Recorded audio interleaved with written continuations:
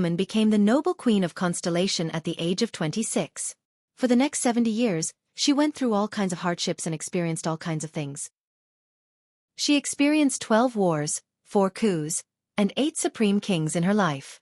She witnessed the rebellion of the Cutter's Palace, the return of the young, the humiliation of the Great Spirit, The evil waves of the Eastern Sea, sharpening the edge with blood, and many other legendary stories that were changed into historical dramas. But she still stood at the peak of the era. In that era when the great dragon rose, constellation dimmed, and war occurred frequently, she firmly held the helm of the kingdom's fate. But Thales was immediately puzzled. But why little iron spike? Doyle was beaming with joy. He seemed very happy that the prince asked him about the gossip of the nobles. Because little iron spike has someone else, and unfortunately, she's also in the Barney family. She's this young baron's great-great-grandmother. That little old lady is still alive. I saw her once when I went to Barney Manor, and I thought I ran into the legendary evil tree demon. Glover cleared his throat loudly. Doyle realized that he had said the wrong thing. Being quick-witted, he immediately changed the topic. In short, when Lady Eleanor, who likes to kiss your hand, was still young, she married into the Barney family, which was at its peak. That was before the bloody year. The old lady, Little Iron Spike, was very skillful. She gave them an important minister in the court and a fiefdom outside the court. They even had 2 collateral relatives in the royal guards, and they even held important positions. Doyle spoke in a carefree manner. He seemed to enjoy this kind of gossip. The Barney family, which is at its peak. Thales was stunned. But, Doyle stared at Lady Eleanor's back and clicked his tongue softly. What a pity. What's wrong? Lady Eleanor's new husband, Viscount Barney at that time, was not only old enough to be her father, but he was also a sickly man who was bedridden all day long. He died a few years after the bloody year. Doyle pursed his lips and sighed. She was left as a widow at a young age, and she even brought up a foolish child. Even remarrying would be troublesome. But Doyle changed his train of thought. No, with Little Iron Spike around, who would dare to let her grandniece and granddaughter-in-law remarry? You know, there are many people in the noble circle near the capital who secretly mocked her, saying that the child in her womb is actually not. Doyle's words were still ringing in his ears, but the prince's attention was once again attracted by the mother who was widowed at a young age and raised her child alone. Thales stared at Lady Eleanor's figure. He saw her calmly grab her son, who was different from ordinary people, and without any explanation, she clasped his fingers. She first took a few deep breaths before she walked into the Duke of Star Lake's banquet hall with her head held high and her chest puffed out. She completely ignored the strange gazes from the people around her. Only then did Thales notice that Eleanor's makeup was good, but it could not hide the wrinkles at the corners of her eyes. But her neck was fair and slender, and her waist was alluring. It had never been bent. Thales suddenly remembered that after Empress Dowager Eleanor's life, which was full of ups and downs, came to an end, her descendants had different opinions about her. Her critics criticized her for her passion for power struggles, her manipulation of the palace, her schemes to monopolize politics, poisoning the people, and persecuting the loyal. Her supporters praised her for being skillful, tenacious, and courageous. She supported the kingdom during the years when Constellation was silent, and she turned the tide. However, the most widely remembered comment by the people was left behind by a nameless bard. It was a comment that shone in the annals of history. I can no longer remember if Eleanor was beautiful, or how graceful she was. I only know that even if there were thousands of iron spikes beneath her feet, she could still walk calmly without a change in expression. Chapter 539. While Doyle was happily gossiping about the nobles in the capital, his bad luck came into play once again. Protector Doyle. Mallow's voice rang out from behind him at the perfect time, interrupting Thales' thoughts. What's so funny? Doyle's expression froze, but when he turned around to face the watchman, Doyle had regained his solemn and proper demeanor. No, sir. His Highness asked me, so I introduced him to some of the ways of the nobles. Mallows watched Lady Eleanor disappear into the banquet hall before he looked at Thales with a pensive look on his face. Is that so? Thales chased away the image of tiny iron spike from his mind and laughed dryly. You can say that. Behind him, Doyle nodded sternly. Glover was expressionless. Mallows snorted softly, but remained indifferent. Very well, are you ready? In the distance, he saw a middle-aged noble with makeup and his wife alight from the carriage. After signing his name at the entrance of the hall, he smiled and asked his attendants to present him a gift. He straightened his clothes and walked towards Thales under the guidance of the attendants. Of course. Thales sighed and put on a smile that was as beautiful as a flower. But Mallows shook his head and pointed at Doyle. No, not you, Your Highness. I mean him. Doyle's back was facing the entrance of the hall. Me? Why? At this moment, a heart-wrenching cry exploded in the air. Ah, Your Highness, Your Highness, Your Highness Thales, ah. Thales shuddered, almost thinking that he had encountered a vengeful spirit. The attendants, soldiers, guards, second-class guests at the side door, and countless people were attracted by the cry. They quickly turned their heads in shock. Under everyone's gaze, a middle-aged noble with an oily face, who was rather plump, rushed in from the entrance of the hall and threw himself in front of Thales. Without waiting for the shocked Thales to react, the responsible Glover cautiously pulled the prince back and pushed Doyle forward. The middle-aged noble was the first to pounce on Doyle, who was caught off guard. Doyle's expression turned sour. But the person did not give up. The noble who was sprawled on the ground shrank his features and scrambled towards Thales. Your Highness! Thales was so shocked that he shivered again. Glover had no choice but to protect the prince behind him, while Mallows moved to the side at ease and watched from the side. The guest did not show any intention of getting up. He continued to stretch his arms forward and pounce on Thales' legs. The bright god has eyes, the holy sun is wise, the setting sun bless us. Constellation has finally had its fated heir. We, the 7 Jade Star attendants, have finally been rewarded for our loyalty. His tone was sorrowful and mournful. Anyone who heard it would feel sad and cry. Thales was dumbfounded. What was going on? Blocking the road to seek justice. The Star Lake guards at the entrance frowned and pressed on their swords, but Mallows waved his hand at them. Then, Doyle grabbed the middle-aged noble by the back of his collar and dragged him back with all his strength. Dad. What are you doing? Get up. Get up. Doyle looked around in horror as he used his hands and feet to keep the middle-aged noble 2 meters away from the prince in exasperation. This is so embarrassing, Dad. When the middle-aged noble saw Doyle, he did not even wipe his tears before he immediately changed his expression. When I saw His Highness, I was excited and unable to control my emotions. It's none of your business. Hearing how they addressed each other, Thales arched his eyebrows. At the side, Mallows spoke leisurely. Your Highness, this is Baron Doyle. He is the suzerain of Mirror River and also Doyle's. Anyway, you can see for yourself. Thales' eyebrows twitched. Doyle was still entangled with his father. At the same time, his face was apologetic and ashamed as he smiled apologetically at the people around him. The attendants and guards who were watching the show left. The scattered nobles also turned around and whispered. Then, another shrill female voice rang out. Ah, little Danny. How can you treat your father like this? A noblewoman with thick makeup rushed over from behind and hugged old Baron Doyle. At the same time, she waved her handkerchief at Doyle to chase him away, forcing him to let go of her. He's old and in poor health, and you're still so inconsiderate.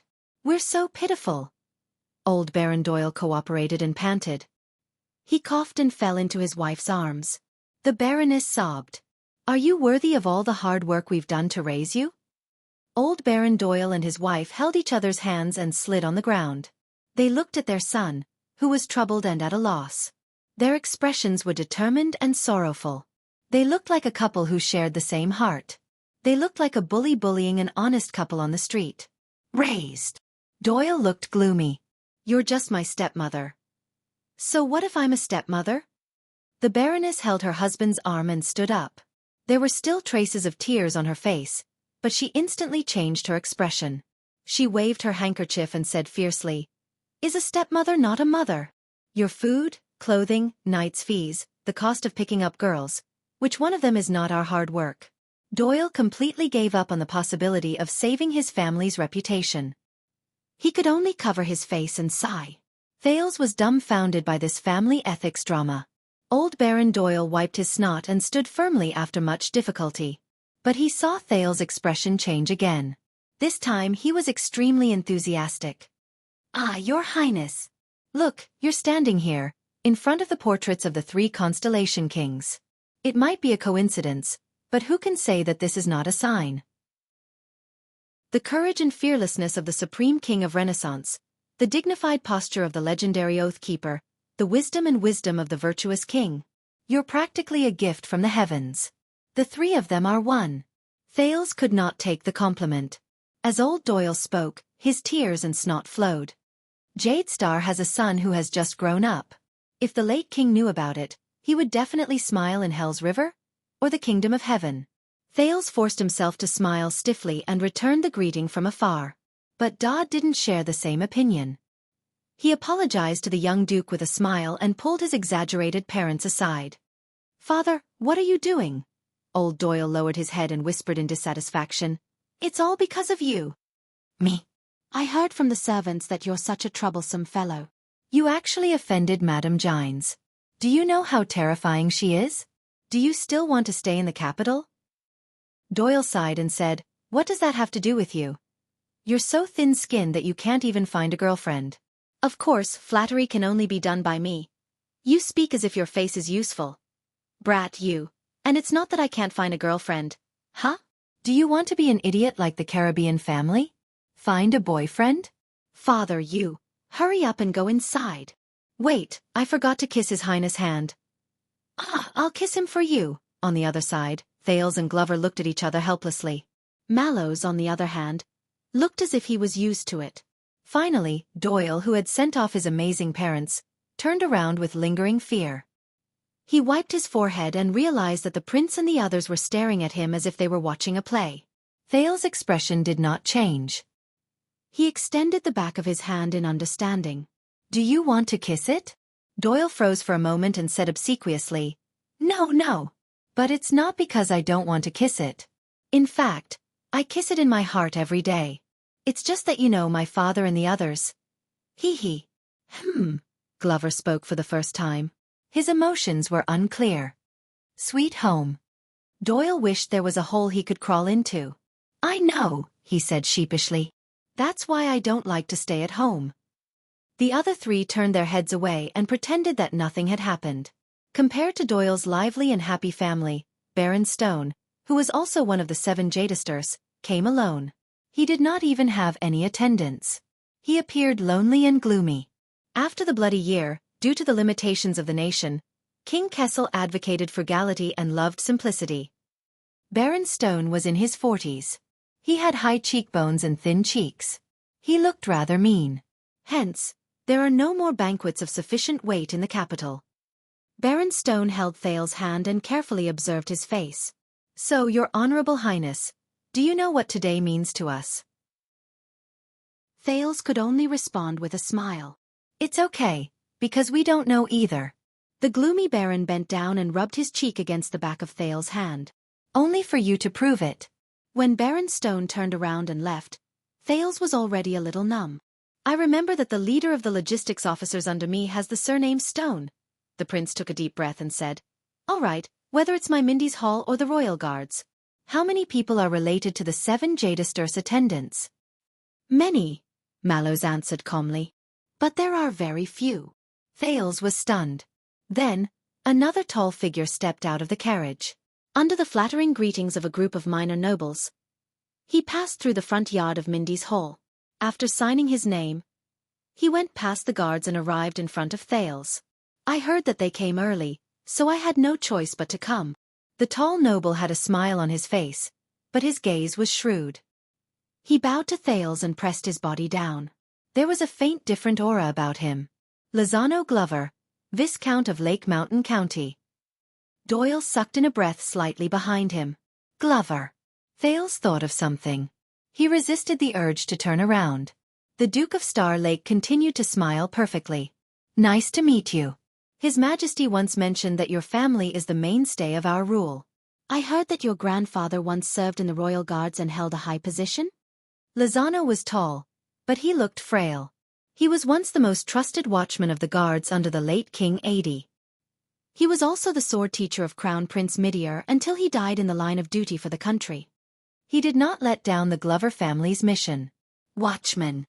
Thales resisted the urge to look at Mallows, but he thought of another person. Lozano smiled. "I work in the Department of Finance, so I live in Eternal Star City. If you are free, Your Highness, why don't you come to my house in Eastern City District for a chat?" Work in the Department of Finance.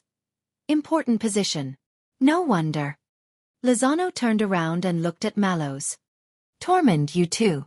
The door of the Glover family will always be open for you.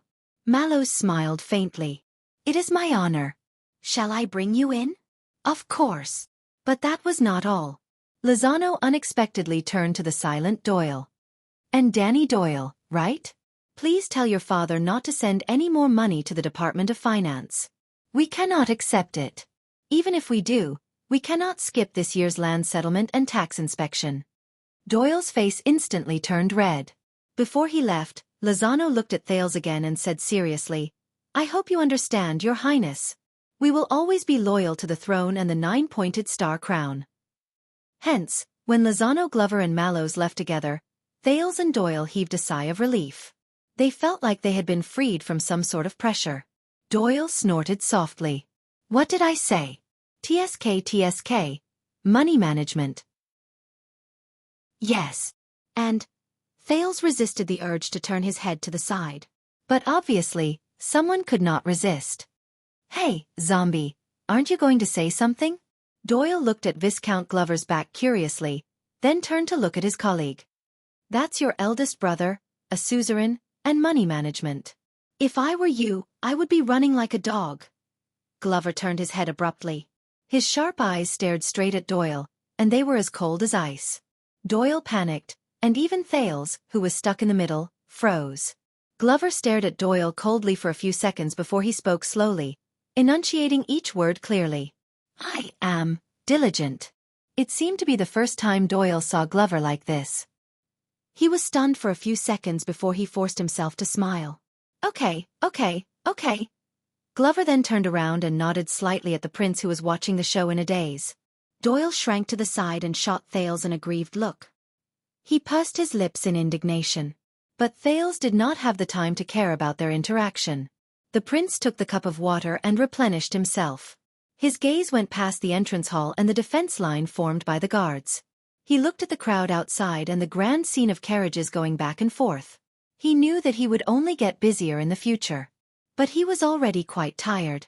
The few hereditary vassals from Central Territory who arrived earlier did not seem as domineering as the 19 nobles.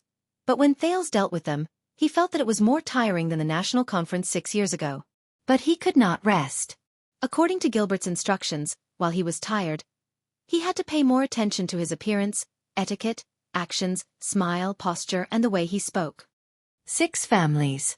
Thales counted the families with his fingers, and he attracted the attention of 2 personal guards. Patterson, Adrian, Barney, Doyle, Stone, Glover. If my history lesson over the past few days is correct, there are only a few families in Central Territory who can compare to these 6 families in terms of reputation, history, and strength. Thales watched in boredom as the guests outside the hall were slowly separated and led to suitable entrances and positions. But there were still quite a number of people who forgot their etiquette when they passed through the main hall and tried to stick their heads out to see what was going on. They just wanted to see the prince's elegant demeanor as soon as possible. They have declined. Doyle continued Thales' words. His tone was indolent, and it was clear that he was also rather impatient. Even though the 7 Jade Star is just a term used within the circle, when I first started to remember things, there were 8 or 9 families in Central Territory who were directly under the royal family, had actual fiefs, and were hereditary nobles.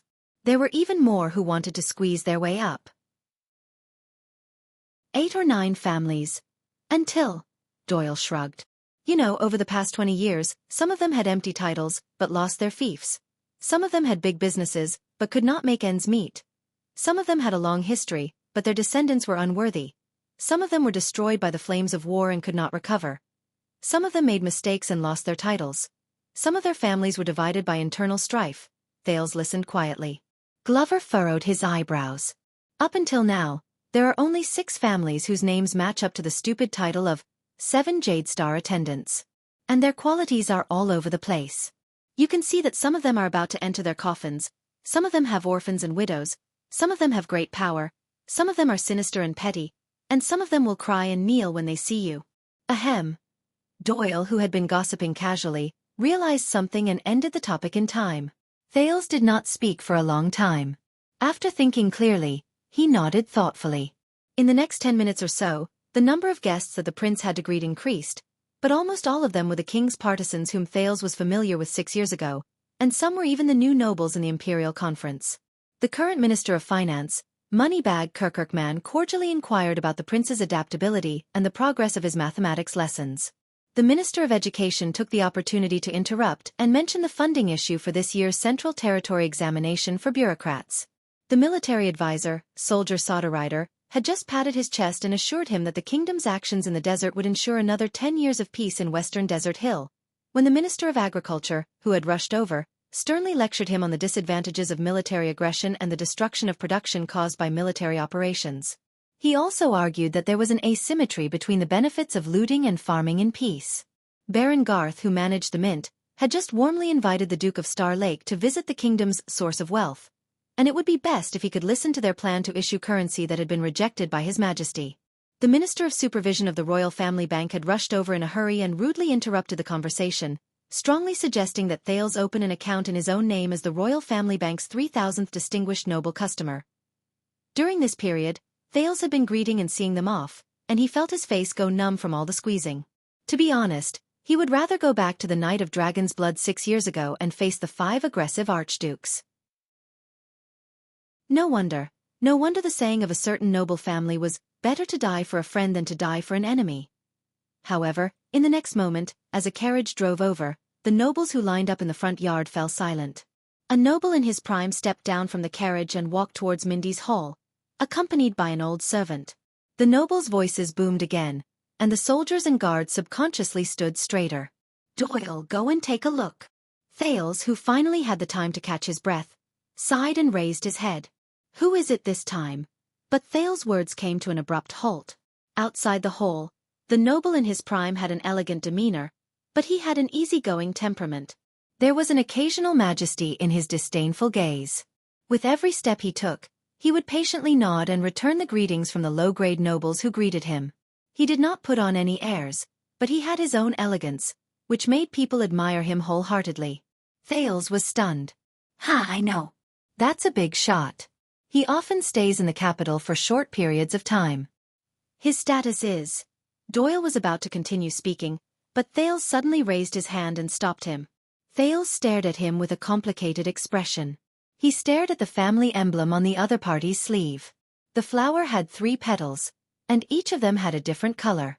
The guest walked up the stairs and flashed his signature smile between the pillars. Mindy's Hall truly lives up to its name. There are countless treasures that are worth cities. As he signed his name, he smiled and said to the old servant beside him, "I really wish that I could have come here 6 or 7 years earlier." A few profound glints flashed past the noble's eyes. "That's good." The old servant only nodded quietly. The next moment, the noble in his prime raised his head. After the guards made way for him, he met Thales face to face. There was no warning, and there was no cover. Thales exchanged glances with the other party in the air. Doyle, who was originally numb and sloppy, shuddered. He felt as if a cold wind blew past him. He has changed. Thales' expression was calm. He stared at the guest quietly and thought to himself, "His bearing is more mature, more natural, more." The prince rubbed his gloves gently. "He has changed." The guest's expression did not change. He stared at Thales quietly and understood. His gaze was sharper, firmer and more. The guest narrowed his eyes slightly. At that moment, it was as if they were the only ones left in the large and lively Mindy's hall. But Thales and the guest flashed friendly smiles at the same time. As if they had a tacit understanding, they walked towards each other at the same time. "So what?" Hence, under countless gazes, the master of Mindy's hall and the guest acted as if they were old friends who had not seen each other for a long time but treated each other with sincerity. They walked towards each other passionately and happily, and their palms met in the air. "Welcome, Your Grace." "It's been a long time, Your Highness."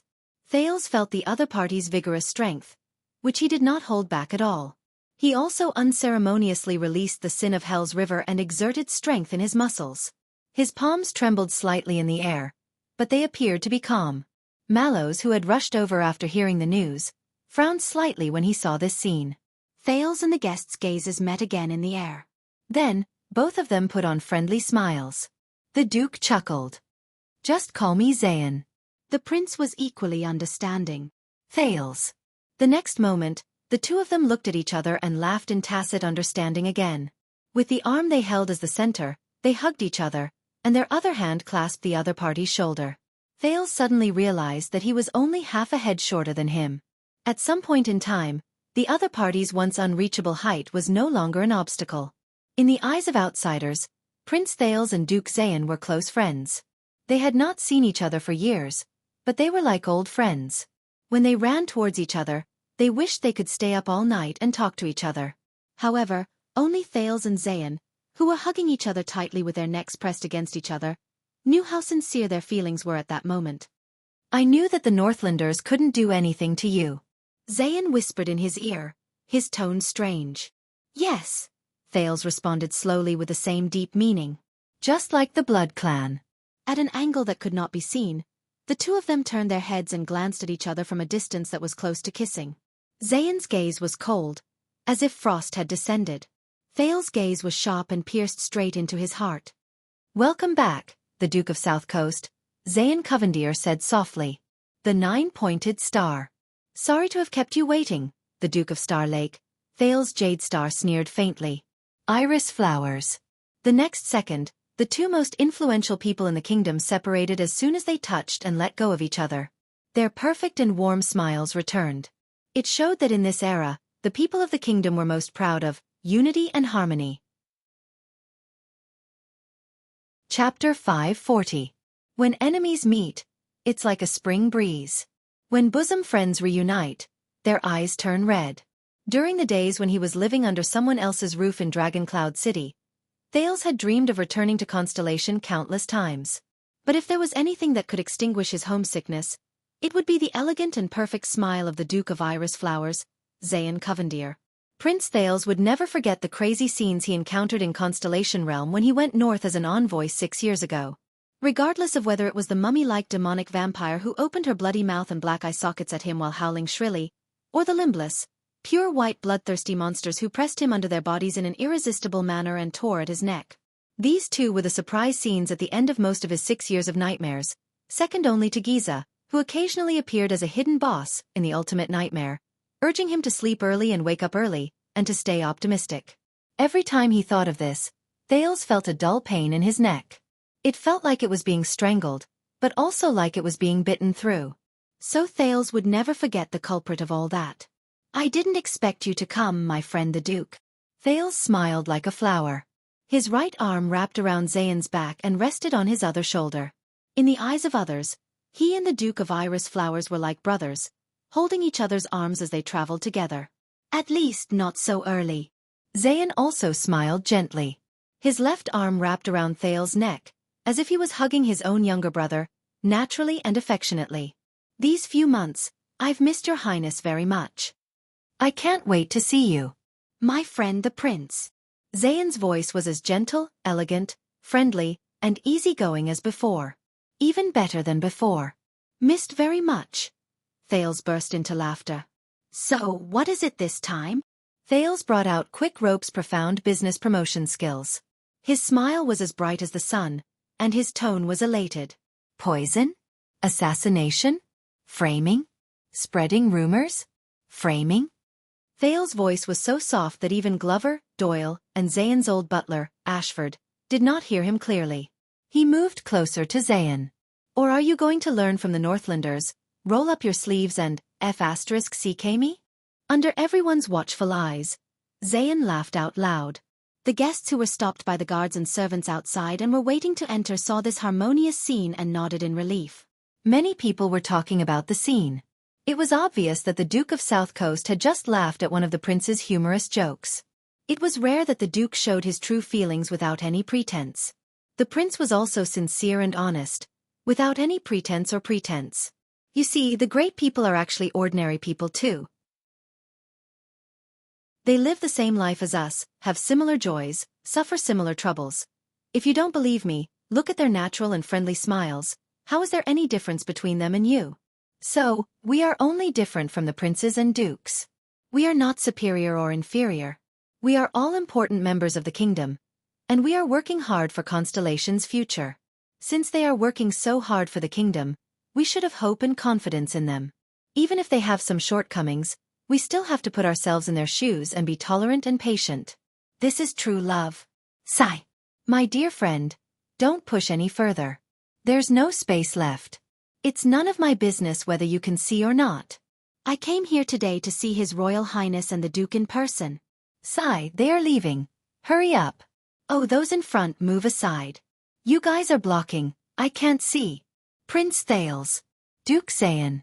You guys walk slower. Thales. You. Zayan ignored the little twists and turns outside the arena. He affectionately shook the prince under his arm and lowered his head to the latter's ear. You know, for the past 6 years, I have also been thinking, he whispered softly like the spring rain. If you return with glory, how should we get along? There was a hidden meaning in his words. How should we get along? Thales snorted almost inaudibly. Inexplicably, the scene of King Nuvan challenging the enemy who killed his son to a duel flashed in his mind. We have to respect each other and do our own thing. They continued to move forward steadily. But in the next moment, Zayan's gentle whisper suddenly cooled down. Or entangled in hatred and fight to the death? Thales' footsteps paused slightly. Even Zayan slowed down. It sounded like a request for a truce. But Thales turned his head slowly. His smile remained, but his gaze gradually turned cold. Don't worry. Zayan patted him on the shoulder in a friendly manner, like an elder brother encouraging the younger generation to move forward. You have plenty of time to think about it, because what you have to worry about today isn't me. At an angle where no one could see, the smile in Zayan's eyes faded slightly. At least, it's not just me. Thales was silent. But in the next second, the prince's eyebrows twitched slightly. Then he burst into laughter. Zayan also lowered his head, the corners of his mouth curling into a smile. Their strides returned to normal. In the eyes of the onlookers, the Duke of South Coast and the Duke of Star Lake's jokes were getting more relaxed and easygoing. They were laughing their heads off. Mallows, who had been leading the way, frowned slightly. Behind him, the butler, Ashford, was still expressionless. The watchman signaled to Thales that he could take over and led the Duke to the banquet hall. But the overjoyed prince waved his hand and insisted on accompanying the Duke to the end of the journey. The guests on the other side noticed the scene and were moved by the friendship and affection between the two. You know, there was a time when I didn't understand why you wanted me dead, even though we no longer had any conflict. Thales' laughter gradually faded. He spoke softly and patted Zayan's back vigorously at the same time. The Duke of Iris Flower's body swayed slightly, but his smile remained. But later I figured it out. Thales leaned on Zayan's shoulder and winked slyly. What do you think? Figured it out? At that moment, Zayan's footsteps became fragmented. The Duke lowered his head slightly, as if thinking about something. Thales cooperated with his pace considerately and waited for the other's response with a smile. A little advice, Your Highness. A few seconds later, Zayan looked up. His expression did not change, but the corners of his lips moved slightly. Take care of yourself, child. Don't meddle in other people's business. Despite the smile, the warmth in Zayan's tone was transmitted to Thales' ears, giving him the illusion of a slight chill on his back. Zayan glanced at him lightly, but a cold glint flashed across his eyes. Don't look for trouble. Only regret. Thales' heart skipped a beat. The Duke of Star Lake was silent. The next moment, they walked into the banquet hall. Many of the guests who entered earlier were already seated and were waiting elegantly and patiently, greeting each other from time to time. There were also quite a number of people in groups of 3 to 5, standing together and chatting happily and politely. The arrival of the Duke of South Coast and the Duke of Star Lake undoubtedly attracted everyone's attention. First, the guests who were closer to them saluted. Then the people who were further away stopped chatting. Perhaps they did not expect to see the important figures take their seats so soon. A few seconds later, a small uproar broke out in the banquet hall. The guests of higher status, Mr. and Mrs. Doyle who smiled obsequiously, Viscount Lozano Glover, and Eleanor Barney who brought along her child. After seeing the 9-pointed star badge on the Baron's hand, the number of noblewomen surrounding Lady Eleanor suddenly increased. All stood up and bowed to her. The atmosphere immediately became lively. Zayan and Thales naturally let go of each other, tacitly and cooperatively returned the greetings to the guests, and occasionally responded to their greetings. Unlike the National Conference 6 years ago, which could be said to be a mix of good and bad people, Those who were invited to Holy Pursuit Day and the prince's homecoming banquet were naturally not ordinary people. Even the guests at the periphery were neither servile nor overbearing, friendly and appropriate. The attendants and guards fulfilled their duties responsibly, making way for the Duke and the prince, watching them leave without disturbing their conversation. However, only Thales knew. In this warm and harmonious moment where the host and guest were well matched, his invisible confrontation with Zayn reached its peak. The youth's footsteps were short, and his pace was slightly faster. Zayn's strides were longer, and the frequency was slightly lower. The two of them walked side by side, occasionally adjusting their pace for each other. But for some reason, the rhythm of their footsteps could not be matched. But at that moment, Thales smiled from the bottom of his heart. Does he know Zayn? Thales thought silently. The revered ruler of the Iris family and South Coast Hill, Duke Zayn Covendier, Constellation. His threat, his warning, his tone of voice. Compared to those people, many faces flashed across Thales' mind. King Nuvan rubbing his ring, King Chapman caressing his sword, the sinister and ruthless Stake, the creepy and strange Ricky, the legendary wing processing heads, the chuckling Duke of Western Desert, compared to them. The youth chuckled in his heart. The excitement caused by the two of them in the banquet hall subsided slightly. The guests dispersed again, returning to their original state of groups of 3 to 5. In the next second, Thales' smile faded slightly. He put down his greeting hand and grabbed Zayn's shoulder unceremoniously. You know, I've been attending Scholar Julio's mathematics class recently. So I'm very curious. It looked as if the prince had thought of something very interesting, leaned over, and told the Duke in a low voice. Thales' mouth did not move, but he spoke through his teeth. I'm very curious. 6 years ago, when I went north and encountered an accident, and you transferred those baronies and the crystal drop mines to the royal family to ask for my father's forgiveness. How much income do you lose every year? As soon as he said that, Zayn's breathing became slightly erratic. The baronies. The crystal drop mines. Income. Zayn's arm muscles tensed slightly. About this matter. He smiled and turned to Thales. I thought we had already settled it. But the prince responded with an even brighter and brighter smile. And do you know how I survived these 6 years in the fierce and treacherous Northland? At that moment, the master of the Covendier family felt his shoulders tighten. Times have changed, Zayn. Thales put his mouth close to the other's ear and flashed a malicious smile. Don't look for trouble. Only regret. Zayn stared at him steadily. His expression slowly stiffened. In many people's eyes, Prince Thales was extremely happy. He was whispering something into Duke Covendier's ear along the way, while the latter patiently and dotingly listened to the youth's words. There was not the slightest hint of displeasure, let alone a cold expression. Like brothers. It made people feel gratified, and the corners of their lips curled up. Since the prince and the duke, one was young and pure, lively and cheerful, the other elegant and wise, gentle and honest, together built a friendly and warm atmosphere. Then the guests on the periphery would naturally be deeply affected and sincerely resonate with them. They wished they could be one with these two noble role models who led the masses and set an example for the world. So the banquet hall suddenly became a sea of joy. The bloodthirsty feuds that used to see blood when they met were no longer at odds, and they smiled away their enmity. They embraced each other and tolerated each other like brothers. Strangers who usually did not interact with each other also felt like old friends at first sight. They chatted happily, and only lamented that it was a pity they met too late. At this moment, Mindy's hall truly displayed the unique spirit and style of the times of the nobles and commoners inside and outside the Palace of Constellation. They were united and full of fighting spirit. Thales and Zayn finally stopped. But the two of them still stared at each other with smiles, as if they understood everything without words. Mallows, who was in front, had to raise his voice to remind the two people who were immersed in their gazes. The guests have arrived, His Highness should go back to greet the other guests. Finally, Zayn smiled and put his hands around Thales' shoulders. His tone softened. I understand, Your Highness. Please don't worry. Zayn lowered his head and pursed his lips.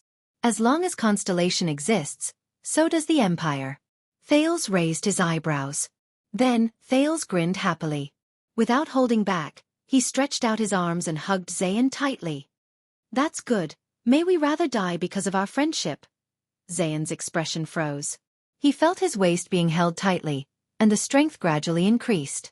Thales buried the side of his face into the Duke's chest and said coldly from an angle where no one could see, "We will not perish with our enemies." In the next second, the prince let go of the Duke and turned back into the cheerful and sincere Thales, laughing loudly. Zayn looked at him and laughed as well. In order to cooperate with the prince and the Duke, the surrounding nobles with good etiquette raised their volume while secretly peeping, so that the two people's laughter would not be so abrupt. Thales seemed to be really happy. He laughed so hard that he was rocking back and forth. He waved at Zayn, then turned and left. He quickly walked between Glover and Doyle, who was looking at the prince strangely. When no one was looking, the teenager loosened his facial muscles that were almost numb from laughing too much. But he let out a long breath in his heart. "It's a little strange." Sensing Zayn's gaze from behind, Thales, who had become tired again, thought to himself, "Zayn Covendier." As one of the enemies he hated the most, this guy was still as sinister, as profound and as abominable. But in his memory, the former Duke of Iris Flowers did not seem to be this proactive. Thales pondered as he walked towards the exit of the banquet hall, accompanied by the guards. He was ready to return to his original position and continue his duty of welcoming guests. However, before he could finish his thoughts, something unexpected happened. When he passed by a group of foreign guests, a tall and majestic figure, even more imposing than Glover, suddenly appeared. The other party rushed into his line of sight with a fierce aura. In an instant, Glover and Doyle's expressions changed. But the two guards were well trained.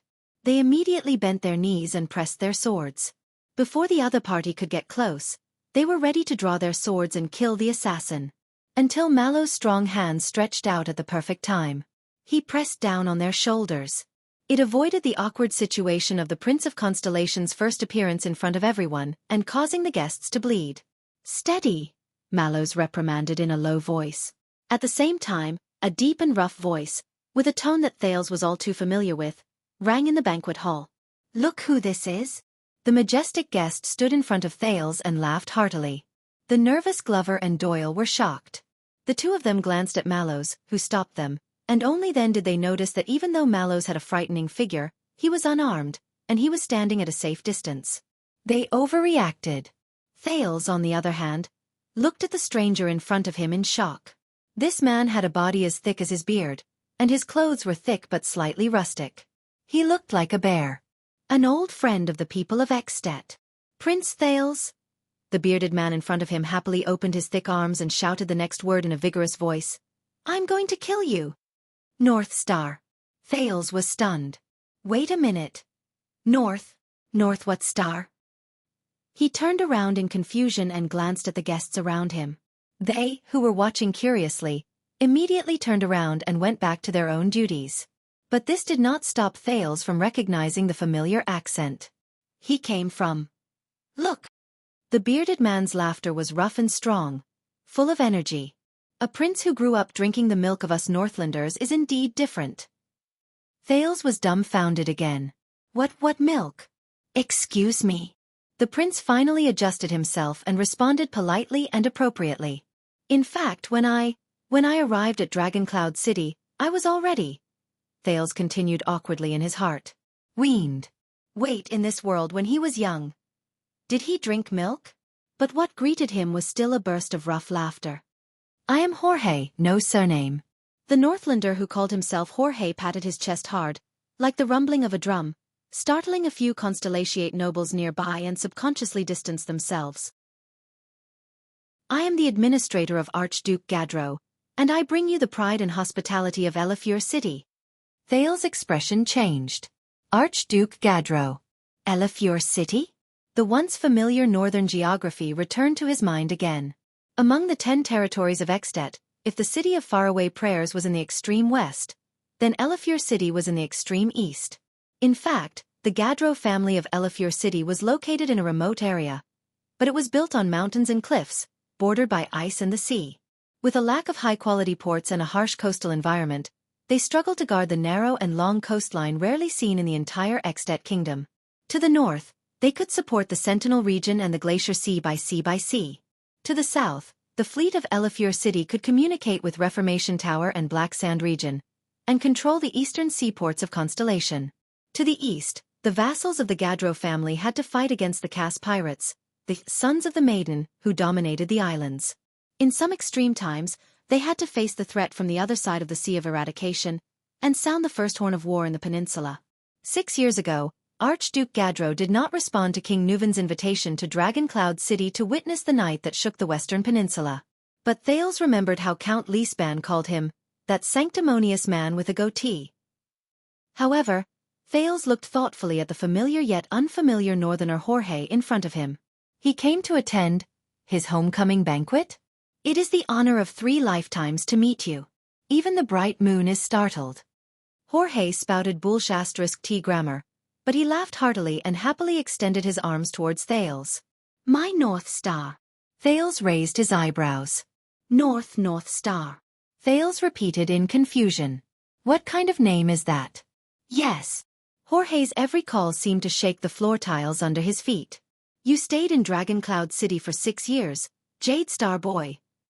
He clapped his hands fiercely, ignoring Glover and Doyle's contemptuous gazes. So after you returned to the country, everyone called you North Star. Because you are the most courageous person in the past few hundred years, and the one who lived the longest in the north. Jorge looked excited, and his voice shook the dome. The King of Constellation. At that moment, it was as if the entire banquet hall fell silent. Everyone turned and stared at this corner. 1 second. 2 seconds. Jorge noticed the silence around him and froze for a moment. He looked left and right cautiously. The administrator of Elefure City took a deep breath and looked at the prince in front of him, who had a stiff face and looked like he had nothing left to live for. He seemed to have realized something. What I mean is. Jorge grinned and awkwardly rubbed his protruding belly, like a big bear taking a bath. He spread his hands innocently and smiled awkwardly. King to be. Stealing fragrance. Chapter 541. The most incongruous thing in the world was the sudden appearance of an extension in a constellatiate banquet. And one who had no idea what to say. Under the reminder from Thales' eyes, Glover and Doyle hurried and invited Jorge to a corner outside the hall with great difficulty. They managed to get rid of the curious and probing gazes of the guests around them. I say, you Southerners are just looking for trouble. Just saying the wrong name and you become crazy. Jorge grumbled without holding back. In the past, I even mistakenly wrote the title of the Archduke's letter to King Nuvan asking for help as the Honorable King of Dragon Cloud City. But the born king didn't do anything to me. He still provided money and manpower to help us exterminate the mountain bandits. Doyle pursed his lips, while Glover averted his gaze. Even though the former was lively and carefree, and the latter was quiet and introverted, they were not used to this guest's casualness and rudeness. Only Thales listened to the other party's rough and thick northern accent and smiled without saying a word. It was indeed rare to hear such an accent in the orderly Mindy's hall and banquets where etiquette was everywhere. It was as if he had returned to the heroic, cheerful, and straightforward north. Administrator Jorge laughed out loud and said, Haha, perhaps you have forgotten, North Star, but we have met before. Thales asked suspiciously. When? Wow, you are really forgetful, aren't you? Listening to the other party's careless tone, other than being abrupt, Thales actually felt a strange sense of familiarity. But he was just a passerby in Extet. This place, Constellation, Eternal Star City, this was his home, was it not? Jorge was in high spirits. A few years ago, during the hunting ceremony in Dragon Cloud City, the young lady from the Walton family held your hand. If you ask me, you are really bold. All the Northland lads present were jealous and rushed forward in groups, wanting to have a friendly duel with you and learn from each other. Thales' expression changed abruptly. Jorge was very happy, and his saliva flew everywhere. The scene was very chaotic and noisy. Perhaps others did not see it, but I have sharp eyes. She hid you under her skirt. Thales' face turned pale. He ignored the expressions of his personal guards behind him and rushed forward to hold Jorge's waving hand. Cough. Thank you. Administrator Jorge. Thales interrupted her passionately, feeling touched. I have truly felt the generosity and hospitality of Elefure City.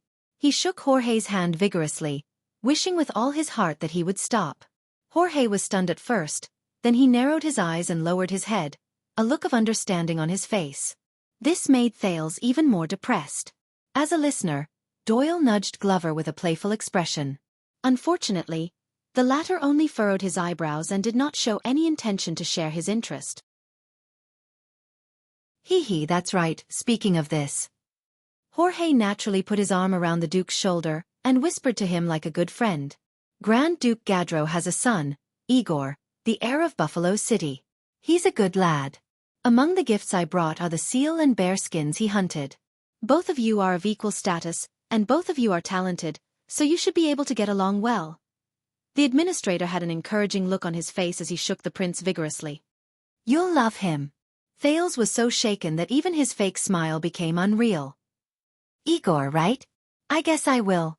But Jorge only smiled with his eyes squinted. But that's not all. You should know that the Grand Duke has 3 daughters.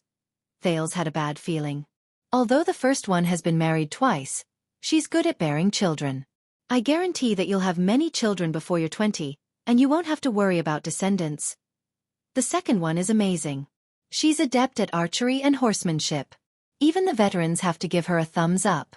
With her in bed, you don't even have to arrange for guards to be on duty at night. Thales' smile gradually froze. The third one. Jorge was stuck for a while, hesitated for a moment, then stuttered. Yes, she's all right. The administrator then patted the Duke of Star Lake's shoulder in a northern manner, messing up the perfect hairstyle that Thales had cut when he was fleeing and grew back after he returned to the country. I know, you grew up with the northern wind, you must prefer the hard one. What do you think? Jorge's eyes lit up. Consider it? The prince forced a smile with difficulty. Thales spent a few minutes before he managed to escape from Jorge's enthusiasm. He invited the bear-like guest back to the banquet hall and promised to give him a bigger seat.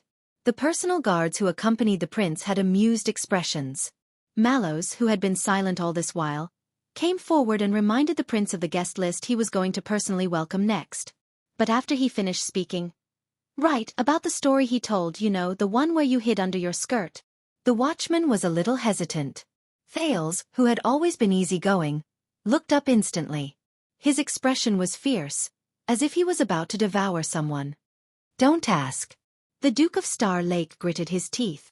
You'll still be my favorite personal guard captain. Mallows narrowed his eyes, and with a look of understanding, he bowed in a contemplative manner. Then, I'll go and arrange other matters. I hope you enjoy the banquet. Thales sighed in annoyance as he watched the man turn and leave. Your Highness. Doyle's voice came from behind him. Thales was still wary. He scowled at him coldly. Don't worry, I won't ask. Doyle shook his hand awkwardly. I just want to say that I understand. I've been through that terrible situation too. Ahem. On the other side, Glover seemed to have caught a cold. He coughed repeatedly and interrupted Doyle's nonsense. Ahem. Doyle stopped talking in embarrassment, but Thales' expression became even worse. All right. Thales pulled his head back stiffly. His mood was gloomy. When I become king, the first thing I'll do is to lead the army north. Destroy Extet. They walked back in silence. Northlanders. Ahem.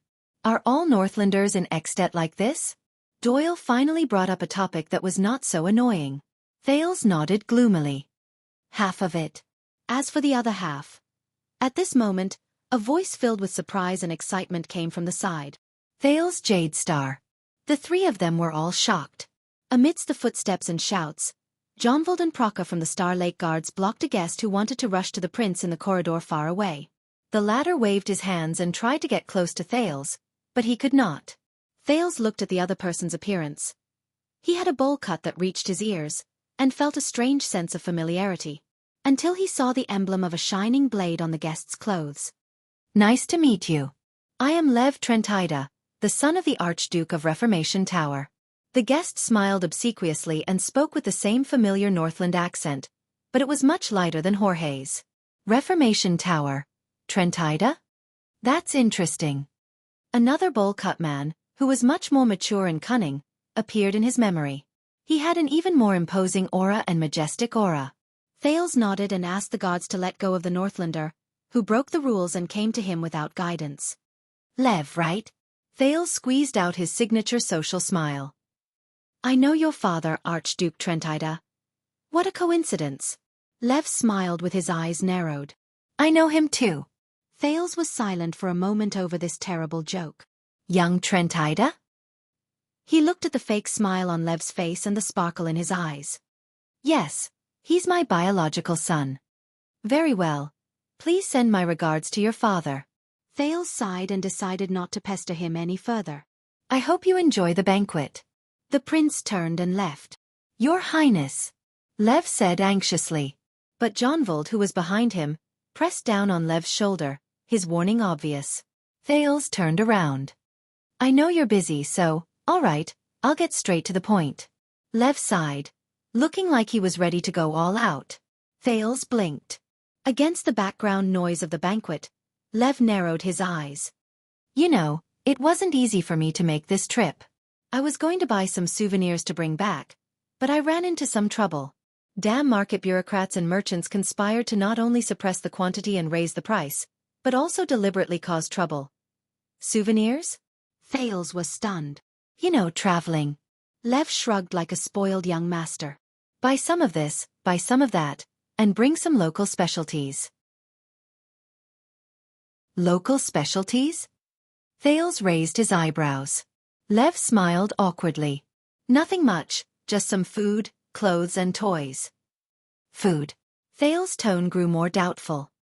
He stared at Leviticus. Yes, my favorite food. Lev's smile remained.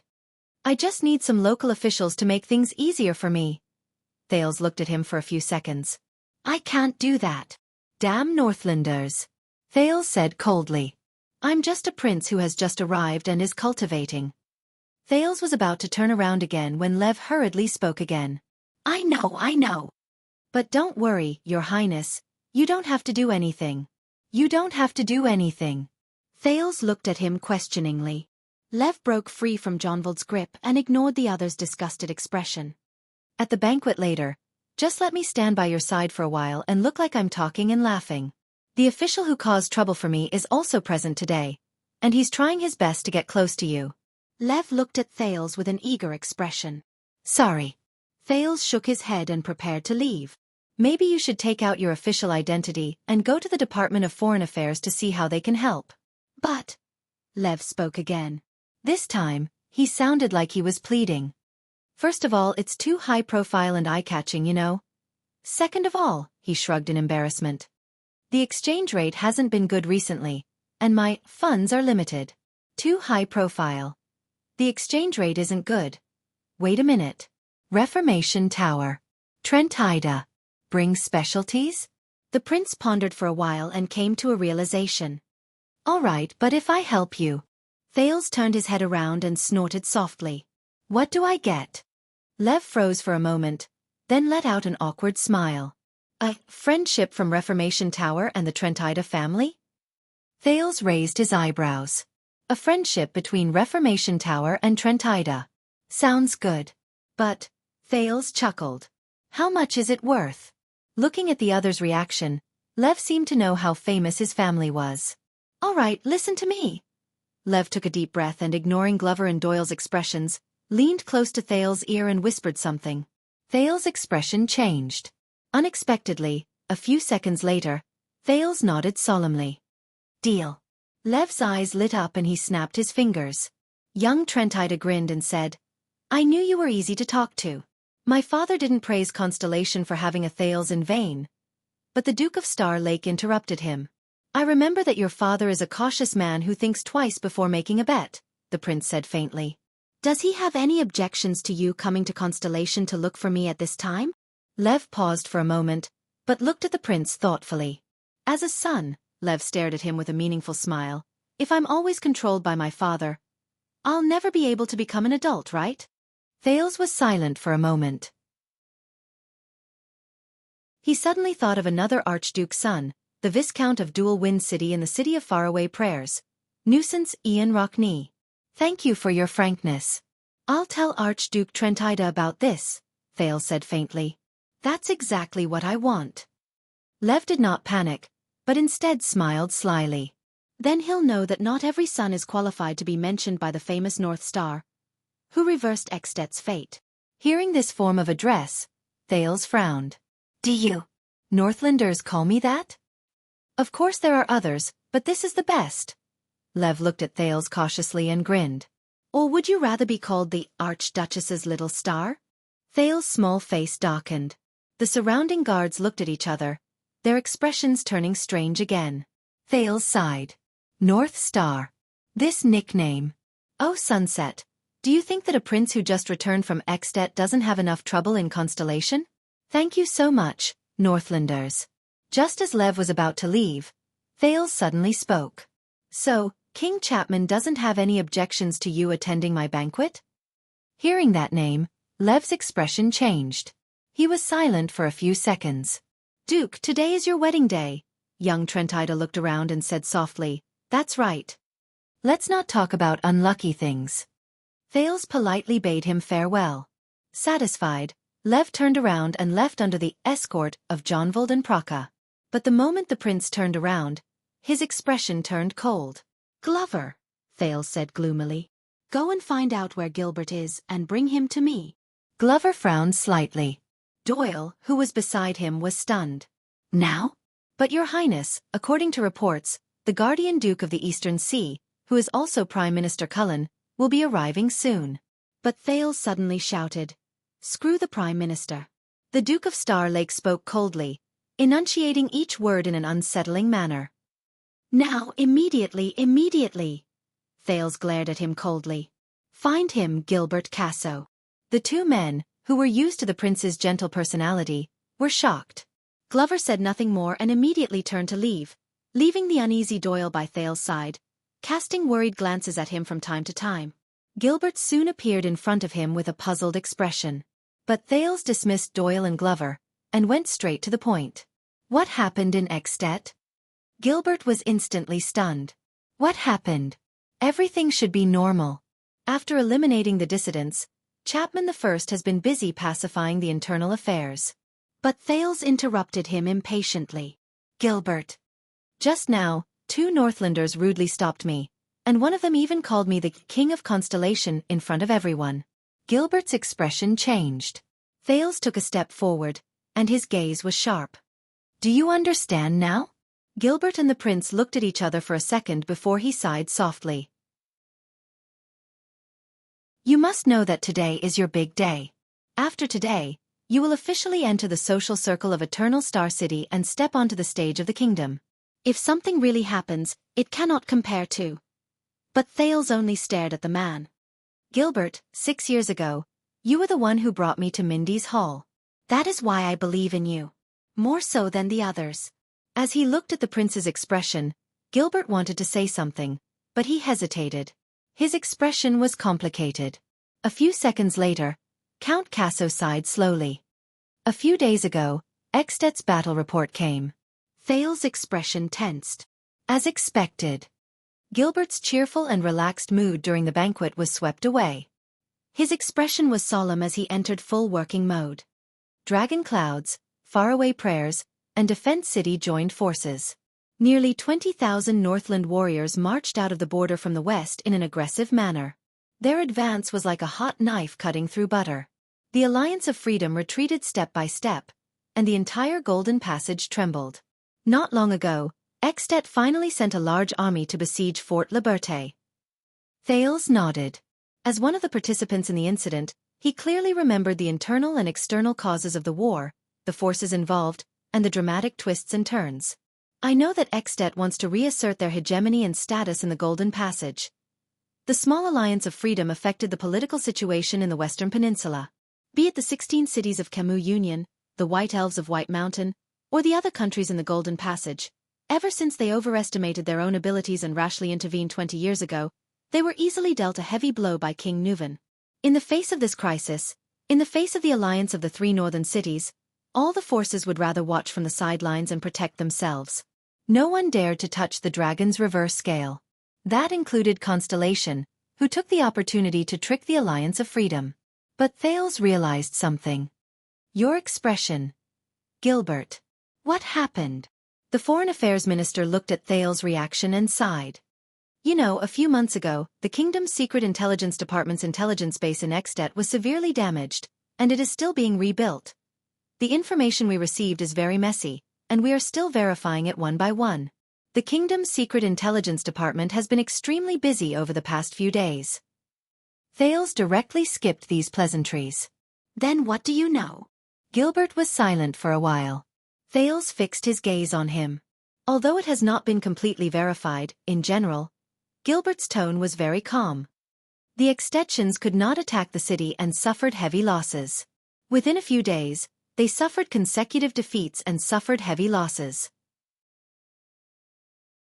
Their supplies were also cut off, and their rear was attacked. They were forced to give up on their target.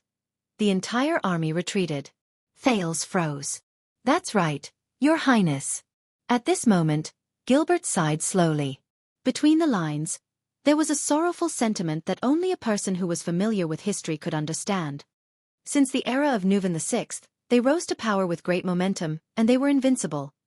Under the rule of the born king, their hegemony flourished, and their might shook the western peninsula. The Extet kingdom that fought countless battles and was invincible in the world, Gilbert sighed. Lost. Thales was dazed for a moment. Extet. Northlanders. Kingdom of the Dragon. Children of the Northern Wind and the Dragon. Descendants of the hero Raikaru. Lost? Gilbert was still talking, but Thales seemed to be listening to him through a curtain. He nodded absent-mindedly. Throughout his long life, he had always put in a lot of effort to protect his own life, and he had to work hard to move through the endless political games in the whirlpool of the times. But for the first time he felt it so vividly. Times have changed. Thales sucked in a deep breath.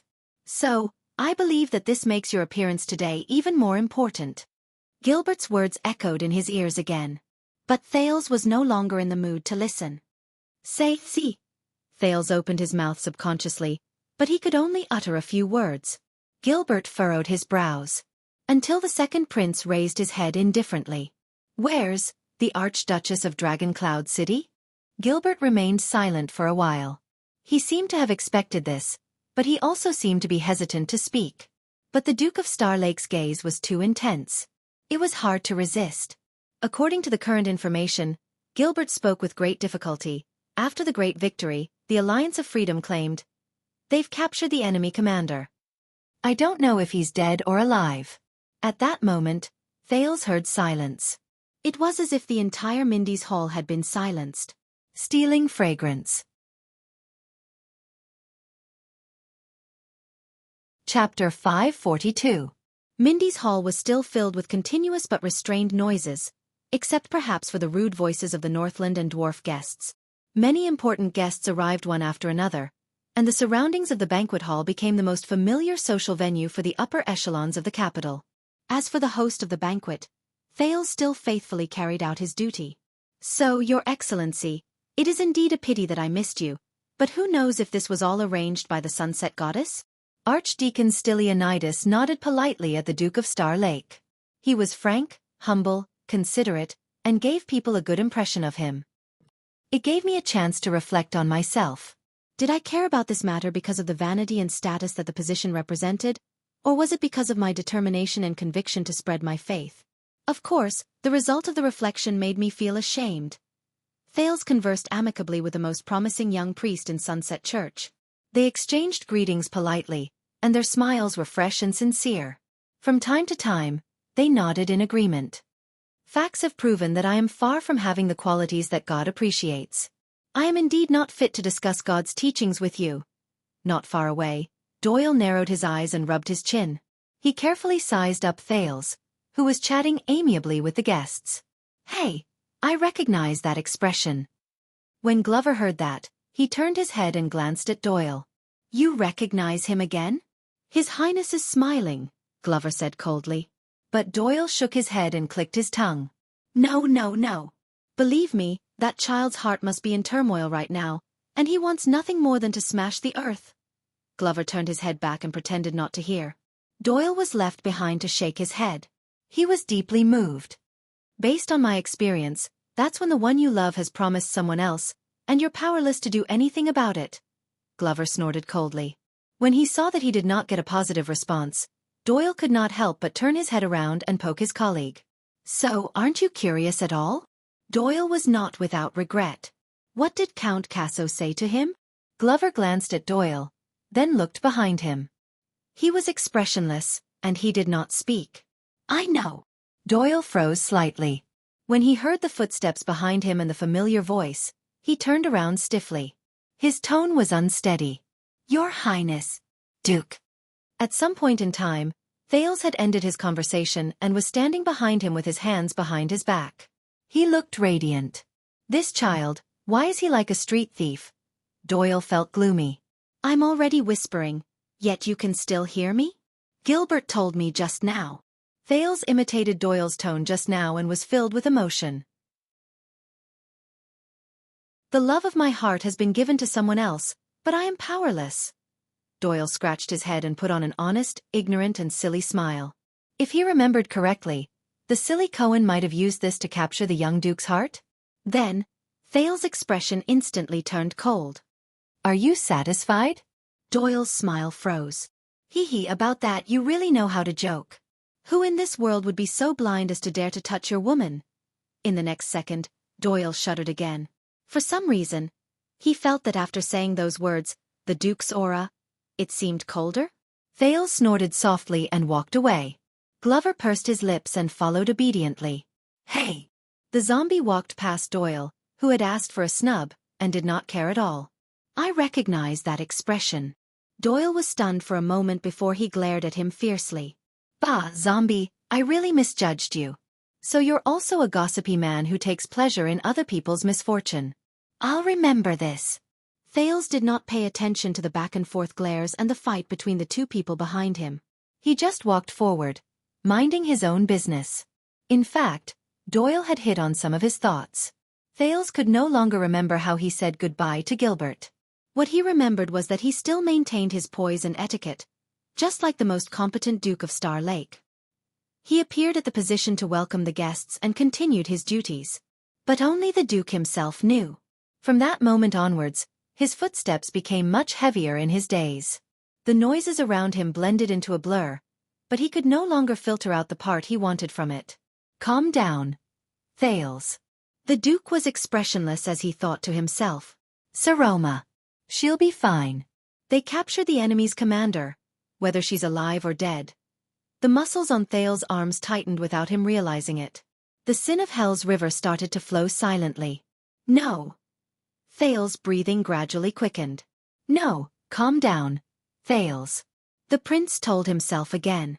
Pull yourself together. Saroma will be fine. She's the Archduchess of Dragon Cloud City.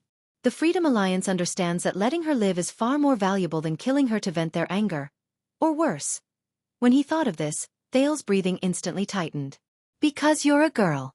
Then it's destined that in most games in this world, you'll have to pay a higher price than men. When he thought of what he once said to the girl, Thales felt as if a knife was being twisted in his heart. At that moment, his heart was filled with boundless rage that even he himself could not fathom. It burned everything. Nicholas. Dead face, why can't you protect your king? You've only scratched yourself in the hands of the Raven of Death, and you've become useless? How dare you call yourself the Star Killer? Regent Leespan. The protector and protector of Dragon Cloud City. Aren't you the born king's eye of the dragon? Don't tell me that all your schemes went to hell with the late king? Count Carcagel.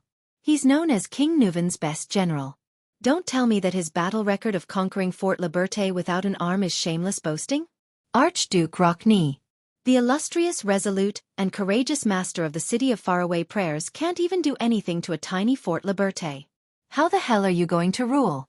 Why don't you kill yourself to apologize to the world? As for the others, the Sin of Hell's river flowed faster and fiercer in his veins. Eksted's brave and skillful Northland army. Are they all just for show?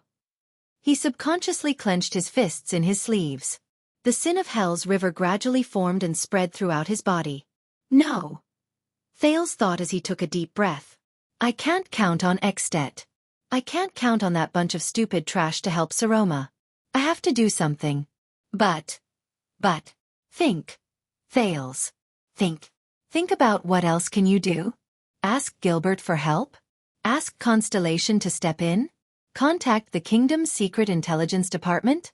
But, Thales sadly realized that as a prince, No matter what methods he resorted to or what path he took, the huge shadow that enveloped the sky above Mindy's hall was still impossible to get around. He finally escaped from Extet, which was full of hostility, and returned to Constellation, but he was still like a bird in a cage. Faced with an old friend who needed help, he was helpless. Or was this the truth of his life in this world? His fate? For some reason, he suddenly thought of Priestess Mel Jen, whom he had just met. Sunset bears witness. Our fates have long been intertwined. Thales closed his eyes helplessly. Oh, Sunset. If you truly exist and control the power, if you truly are the patron saint of my family and kingdom, I beg you, please protect her, help her, and watch over her.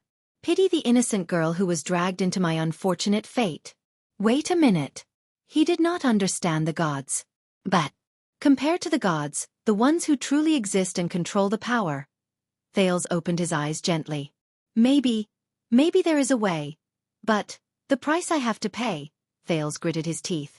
The sin of Hell's river roared fiercely in his body. But if this can save her from an even more tragic future. Thales' gaze became colder and colder. The sin of Hell's river became more agitated and almost boiled. At this moment, slap. Thales' shoulder was slapped hard by someone. He instinctively wanted to retaliate, but the person behind him held his arm tightly. He could not move forward or retreat. Your Highness. Mallows stood in front of him. As he grabbed Thales' right hand, he lightly patted the prince's chest. As expected, Thales gritted his teeth and suppressed the desire to pounce on his personal guard captain. The power of eradication in his body was suppressed, and it howled angrily in his blood. It was like a beast that was difficult to tame being tied back to its cage. I was wondering why there was something missing here. The watchman was still holding the prince's right arm. He sized up Thales' flat and smooth chest, frowned and muttered. I'm guessing that the Jade Star insignia on Baron Barney's hand in the banquet hall was not stolen by him. It's purely because you're a prodigal. You gave it away because the other party was a pitiful boy. Of course, it could also be because of a beautiful woman.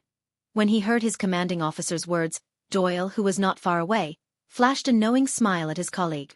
But Glover still replied to him coldly. By the way, Your Highness, let me introduce the next guest. Thales raised his head with difficulty. Then, with the same difficulty, he smiled. With Mallow's introduction, the Duke of Star Lake warmly welcomed the arrival of Bern Talon. Thales had met the suzerain of Ice River City once at the National Conference 6 years ago. He was one of the 13 appointed counts, and was also a distant relative and close vassal of the Jade Star royal family. In fact, the first Count Talon had been conferred the title of Duke of Star Lake before he was enfeoffed. This made Count Talon's visit even more meaningful. But this information, which he had memorized thoroughly, only flowed through Thales' brain meaninglessly, supporting him to once again pile on a perfect smile and make fake small talk. At this moment, Thales suddenly felt a sense of empathy for his enemy, Zayn Covendier. The Duke of Iris Flowers, who wanted to use the Blood Clan to kill him, was probably the same. His heart was burdened, but his face was like a spring breeze, welcoming and sending off. As usual for the 4 seasons? He warmly watched Count Talon leave with Mallows. His behavior was appropriate and generous, and no one could find fault with it. But, is this what he can do? Thales thought sarcastically. Stand here and sell smiles at some stupid banquet of mine? At the same time, the girl I owe so much to might be trapped in the enemy's camp. Thales took a deep breath. At this moment, a low voice drilled into his ears. I'm thinking, maybe letting you practice your sword last night was a wrong choice? Making your youthful heart even more restless? Thales paused and looked at Mallows, who had returned at some point in time. The latter leaned close to his ear and whispered, Unless you're going to have a duel to the death with a guest tonight, to show off your fierceness from the northern region, Mallows said sarcastically. Otherwise, please take care of your power of eradication. Thales calmed himself down. You know. Don't forget, I'm your martial arts teacher, Mallows said flatly. Only then did he turn around as if nothing had happened, shielded Thales behind him, and reprimanded Doyle, who was making faces at Glover. Thales adjusted his breathing, but he had an epiphany. Wake up, Thales. You're still far from being able to overturn the chessboard. Meet the enemy. Detect the enemy. Subdue the enemy. Thales silently recited the 3 principles of facing the enemy and thought about it carefully. The Sin of Hell's river seemed to be in sync with its master's state. At this moment, it flowed slowly, dark and sluggish, without the madness and violence from before. Chapman Lampard. A name crossed his mind. Extet's western expedition was defeated, and even the commander-in-chief was captured. This was no longer just a problem of the 3 territories. It concerned the dignity of all of Extet.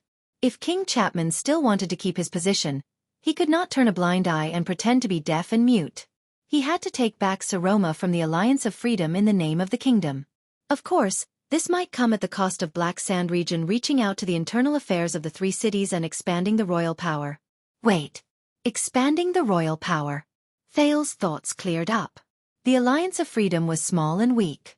Normally, it was impossible for them to fight against the powerful 3 cities of Dragon Clouds, Faraway Prayers, and Defense on their own and turn the tables.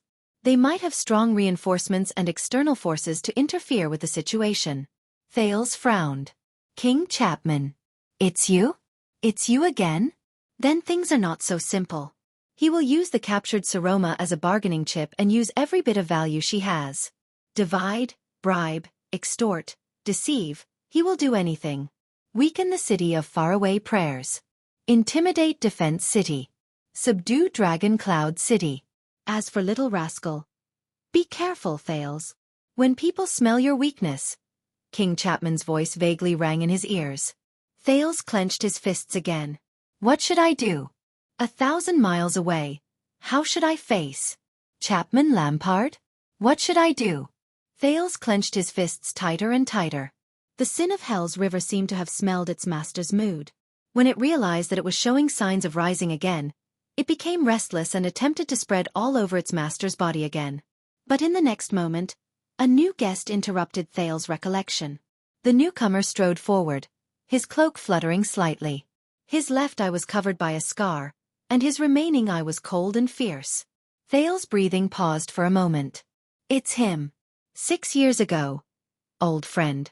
The moment this noble appeared, the originally noisy courtyard of Mindy's hall quieted down, as if a conductor had waved his baton and put a stop to the music. Even Doyle was no longer smiling cheekily. The guests who saw him fell silent. Those who recognized him went forward in 2s and 3s to greet him after being prompted by each other. The nobleman in his prime was not enthusiastic either. He casually and arrogantly responded to the greetings of the lower-ranking nobleman. The nobleman in his prime walked into the hall and handed his cloak to an attendant. He took a pen and paper, drew a line on the guest list, and looked around Mindy's hall. Rudolph told me before that this is a good place, and it's worth visiting often. The nobleman in his prime snorted softly and said coldly, Now?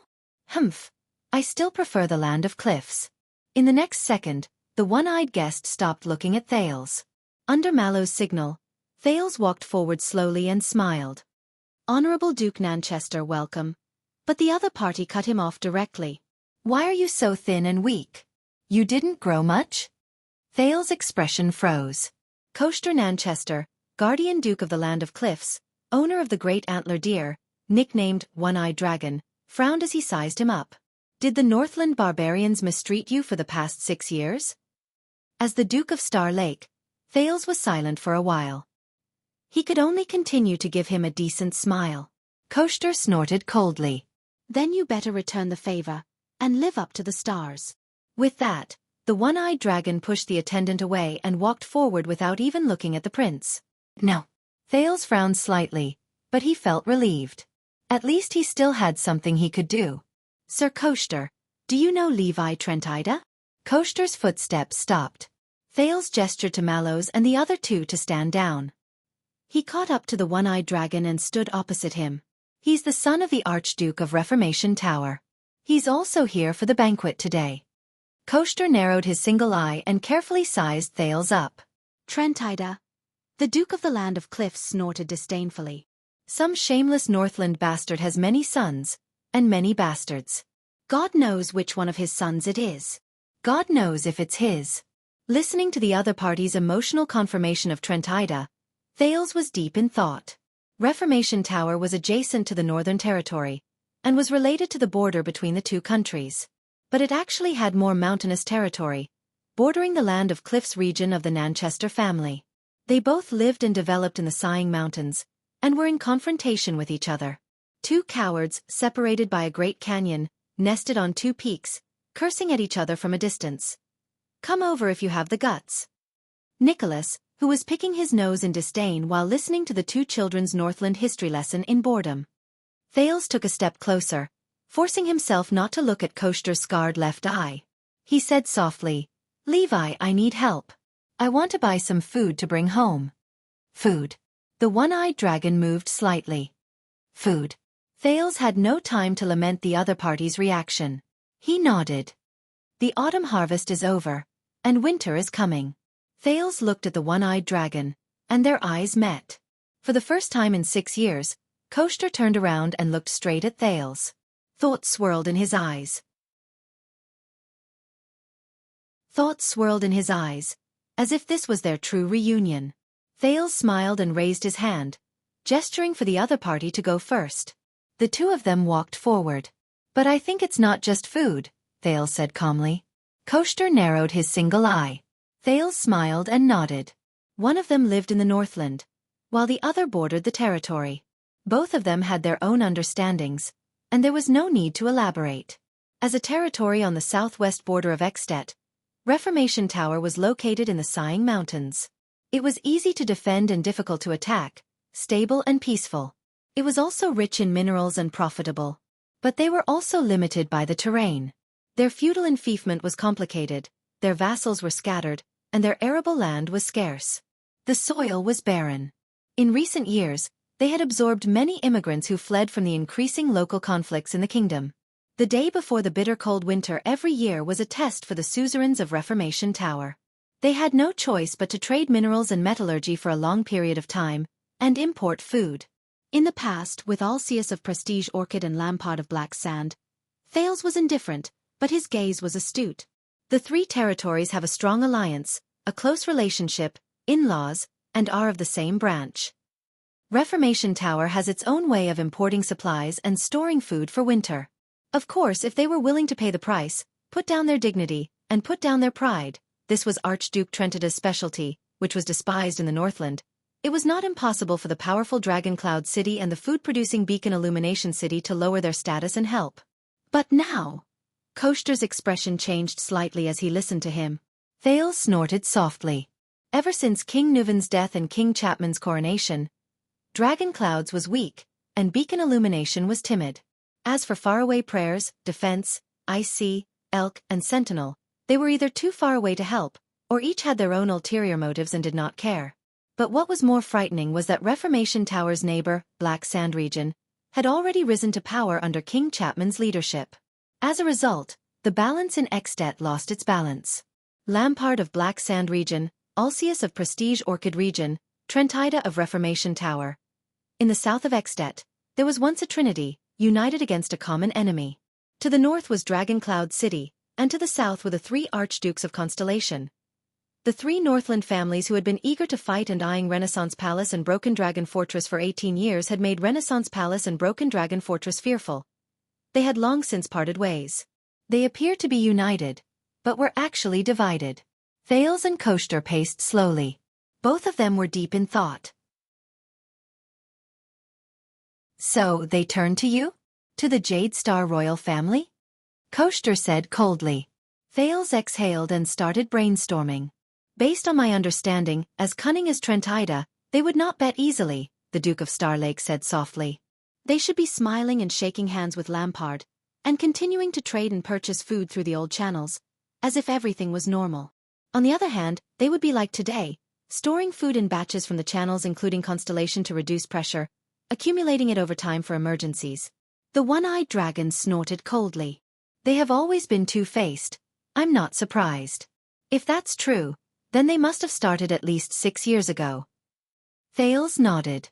"If they want to transport goods from Constellation to Reformation Tower and avoid Black Sand region, they can't go through the Northern Territory. They can either take the sea route directly from Eastern Sea Hill." Koshter nonchalantly took over the topic. "Or take the land route through my territory." Thales sighed and nodded. "Land of cliffs. Smuggling. Koshter was deep in thought. But since they came to you, then it must be. In the next second, the one-eyed dragon's expression suddenly changed. He turned his head sharply. What happened to the war with the Alliance of Freedom after you returned? The Northland barbarians lost? Thales sighed in his heart. This guy's reaction is really fast. Even he himself had to interrogate Gilbert to obtain some scattered news about Northland from the Department of Foreign Affairs and the Secret Intelligence Department.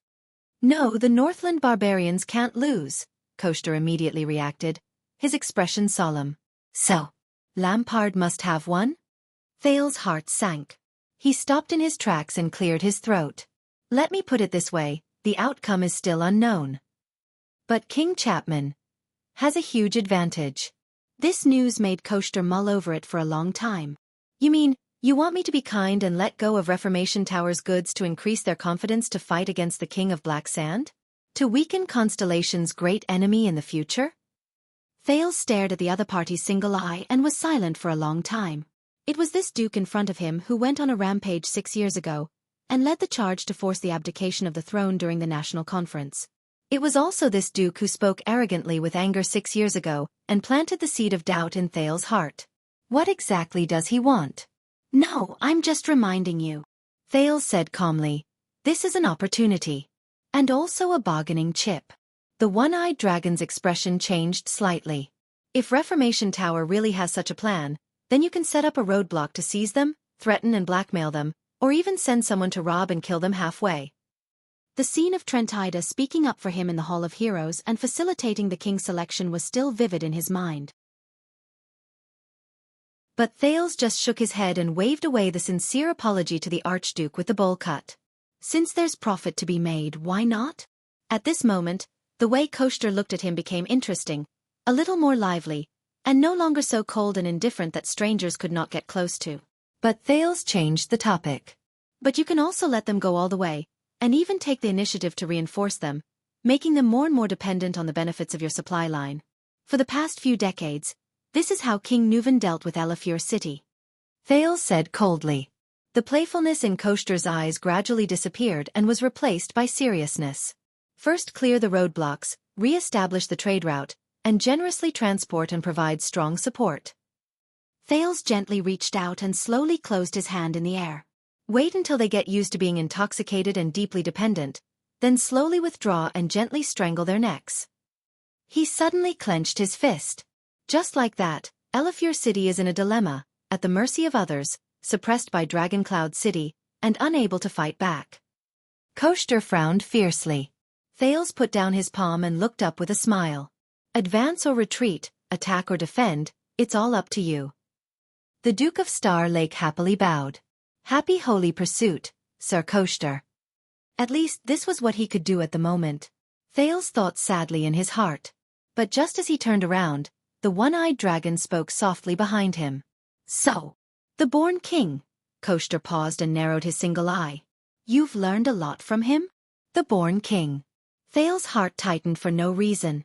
It was as if he had returned to that night, watching King Nuvan calmly stretch out his hand and reveal the ring of triumph. No. For some reason, Thales subconsciously denied it. He was resolute. I've known him for less than a day. What learning? Koshter leisurely walked to him and stared at him for a long time. Only then did he speak faintly. Why? Although the other party's reference was unclear, Thales knew what he wanted to ask. Thales looked up, still smiling. As a thank you gift. Thank you for being honest with me 6 years ago. The Duke thanked him with more or less sincerity. Indeed, in these 6 years, I've seen a lot, and I've grown a lot. Honest. Koshter continued to stare at him deeply, not saying a word. It was as if Thales was a boulder, and he wanted to carefully carve it with his gaze. 6 years ago, what happened in the north changed everything, right? Changed everything? Thales' mind darkened. Yes. The born king is no longer here. Nuvan the Seventh. As the years passed, the influence became more apparent. Thales became more emotional. That morning, Extet lost. Not just a king. Recalling the voice and smile of that unparalleled overlord, the teenager said absent-mindedly, and on the vast continent, 10 bloodthirsty beasts that were once firmly tied to him, obedient and suppressing their instincts, are fighting to come out of the cage. Hungry and picky. Fight to the death. From the old crow's point of view, might even bring harm to his neighbors. Endless harm. Koshter stared at him closely. No. Didn't you see? 6 years ago, this wasn't the only incident that affected the Western Peninsula. Thales snapped out of his daze and was puzzled. What? Compared to a certain king who made a ruckus for a while, he was buried in a coffin. Koshter walked forward slowly, clasped his shoulder and lowered his voice. More importantly, the next moment, the one-eyed dragon's pupils shrank.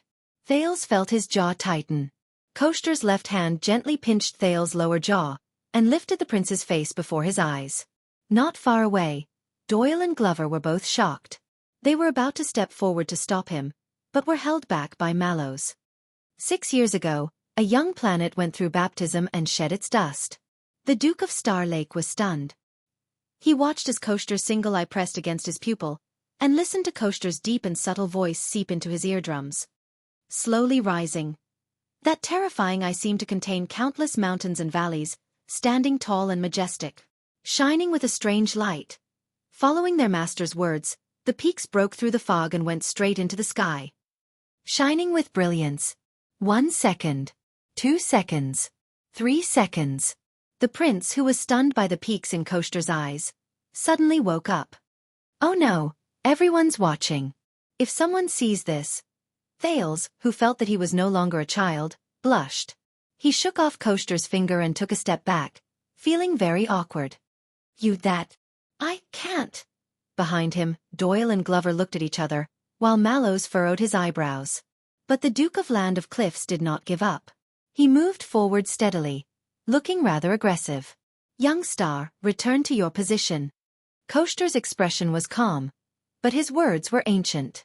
Updated daily. Until the one-eyed dragon's tone changed, like a sudden change of water flow, turbulent and thrilling. When will you reach the center of the sky and shine in the galaxy? When will you reach the center of the sky and shine in the galaxy? The Duke of Star Lake's heart skipped a beat. Thales steadied his footsteps and calmed his sudden panic. Your attainments in the ancient empire's grammar are profound. The prince took a deep breath and managed to adjust his mood, avoiding the other party's implied topic. Unfortunately, grammar is not my forte. Koshter stood still, ignoring the surprised gazes of others, and locked his single eye on Thales. A few seconds later, he smiled darkly. Pardonable. The Duke of Land of Cliffs let out a disconcerting sneer. If the king is well versed in both the pen and the sword, regardless of whether it is important or trivial, he is all-round and proficient in everything. Then what is the use of us vassals? Thales tried hard not to interpret this sentence as having a deeper meaning, and answered hastily in embarrassment. So we each perform our duties and serve Constellation together? Koshter narrowed his eyes. So you agree? Our proposal? Thales' heart tightened again. I don't know what you're talking about. The Duke put on a straight face and glanced at the people around him. What proposal? Koshter's eyes turned cold and he took a step back. But then he looked around Mindy's hole and felt something. The corners of his mouth curled up. Of course, of course. Koshter first chuckled softly, then he raised his voice and sneered, showing his arrogance. No proposal. No. Thales felt slightly uneasy and anxious. A second later, the Duke of Nanchester, who had laughed enough, lowered his head. His single eye was deep and penetrating. Only a long journey. The sea is boundless. He spoke coldly with a threatening gaze, but his tone was filled with a strange satisfaction. And you have no choice but to leave. Forced to set sail. The moment he finished speaking, the master of the Land of Cliffs, Nanchester of the Great Antler Deer, the one-eyed dragon, Koshter, turned around and left gracefully. He rudely pushed away the two attendants who were leading the way respectfully. Looking down on everyone else, he sneered as he left. Thales stood rooted to the ground in a daze, his clothes a little messy. It attracted the attention of countless people. They looked at each other. There were countless guesses. After a while, Doyle, who had been following Thales from a distance, carefully looked at the pondering Thales as he tidied up his clothes. About that, a zombie. He poked Glover, who was equally suspicious, and whispered, Don't worry. The moment he arrived, he asked His Highness if he had lost weight and was abused. And then in the end, he even recited a poem to His Highness. I think I vaguely heard something like, "You agreed?" Or something like, "Forced." Glover glanced at Doyle. He had a rare strange expression on his face. You mean that Duke Nanchester? Doyle found it hard to believe and his face was full of suspicion. His preference shouldn't be. Doyle glanced at Thales worriedly, then looked at the banquet hall where Koster's back disappeared. Pretty boy. Stealing fragrance.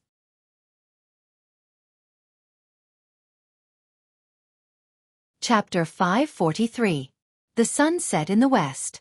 Although the main banquet had yet to begin, the early arrival of the two dukes made the atmosphere in the banquet hall lively. Outside the hall, Logistics Officer Stone and Mindy's Hall's chief steward counted the carriages and gifts on the list, arguing back and forth with the coachman and attendants who spoke with various accents. In the hall, the personal attendants who came with the guests were coming back and forth. From time to time, they would quarrel with the servants in the hall because of their master's needs and their requests. Gilbert had no choice but to arrange for the clowns, dancers, and minstrels to enter earlier. They played music and served wine and food to distract, the guests' attention. It was said that there were quite a number of people who did not receive an invitation and could not enter the venue hurriedly, wanting to try their luck on this special day. Mallows, on the other hand, skillfully and professionally acted as the mediator. He arranged the seats, managed the servants, discussed matters on the spot with the chief steward sent by Renaissance Palace, and dealt with unexpected incidents, such as when a certain low-level noble brought 6 daughters who were not on the list over, or when Jorge, who was excitedly chattering with everyone, "Do you know the famous North Star?" With his saliva flying everywhere, he was rearranged from the foreign guest seat to the honored elderly seat. Thales could only groan inwardly. As the nominal owner of Mindy's Hall, he should sit at the main seat in the hall and quietly wait for the guests. However, firstly, even someone as noble as the king would be attending today's banquet. It would be inappropriate for the second prince to sit calmly. Secondly, Thales' status was special. He had just returned to the kingdom and needed to establish a good first impression. Hence, after the 7 Jade Star attendants and the 2 archdukes, Thales had no choice but to continue dragging a large group of attendants and guards around Mindy's Hall according to Mallow's arrangements and Gilbert's instructions. "Your Highness, come here quickly, go there quickly, where did His Highness go?" Thales' private grumbles. He welcomed the designated important guests, placated the guests who were dissatisfied with their seats, and responded to the greetings, whether sincere or not, along the way with, definitely fake, smiles and salutes, regardless of whether they were sincere or not, in order to display the royal family's demeanor and dignity, as well as the new Duke of Star Lake's warm hospitality, cordial and appropriate behavior. "Your Highness, your complexion is very good. You look very healthy." Eastern Sea Hills Duke Bob Cullen, who had a head full of white hair and a pot-bellied body, greeted Thales with a radiant face as he was supported by 2 attendants. Thales coughed. "Welcome, Prime Minister. I'm glad to see you in good health." Duke Cullen spent 3 of the 4 seasons recuperating in Eternal Star City. But seeing him today, he was still stout and charmingly naive. He was still the good-natured roly-poly of the kingdom. No, that was not the case. Thales glanced down. "Cullen," Thales said. "Of course. Once I knew that you had escaped from the devil's den of the northern barbarians, my illness immediately improved." The guardian of the Eastern Sea Hill looked at the portraits of the 3 kings of Constellation and said with a smile, "God bless Constellation. I miss this mansion so much. I used to come here often when it was still open, but I didn't know how to cherish it. Now that I'm old and don't have many chances, I'm nostalgic. I'm sure you'll like my gift. I've brought you many pearls from Splendor Harbor, spices, tea, and cloth from the Eastern Peninsula, and all sorts of good stuff. They're definitely better than those from South Coast Hill. You know, if we head east, the ocean currents and trade winds will be on our side." Compared to Zayn's insincere words and Koster's harsh words, Duke Cullen's incessant chatter was probably unique in the kingdom. Unfortunately, it was all correct and well-spoken nonsense, and there was nothing one could say to refute or interrupt him. In the past, Thales might have treated it as a routine business and sent it off with a gift. But now, Thales sighed and had to interrupt the plump Duke's kind and gentle monologue. "Just now, Administrator Jorge from Elefure City wanted to introduce his lord's 3 daughters to me." Duke Cullen's footsteps paused. The sun sword and shield family emblem on his body trembled slightly. Daughters! He adjusted the string of inlaid jewels on his waist, but could not bear the weight. It looked like the precious belt was about to snap from his stomach. 3. Duke Cullen paused and looked at Thales from head to toe. He sighed deeply. It's good to be young, Thales smiled awkwardly. But the old Duke continued, his tone full of nostalgia. Back then, I also had 3 in one night. The madam of a brothel. Ahem, I mean the mistress of Laurel Club wanted to add one more for the sake of her status and tips, but I refused. After all, Sunset has taught us that as nobles, we have to set an example, keep ourselves clean, and restrain ourselves. The old fatso's ability to change the topic was probably the best in Constellation. Of course, I'm still not as good as your father. It said that he once fought 30 in one night in Red Street Market. Thales' face darkened as he listened. He hurriedly interrupted. No, that's not what Elefure City meant, and it's not 3 at once, it's all at once. The Duke of Eastern Sea was still looking at him with a smile. The prince sighed and gave up on trying to explain the situation, which would only make things worse. About this news, about Elefure City's marriage proposal, do you have anything else to say? Cullen froze for a moment and seemed to be thinking seriously. A second later, he came to a realization. I'm really sorry, my daughters have married and had children a long time ago, some of them are even grandmothers. The Prime Minister looked regretful. As for my granddaughters, all right, I'll go back and count them. I'll have to spend some time painting them, preferably a full-body one. I'll give you a list later. Whichever one you like or which ones. Thales closed his eyes and sighed deeply. When he opened his eyes again, the prince rudely interrupted the Duke. Eksted's coastline is actually not short, and its maritime territories are even bordering ours. That includes Elefure City. Duke Cullen stopped in his tracks. He patted his attendant's shoulder, and the latter bowed and retreated in a practiced manner. Thales felt relieved. There's hope. Whether it's Reformation Tower or the Glacier Sea, the former is limited by the Sighing Mountains, and the latter suffers from the frozen coast, both lack good ports.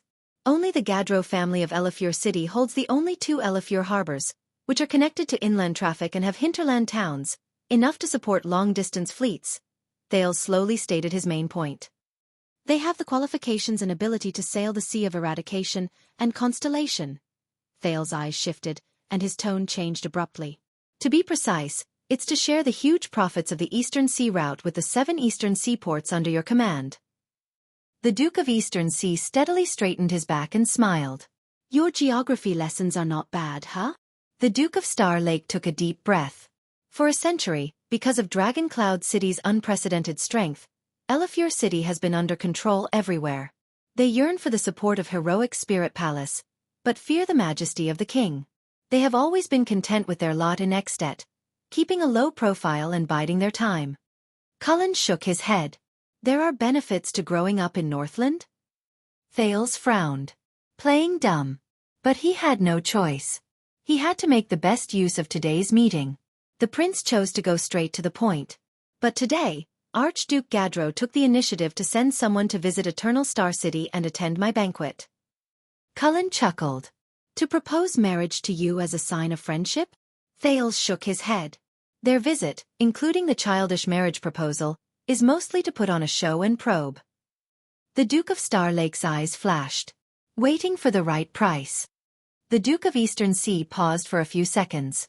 When the owner of the Sun Sword and Shield spoke again, his tone was less murky and slippery, replaced by vigilance and shrewdness. Waiting for the right price. Waiting for whose right price? Thales sucked in a deep breath and chose the most appropriate words to describe himself. Your Grace, you have ruled the Eastern Sea and operated Bay of Light for nearly half a century. I believe you know the answer better than anyone. I believe you know better than anyone what Elefure City's actions mean today, and what the pros and cons are. The Duke of Star Lake looked straight at Cullen. The plump old Duke was silent, the emotions in his shrewd eyes unclear. After a long while, he slowly spoke. When King Nuvan passed away, I didn't see them so anxious. But the next moment, Duke Cullen narrowed his eyes with a cunning look. So, Dragon Cloud City, who has been supplying them with supplies and reselling goods, and backing up their plundering at sea. What's wrong?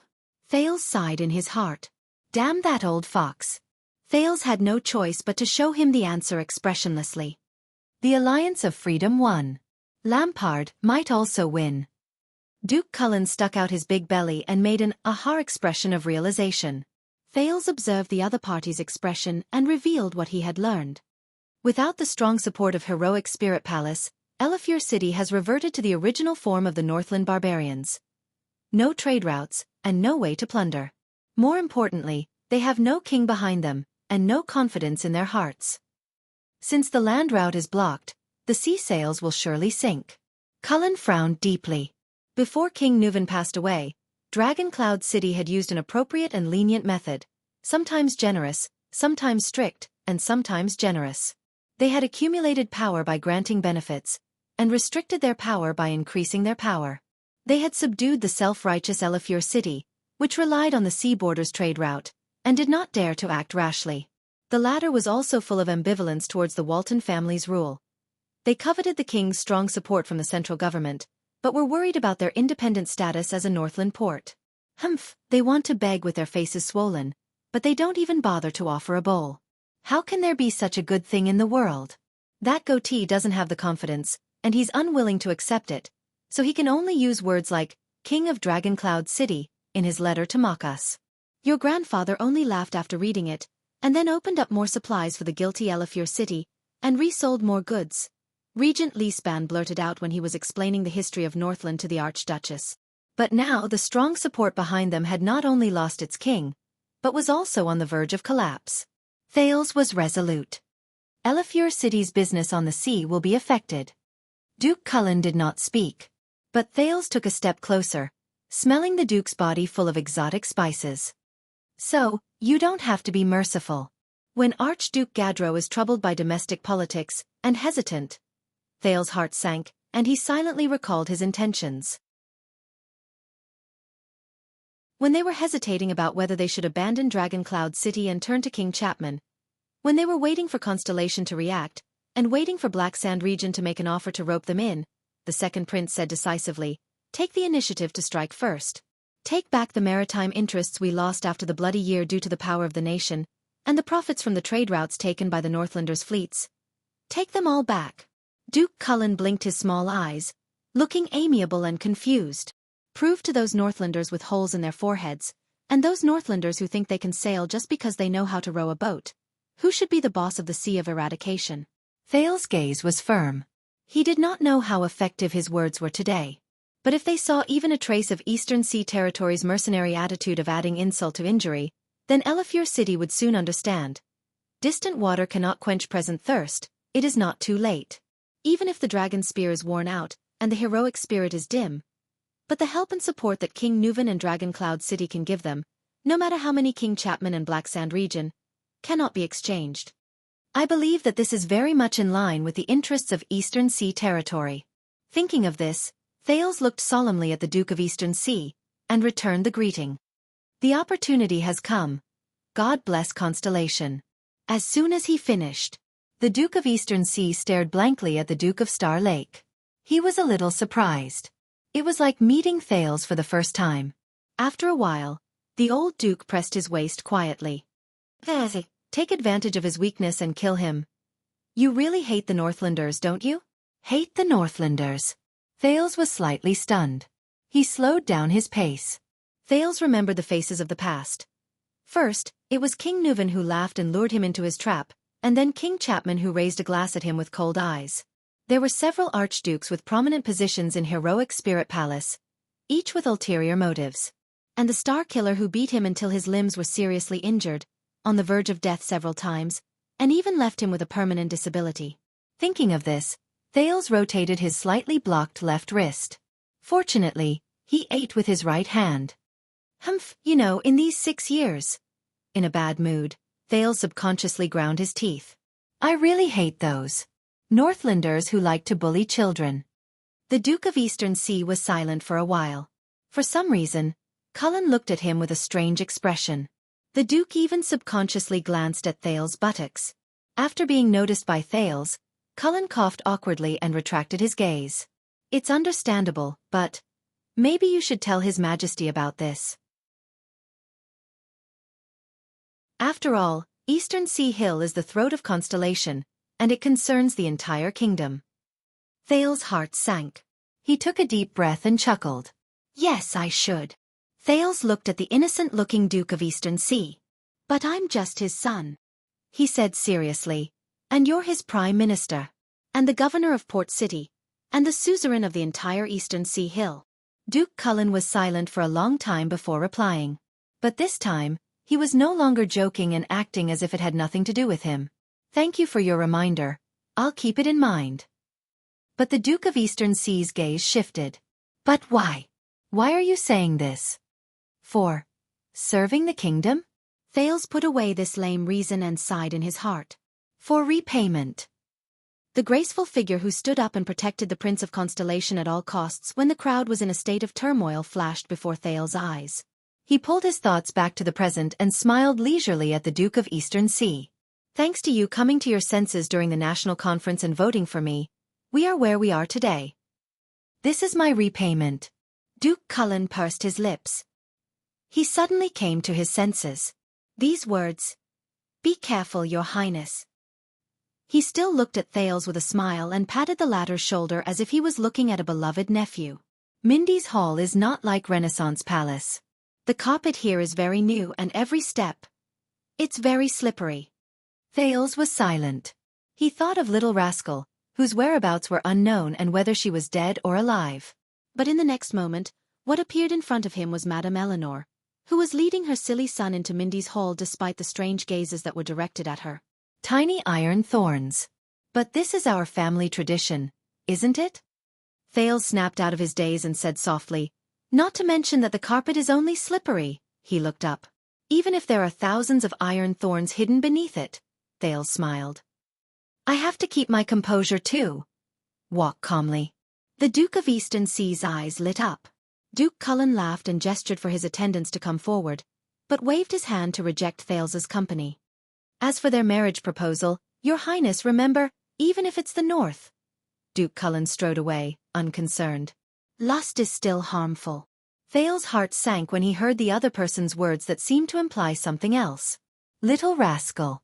He watched Duke Cullen's receding figure and was lost in thought. Now, the things I can do for you. That's all I can do. Wow, so that Northlander was serious when he said he wanted to introduce you to the Archduke's daughter? Doyle came forward and draped Thales' cloak over his shoulders. Thales put on the cloak absent-mindedly and hummed.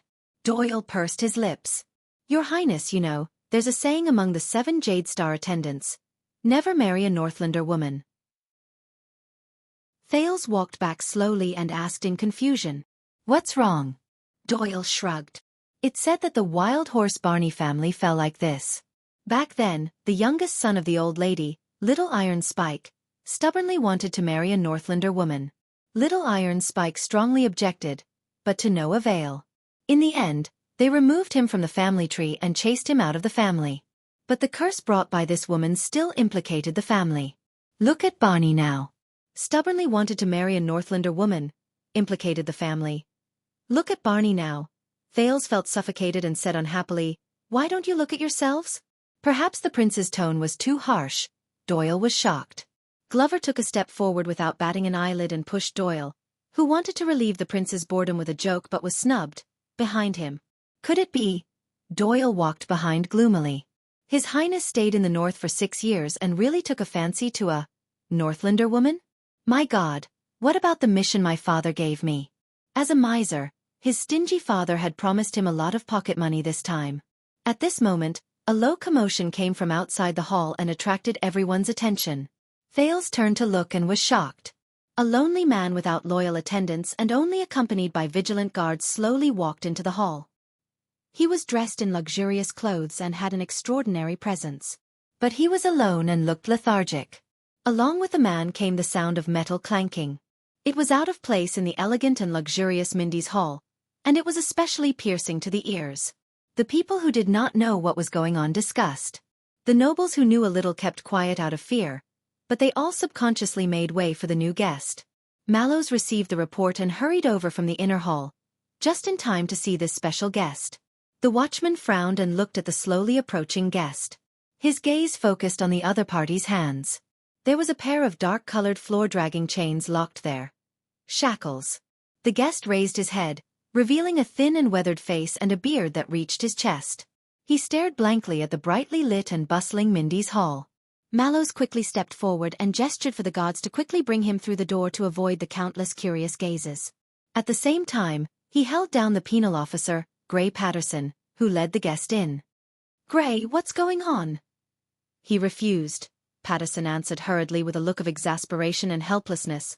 "It didn't work no matter what we said. He insisted on attending the banquet in shackles." The penal officer said fiercely, "And that beard too?" Mallows looked at the distracted guest and the headache-inducing shackles with a grave expression. "Can't you be more forceful?" Patterson shook his head awkwardly. "His Majesty has instructed that he must not have any injuries on his face to attend the banquet." "Very difficult." Mallows snorted in displeasure. "Cover him with a piece of cloth and lead him directly to his seat. Send him back when the time is up."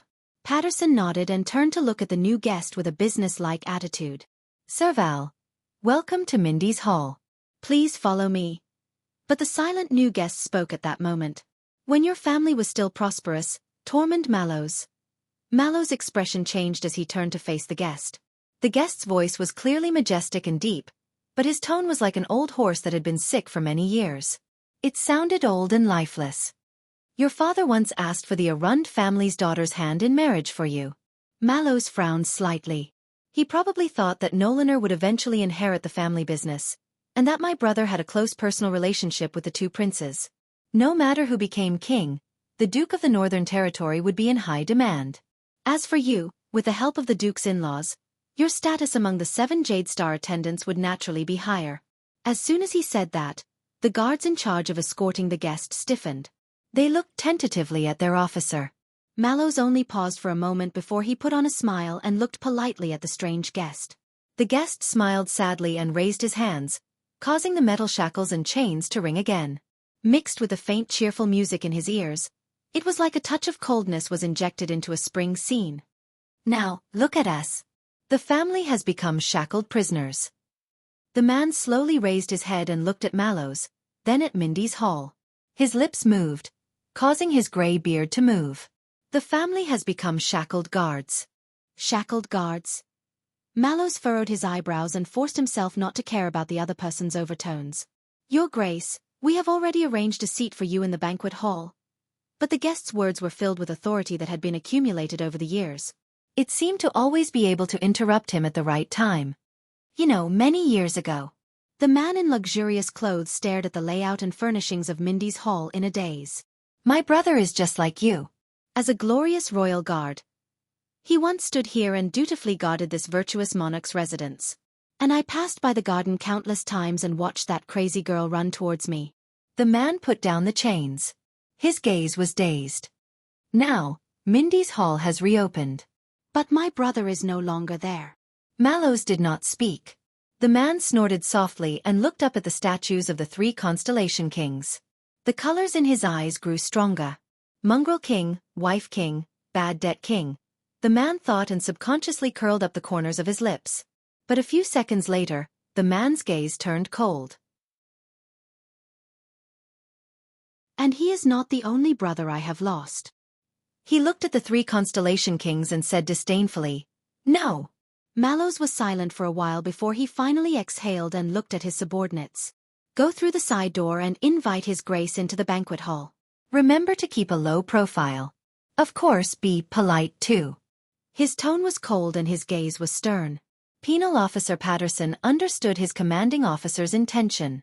Having had enough of being bullied along the way, he waved his hand. 2 of the guards had cold expressions and were about to step forward to restrain the man. But the man suddenly turned around, his hair and beard bristling. "I am Arund's descendant, the master of Cold Castle, the guardian duke of Constellation's Northern Territory. And I saw the old fatty's carriage. He entered from here, upright and above board." The authority he exuded in that instant made the people around him frown. Arund stared coldly at Mallows. If your master wants to prove to the kingdom that I am still breathing and that he is not ruthless, then at the very least, he should respect the position of a duke. Mallows' gaze turned cold. At that moment, Mallows! A young but gentle voice rang. Thales walked in from another side door and nodded at the watchman. I will do it. All of you may leave. Patterson looked at Mallows warily. Mallows paused for a moment and looked at Glover and Doyle behind Thales before nodding at Patterson. As you wish, Your Grace. The penal officer bowed to Thales and retreated to the side with the guards. Thales exhaled and walked towards the new guest. Long time no see, Duke Val. From the moment Thales appeared, the guest's gaze was locked on the young master of Mindy's Hall. He sized up the Duke of Star Lake's figure in a daze. He was first surprised, then relieved. So you are back. Val Arund, the Duke of Northern Territory who was imprisoned after his conspiracy was exposed 6 years ago, looked at the second prince with a complicated gaze. How is Extet? How is it? The prince looked at him and sighed slowly. Cruel wind and frost, but hard to shake. Thales was also carefully sizing up Val. He could not help but notice that Val's once majestic figure had become much thinner and bearded. For some reason, he suddenly remembered what Joseph, who belonged to the Disaster Swords, said when he was still in the prison of bones. This is the effect imprisonment has on a person. No matter who you are, no matter how powerful you are, they are forever lost in the lonely void, never to return. Thales' gaze focused in front of him. In the past, the impassioned and heroic Duke of Northern Territory was gone. Val was silent for a few seconds. Lampard, how is he? Lampard. Thales' heart sank. Back then, how did Val feel when he met Chapman Lampard, who was only the Archduke of Black Sand region, and worked together? 6 years later, the two of them were in completely different situations. What was he thinking? Cruel wind and frost, the prince said softly and answered word for word. Hard to shake. After the strange question and answer, Val fell silent. But then he chuckled softly and stepped forward, walking towards the banquet hall with ease. Like a wanderer returning home. Patterson and the guards belonging to the discipline division immediately followed. But when Val reached Thales' side, he stopped. Glover and Doyle nervously moved forward, trying to separate the Duke and the Prince, but were held down by Mallows again. Thank you. Thales was slightly shocked. The gaunt Duke of the Northern Territory did not even look at Thales. He only whispered, "Someone told me. 6 years ago, everything you did for my daughter in Extension Territory." In Extension Territory, Miranda? Thales recalled the night of Dragon's Blood and the Cold Swordswoman, and his heart was filled with emotion. The imprisoned Duke turned his head expressionlessly. "But, please do me another favor." Val's expression was gloomy. "Don't marry her." Thales was stunned. "If you have no choice but to marry her." Val snorted softly, like a desperate gambler who had seen through everything after losing all his chips. "And don't plant a seed in her belly." Thales blushed and immediately adjusted his expression. "Mira, she was unfortunate in her early years." Val looked at the ceiling and said desolately, "I've seen enough of blood." When Thales heard this, his expression froze. A second later, Thales sighed in his heart as he looked at the Duke of Northern Territory, who was lonely and looked like an old man. "I promise you." Val smiled. He lowered his head, and a smile appeared on his wrinkled face. "Thank you." "You're different from him." "You haven't become him." "Different from him." At that moment, Thales suddenly realized something. He remembered that before they parted ways in Bladefang's camp, the former watchman of the Royal Guards, the Night of Judgment, Zachriel had said something similar to him. This made Thales, who had been welcoming people with a smile all night, realize that the thin, weathered man in front of him, who did not care about anything, might be the only person who would tell him the truth in this night filled with laughter and chatter. "Perhaps," Thales answered with a forced smile, hoping that his words could give some comfort to the man who had no hope in life. But Val shook his head. His smile was desperate and sarcastic. Just like in the past, he also thought that he was different from the master of this place. Thales' expression changed. "What do you mean?" Val did not answer him. He just turned his head. He looked at the noise and liveliness outside the hall.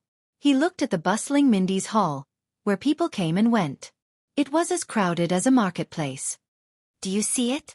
The Duke of Northern Territory looked at the magnificent scene in front of him and listened to the decadent music. Under the illumination of the dazzling everlasting lamp above his head, he seemed to see a different scene. He smiled and spoke after a long time. This scene, the magnificent scene of hell. Hell. Thales could not help but frown. Val looked around with an infatuated look on his face. Some people are hypocritical and pretend that everything is peaceful. Some hypnotize themselves and deceive others and themselves. Some hide their indignation and force themselves to endure it. Some see through the ways of the world and watch from the sidelines. Under the lights of the dark night, everyone pretends to be happy and harmonious. His sneers gradually became louder, and there was a chilling tone to them.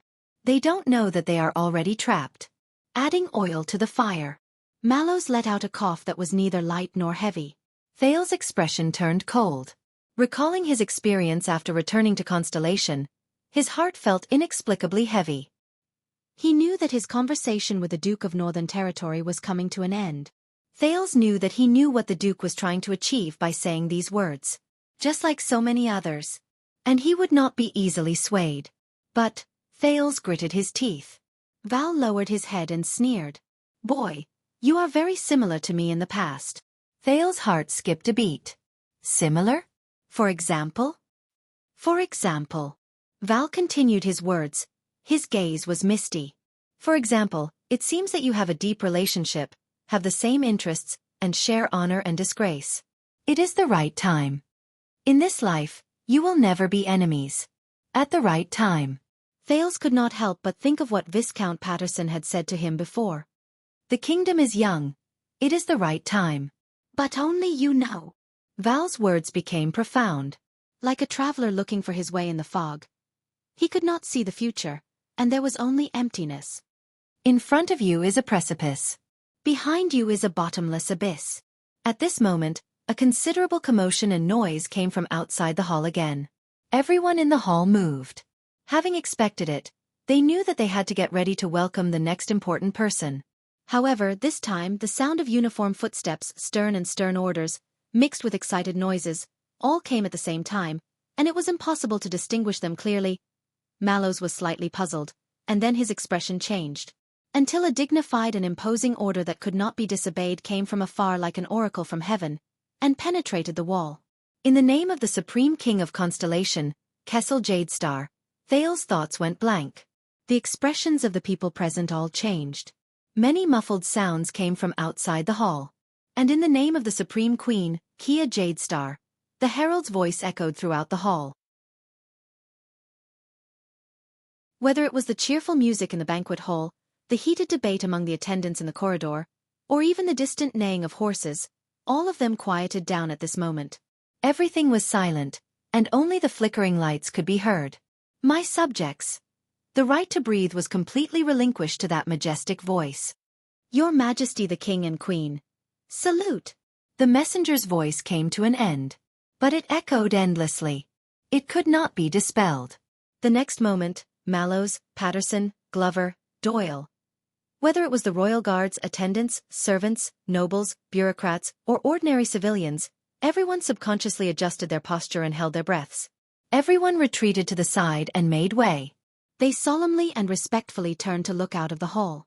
They knelt on one knee, pressed their hands to their chests, hung their heads, as if it was a natural instinct, unshakable, used to it. Only Thales stood blankly under the everlasting lamp.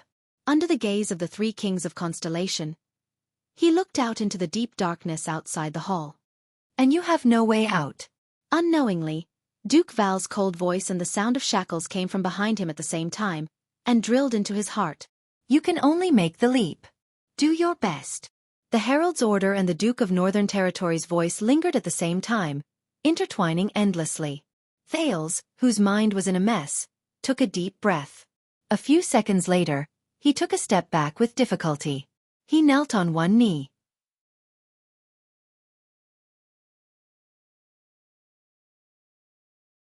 Chapter 544.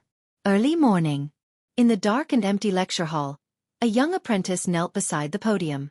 He stuck out his butt and tried to reach the bottom of the podium. Who came up with this design? The apprentice tried his best to reach out, his face red. Installing the sound replication stone in the hidden compartment of the podium? It was aesthetically pleasing, but it was hard on the teaching assistants who maintained the classroom. Finally, with a soft sound, he successfully removed the last precious sound replication stone. The apprentice sat on the ground, panting as he looked at the sound replication stone in his hand, which had become extremely smooth due to repeated use. Only then did he heave a sigh of relief. Fortunately, this piece is not damaged. It can still last for another 10, maybe 5 lessons.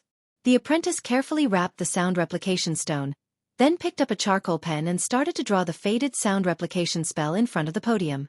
His movements were practiced and habitual, his expression serious and focused. The complex and ever-changing spell appeared effortlessly under his pen. The apprentice also corrected a few mistakes in the design of the hindering spell, making it operate more smoothly. It might even extend the lifespan of the sound replication stone. Of course, with a hint of pride, the apprentice thought in his heart, I can't let anyone find out about this, or else I'll have to face the investigation of the Magic Law Committee again. Once he thought of this, the apprentice's pride suddenly disappeared. After finishing the last stroke, the apprentice, whose back was aching, stood up and looked at his seat. On it were 2 large stacks of parchment paper, 3 large bags of test papers, and a special equipment box for teaching assistants. The apprentice sighed. Mr. Donovan's lecture was in the afternoon. He had to quickly prepare the equipment, including the name list, nameplate, recording pen, broadcast device, mold, and the corresponding guest manual. Why do so many lectures have to be held on a boring topic? The throne of all laws has also fallen. The apprentice thought worriedly. He walked to the other side of the classroom and looked at the calendar on the wall. October 29th, Empire Year 839, Saturday. Rest Day. Era of Kings 314, Ascetic Tower, Lifelong Mage, Craftsman, Poet, Historian, Swordsman, author of the Legend of the Iron Blood King, Jericho Rhine Mindes, was born today. The important thing is not the choice itself, but to make the choice, Mindes. On the calendar, the colorful wizard Mindes stood at the peak of the mountains. His expression deep as he looked at the sunrise in the distance with a worried expression. It had been 3 years. The apprentice sighed slowly. Then, he mercilessly tore apart wizard Mindes, who was worried about the country and the people, along with yesterday, and crumpled them into a ball. Today was revealed. October 30th, Empire Year 839, Sunday. Holy Pursuit Day holiday. In the 58th year of the Era of Kings, the strategist and commander of the Holiness Exorcism campaign, King Anzac died today. Everyone, we have left our lives here in order to leave hope for tomorrow. King Anzac. On the calendar was the back of a fully armored cavalryman, charging straight down from the icy peak towards the black mass of troops below. The apprentice expressionlessly stuffed wizard Mindes into his hand, and the more he rubbed it, the smaller it became. Why did the lectures have to be on weekends? At this moment. Really? A young man's voice rang out. It was bright, light, and full of excitement. The apprentice jumped in fright. He turned around and found that there was an uninvited guest in the classroom. The guest was sitting next to his seat, taking out a stack of parchment scrolls from his teaching assistant bag. He flipped through them from time to time, reading them with great interest. The common explanation of origin theory, metasystem concept, transformation magic, and spirit summoning circle. New evidence of the prehistoric battlefield in the north? The apprentice was shocked just by hearing the first half of the sentence. Oh my God, that's... He ran madly towards the guest, but he tripped on the stairs on the way and fell flat on his face. The guest was still reading the scroll in his hand with great interest. His expression relaxed. The young apprentice ignored the pain in his palm and quickly got up. He clenched his teeth and rushed towards the guest. That's mine. Only then did the guest raise his head and smiled at him. He had long hair that went past his ears, fair skin, and was very handsome. His sitting posture was elegant, but his bearing was extraordinary. A handsome man. Like a man in a painting. The apprentice grabbed the seat beside him and stopped his steps, so that he did not run into the guest. Yes, I saw the signature. There's also a comment on the rejection of the manuscript. The handsome man chuckled, raised the scroll in his hand towards the apprentice, and flipped to a page of red comments. Self-gratifying, irrational fantasies and conjectures. The apprentice's face turned red. He looked at the comment, and as if his neck was being strangled, his originally confident voice instantly lowered a few degrees. The apprentice hesitated for a while, but finally said stubbornly, "It's none of your business." The handsome man smiled gently. The apprentice noticed that the other party's attire was not the usual color scheme of the tower. On the contrary, his mage robe was flamboyant in color, fashionable in design, and made of expensive materials. In the morning light, there seemed to be star-like reflections. Strange. Who was he? "So you're that person?" The guest continued to flip the scroll in his hand. "The magic charlatan of Red Horn Tower?" The apprentice was stunned. Because of the unique architectural style of the main tower, Seoul Tower was also jokingly called Red Horn Tower by the apprentices of other magic towers. But they never mentioned this nickname themselves. That meant, however, when the apprentice came back to his senses, he was quickly attracted by another nickname. Magic. Magic charlatan? What kind of nickname was that? The handsome man nodded. "So you really believe it?" The guest lifted his gaze from the scroll and nodded gently at the apprentice, like a spring breeze. In the Holiness Exorcism campaign more than 1,000 years ago, King Anzac opened the gates of hell and defeated the ancient orcs with the power of a mysterious devil? The apprentice blinked. He stared at the manuscript in the other party's hand that belonged to him and understood something. Magic charlatan, all right. The apprentice sighed and raised an index finger, as if he was used to this scene 1,000 times. "Listen, I'm not a magic charlatan, and I never said that the ancient orcs were defeated by a devil." But the guest immediately interrupted him. "But that's what the reviewer wrote for your thesis." The other party flipped to a page in the scroll and showed it to the apprentice. There was a paragraph circled in red on it, and the comment on the side said, "If you like devils so much, I suggest you continue your training at the gates of hell." The apprentice's breathing stopped, and then his face turned red. As if he was insulted, he spoke in a hurried voice. This is taking my words out of context." The guest looked at him with a smile and did not say a word. This made the apprentice even more indignant. He dodged his own thesis, flipped through it skillfully and habitually, and randomly pulled out a wrinkled page. "Look!" Exasperatedly, he pointed to one of the sketches, covered with notes, which appeared to be a human skeleton. The latest evidence of an ancient battlefield excavated under a ruined castle. More than 1,000 bodies of ancient human warriors, with distinct characteristics of the early period of the Age of Kings. Most of the samples suffered countless blows and injuries in multiple parts. The guest leaned closer and looked at it with great interest. The apprentice spoke faster and faster. Both the extent and the number far exceeded our imagination. Some bodies even had their skulls shattered when their hearts were pierced. "I guess," the handsome man smiled slightly, his long hair fluttering. "This means that the ancient knights of the Age of Kings fought bravely? Fought to the death with the orcs without retreating? Suffered great injuries?" "No." The apprentice was resolute, trying hard to shake the scroll in his hand. "This means that they suffered more than one fatal injury when they were alive. More than one." He tried hard to repeat the main points. Perhaps, the superpowers of the ancients were stronger? The handsome man's tone was still teasing. Just like how the physiques of the ancient orcs far exceeded that of the modern orcs? The apprentice felt insulted. "No."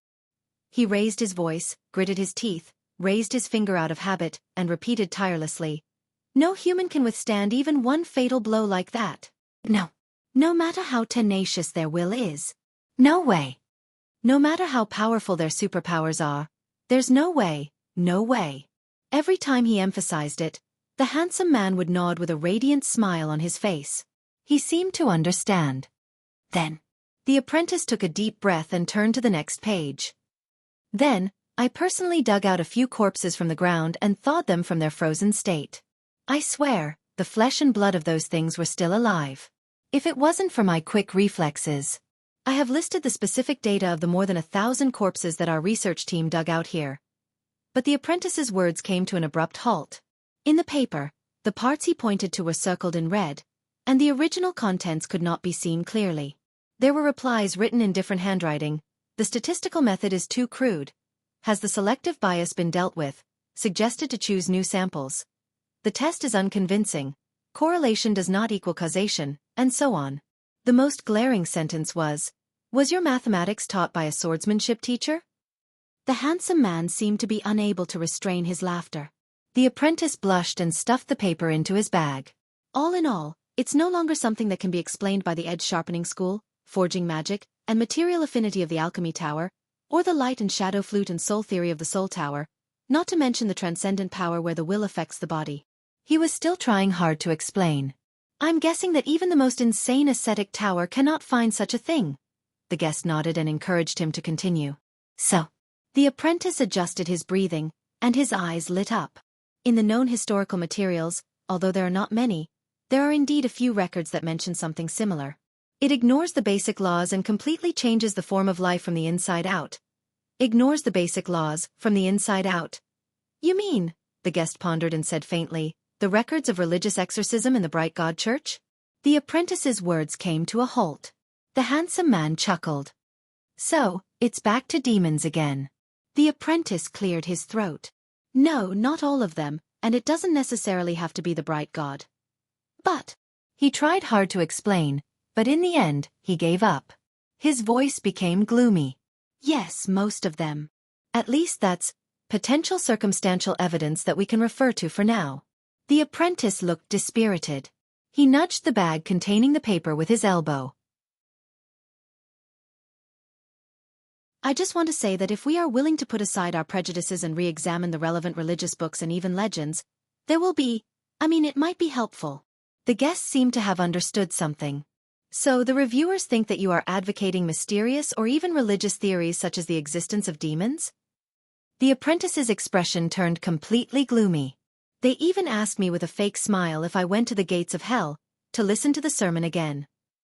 The apprentice looked at the crumpled paper in the bag gloomily. God have mercy on me. I've only been to the gates of hell once, okay? And I was tricked into going in. That big sister who preached looked so intellectual, so mature, so beautiful. But I actually liked her. The apprentice shook his head and chased away the unpleasant memories. After he smelled the blood used for the sacrifice, he immediately thought of a way to escape. Okay. I understand your topic. The guest suddenly spoke. The apprentice looked up. What? The handsome man touched his chin. A rare transformation spell that works on the level of the origin. Using the contemporary metasystem hypothesis to explain those ancient spirit summoning circles that have been despised for a long time. The guest skillfully used the terminology in his paper. You are trying to establish an argument that can be accepted by the mages, from the perspective of modern magic, to explain the unspeakable mysterious phenomenon. The handsome man looked up.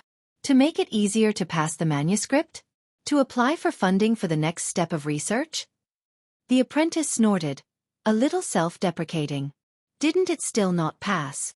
Moreover, the archaeological excavation is over. There's no hope. The large classroom was silent for a moment. The two of them were separated by a seat, silent.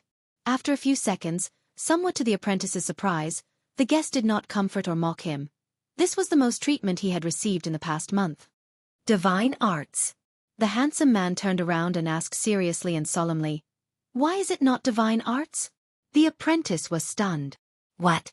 The handsome man lowered his head, his eyes surging with light. Ignoring the basic laws and completely changing the form of life. In countless religious records and legends, miracles and divine arts have shown the same effect, haven't they? The handsome man enunciated each word. Reviving the dead, regrowing the flesh and bones, restoring the broken body, creating the oracle. The apprentice paused for a long time before he said hesitantly, That's not the focus of my research. I'm not a believer of the bright God, not a quack, he said gloomily. But the handsome man looked at him for a long time and laughed. Actually, you've thought of it, haven't you?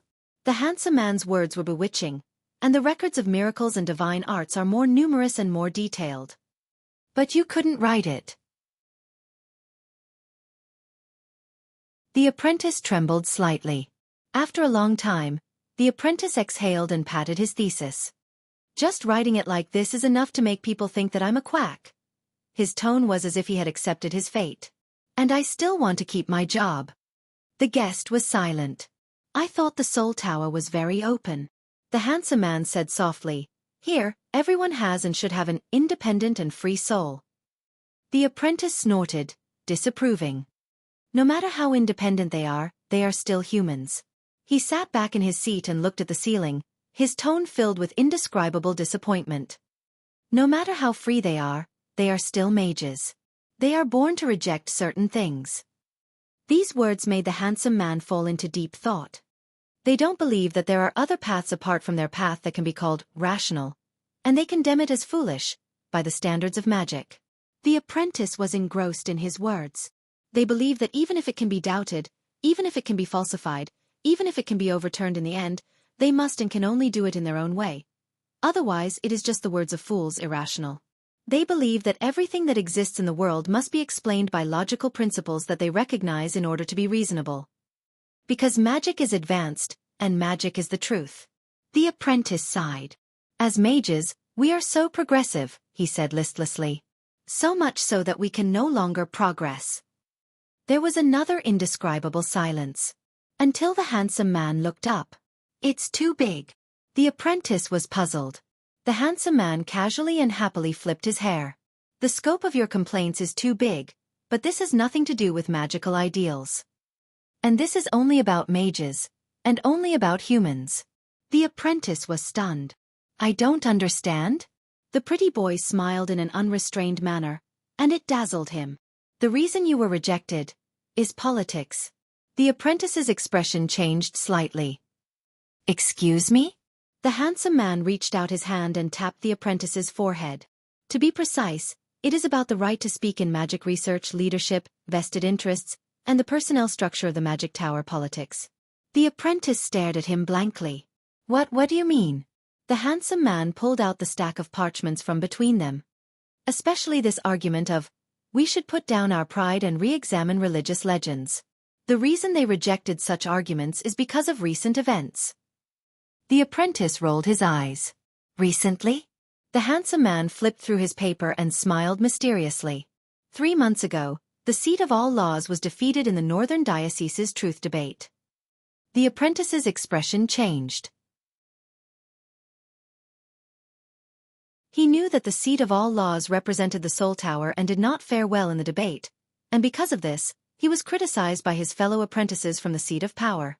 However, wasn't it normal for debates to have winners and losers? What did it have to do with his paper? The handsome man continued. Unfortunately, the Duke of the Northern Territory and the governor of the province were among the spectators. The influence was deep, and the consequences were not small. The handsome man narrowed his eyes and smiled. With the approval of the Arund family and the strong recommendation of the Bright God Church, the young bishop of the Northern Diocese was able to return south to the City of Triumph and went straight to the Supreme Palace to preach to the nobles of the imperial capital, including the royal family. It is said that he even hit it off with His Majesty and had a pleasant conversation. This has become a popular story that has spread throughout the 23 provinces of the empire. There are even rumors that His Majesty intends to make this young but knowledgeable bishop of the Northern Territories the Prime Minister of the empire, in order to replace Count Renato, who has been criticized for failing to suppress the rebellion. A series of inexplicable nouns and events hit the apprentice's brain full of corpses and bones. So, the handsome man closed the paper, leaned on the arm of the chair, and approached him with a faint smile. So now, not only the Red Horn Tower, but the higher-ups of the 3 towers urgently need to regroup, save face, strengthen confidence, and let people believe again that magic is the truth of the world, and that mages are the right path for humans. Smack! The handsome man waved the paper and gently slapped the ignorant apprentice's forehead. And at this time of all things you submitted such a paper. You said, hey, maybe the stories written by those quacks make some sense, and you even wanted to apply for funding and set up a research group. The apprentice understood something. He took the wrinkled paper from his head and looked at the guest dumbly. If they let you pass, the handsome man snorted. Then, at such a time when people are anxious and morale is low, what about the authority of magic in the hearts of the majority of students? What about the authority of the court mages in the various families of the empire? What if the nobles no longer believe in reason, and instead resort to mysticism? What about this entire research system, proof methods, and principles that we have spent thousands of years to obtain? What about their guiding position in the magic system? The apprentice hugged the paper tightly to his chest and blinked in confusion. What? Most importantly, the handsome man chuckled, stretched his hand forward, and tapped the apprentice's forehead. If what saved mankind 1,000 years ago was not magic, not mages, not the wisdom and power of mankind, but the illusory gods and devils, then, what about the absolute advantage of faith in the church that we have built up in the hearts of the majority of the people after the Great Reconciliation? The apprentice took a deep breath, and after sorting out the logic, he felt a little indignant. But if this is the truth? The handsome man's voice suddenly turned cold, and he interrupted him. Then this truth should be buried, and never see the light of day. The handsome man's face darkened, but there was a cold charm to it. Unless this truth is beneficial to us, and will not affect the absolute dominance of mages in the secular world. The handsome man stretched out his hand again and tapped the apprentice's head. He seemed to particularly like this little gesture, and said, "Knowledge is also constructed by power. I first love my teacher, and only then will I love the truth." The apprentice shook his head, escaping from the guest's little gesture. He carefully thought about every word the other person said. One question was answered, but endless questions followed. He looked at the guest skeptically. "You? Who did you say you were?" The handsome man returned to his seat, and his smile became even more mysterious. "I didn't say, but..." He lifted his chin slightly, extended his right hand, and cleverly hid his arrogance in his teasing tone. "Macinta. Macinta Renato," the handsome man said softly. "Nice to meet you." The apprentice subconsciously held the fair and tender hands of a noble who clearly had not done much farm work. "Oh yes, I'm happy to meet you too. Wait. Renato?" The apprentice's expression changed. A mage with the surname Renato, and such a young one at that. He remembered something, and at first he hurriedly tried to recall. The moment he thought of it, his whole body trembled. "Oh my God, you're that!" He pointed at Macinta in horror.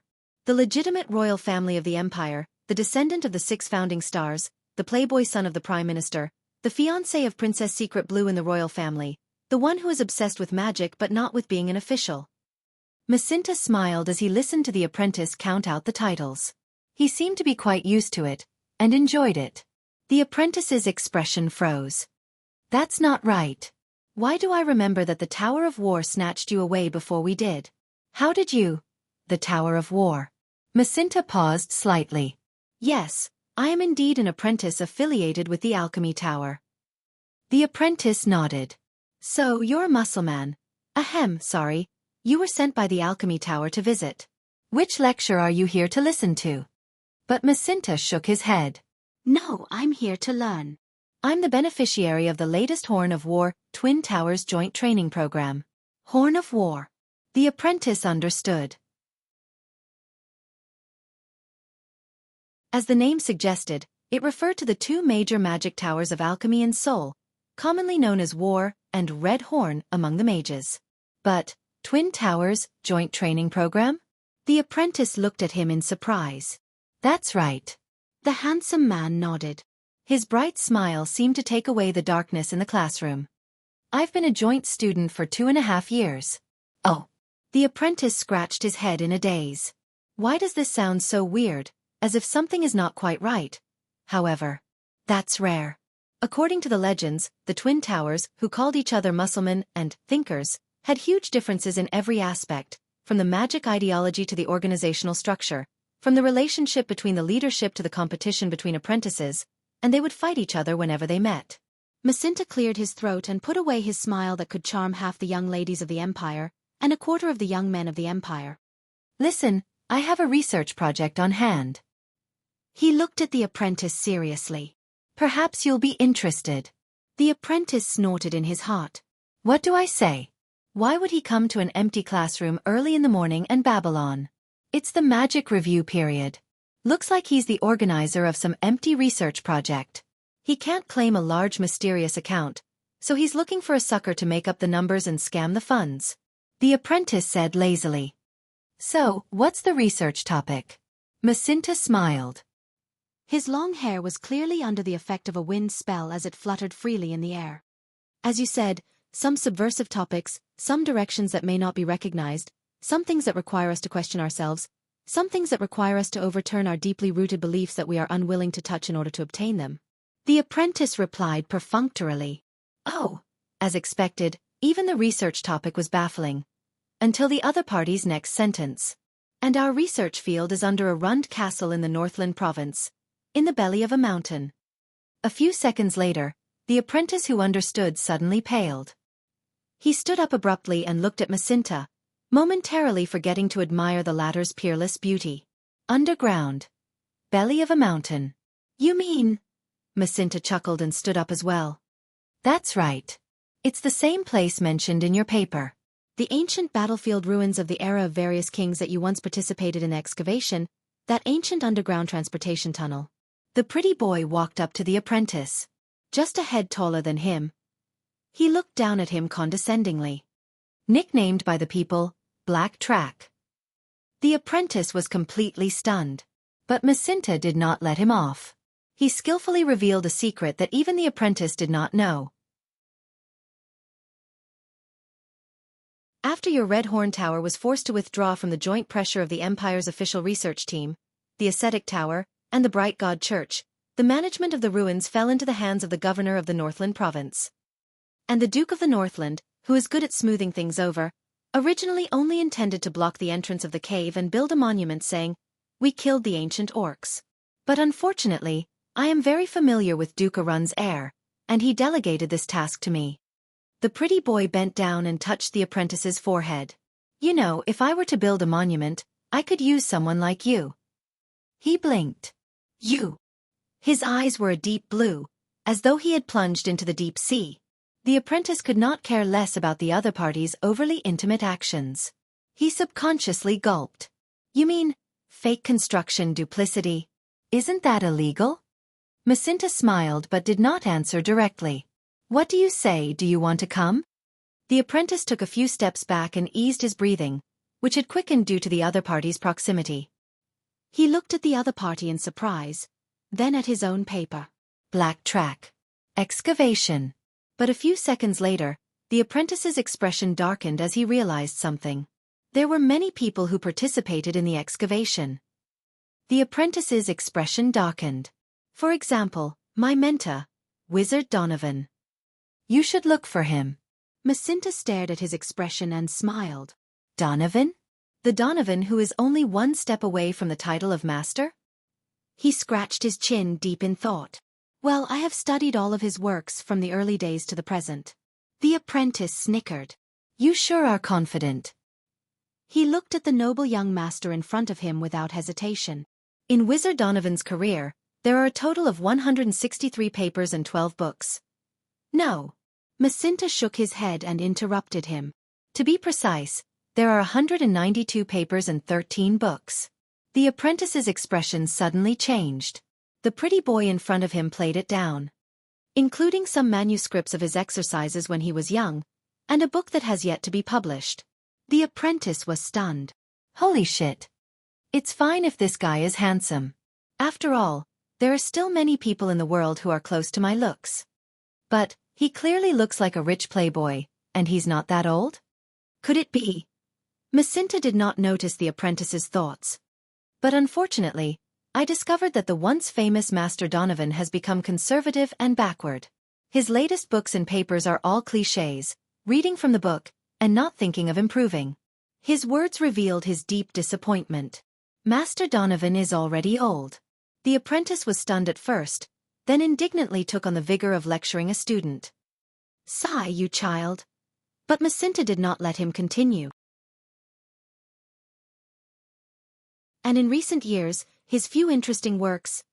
The pretty boy looked up and stared straight at the apprentice who was holding the papers. They were all jointly written with a certain unknown student come teaching assistant of his. The apprentice froze. That's you. Macinta stared straight at him and said softly. 3 years ago, because of a serious violation of research ethics, he was demoted from a first-class apprentice to a third-class apprentice. Toros Mill. The classroom was silent. The young apprentice, Toros, was silent. A few seconds later, Toros coughed softly. Yes, but Master Donovan is still my mentor and employer. I think it's best if you look for him first. But this time, Macinta ignored his words and went straight to the point. Are you content? Toros shuddered violently. Macinta sneered.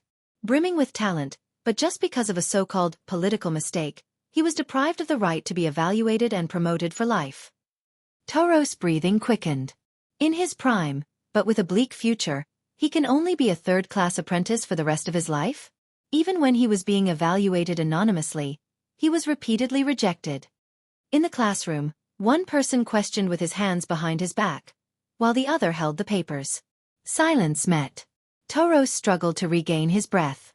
Listen, 3 years ago, if it wasn't for Master Donovan who protected me against the pressure. But Macinta's questions came one after another, like a sword filled with extraordinary power, stabbing straight at his heart. Are you content? At that moment, the pretty boy spoke harshly, like a prophet of God. Full of ambition and boundless curiosity, but can only hide behind your teacher, do chores, silently proofread manuscripts, and verify data? And Macinta glanced at the classroom. Protect the sound replication stone? Taurus tightened his grip on the rejected thesis. Macinta slowly reached out. Now you have a chance to prove yourself. His tone was full of temptation. Join me and return to the right path of magic. Tell those who rejected you that one day, they are only fit to look up at your back. Toros lowered his head. His expression was unreadable. He fell into complete silence. Macinta was in no hurry. He waited quietly and patiently. He seemed certain of the other's reaction. However, a few seconds later, Toros looked up. I refuse. The apprentice spoke with difficulty, enunciating each word slowly. I'm very happy here. Toros hugged his papers, his voice trembling. I chose magic because of my passion, not because of success. Macinta was surprised. Really? The pretty boy began to scrutinize Toros again. You know, for you, this kind of opportunity doesn't come often, right? At least, I will provide you with an adequate salary. Toros suddenly spoke, interrupting Macinta. Listen up. His expression was tense, his knuckles turning white as he gripped the papers. I'm still very busy. I have to rush to prepare the facilities for the next lecture. The apprentice did not continue. Macinta raised an eyebrow. All right. He nodded, feeling a little regretful. What a pity. The pretty boy stared at the apprentice, but the apprentice did not say a word, seemingly unmoved. Macinta sighed and could only turn around to leave. The moment the apprentice turned around, Toros, who had been silent all this while, shut his eyes tightly and bit his lower lip. It was as if he was being tortured. At that moment, Toros. Macinta did not turn around. I heard that you were born into a knight's family in Chauvinistic Hill, right? The apprentice's expression changed. Toros looked up warily. What's wrong? Nothing, it's just that I heard in the tower. Macinta was unhurried and did not turn around. You have a fiancé who was your childhood sweetheart. After becoming a believer, she swore to serve the gods and broke off the engagement. Became a nun who will never marry for life? Fiancé. Broke off the engagement. For a moment, Toros' thoughts froze. The papers in his arms groaned in pain. Macinta curled the corners of his lips. Hey, muscleman. After a while, the soulless Toros stammered. This has nothing to do with you. But Macinta was like a hunter who had chased after the bloodstains of his prey. Then, my dear Toros, you only worked hard to squeeze into the magic tower when you were over 18 years old, and vowed to study the path of magic. And you're still so obsessed with using magic to explain all sorts of mysteries. Does it have anything to do with her? Toros looked up abruptly and shouted angrily. Of course not. Macinta turned around and looked at the trembling apprentice with a subtle expression. Toros realized that his attitude was not right. He cleared his throat and tried to bring his tone back to normal.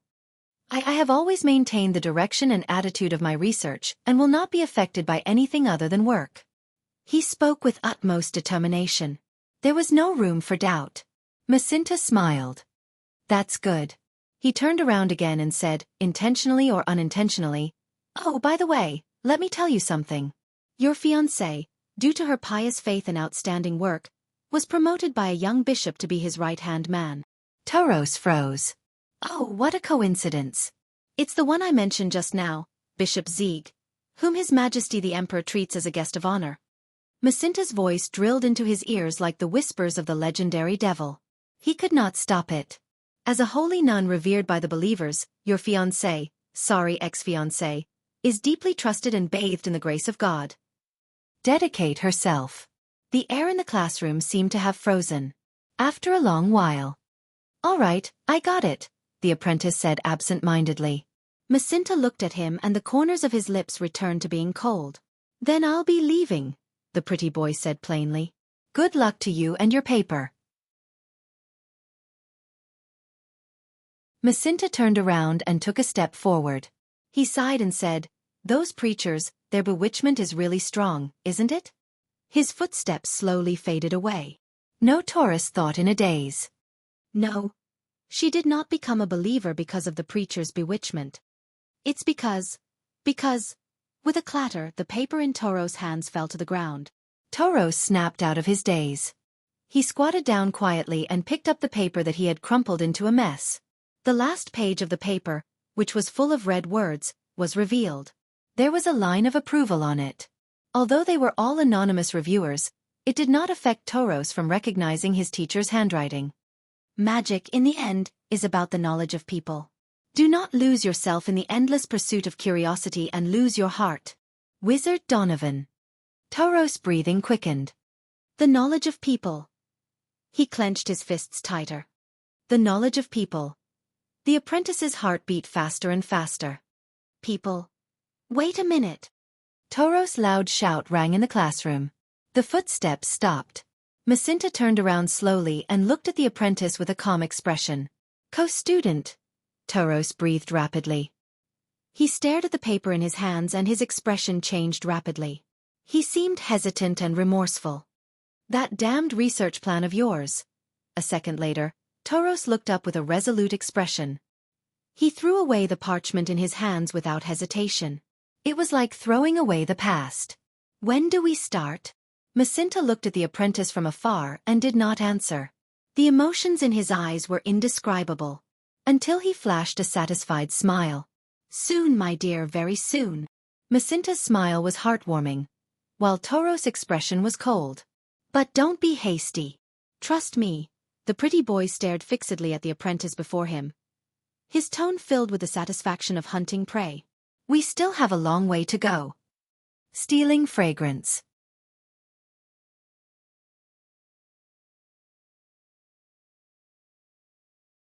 Chapter 545.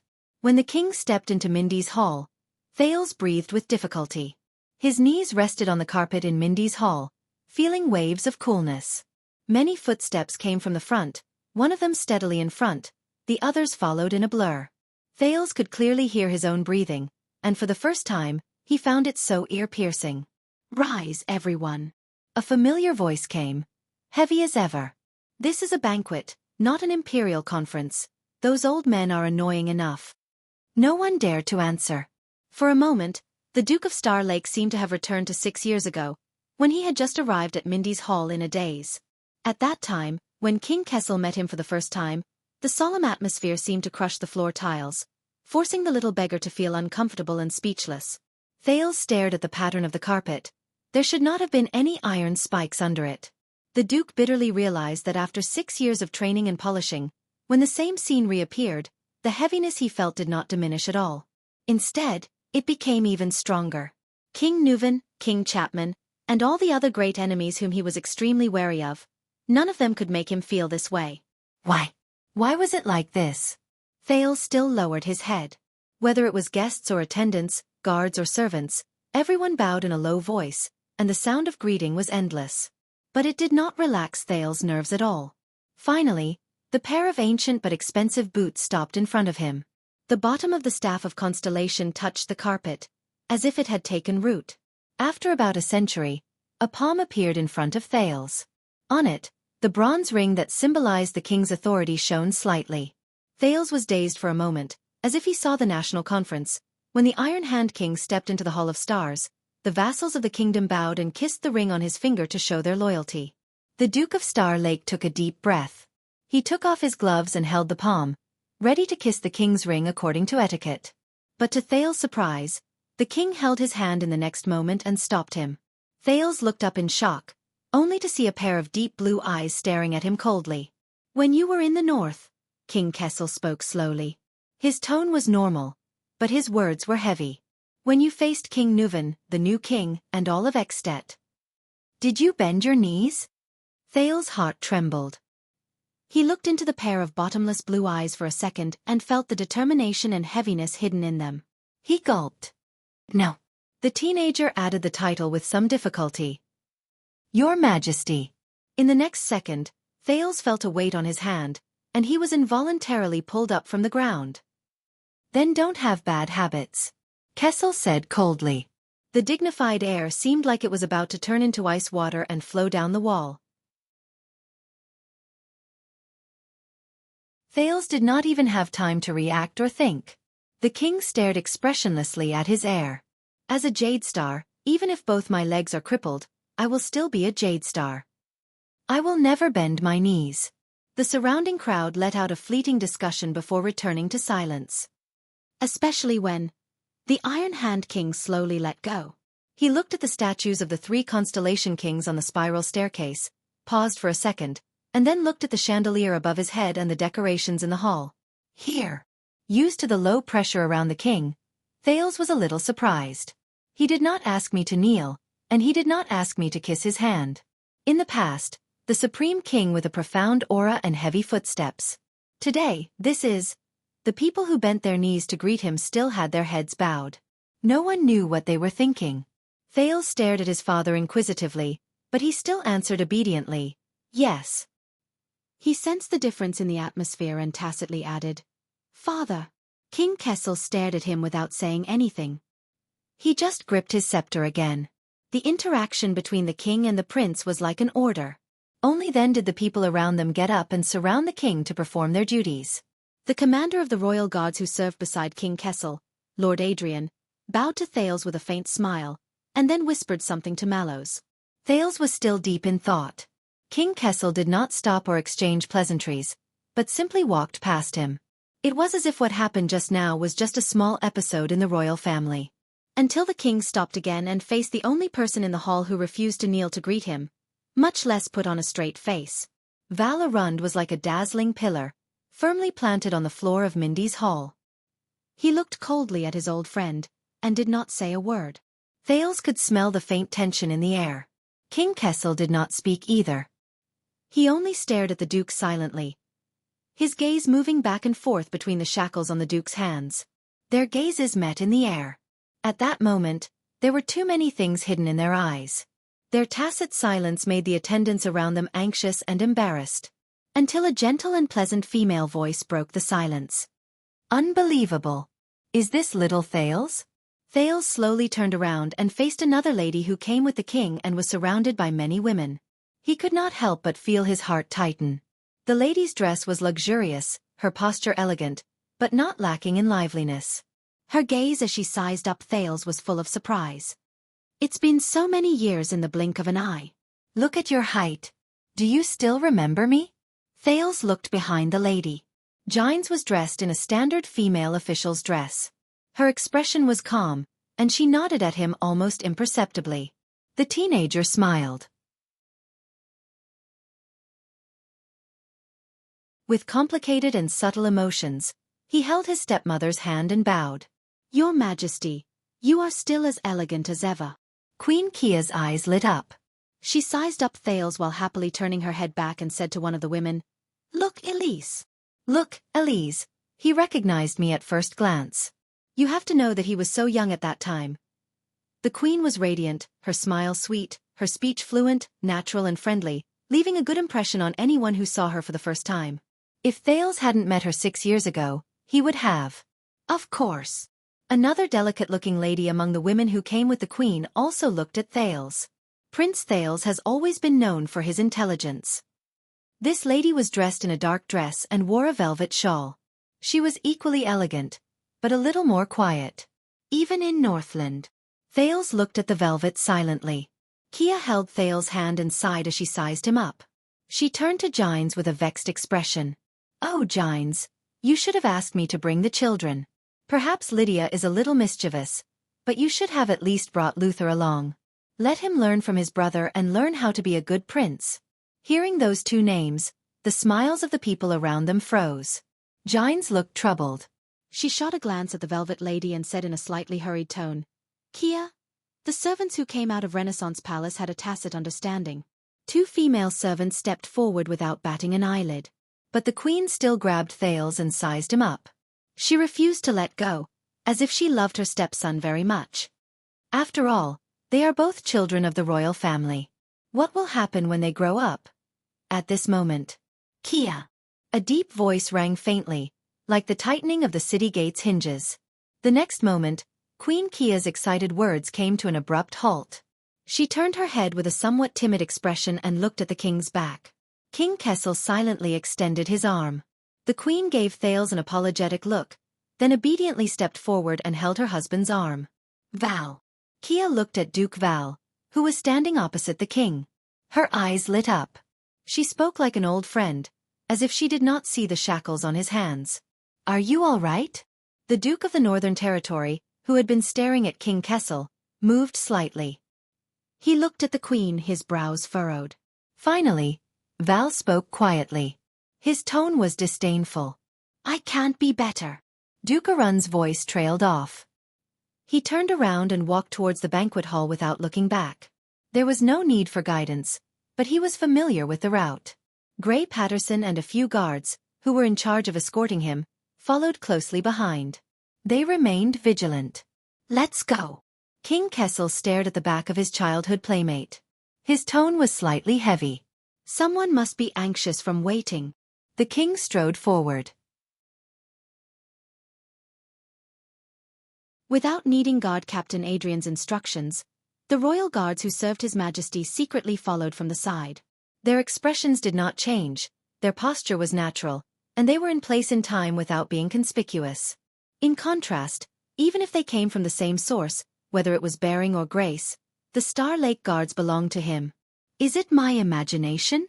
Behind Thales, Doyle carefully watched the royal family's exchange of pleasantries and whispered to Glover, "Or has Mindy's hall really turned cold?" Glover glanced at the faint beads of sweat on the other party's forehead and replied softly, "It's not an illusion."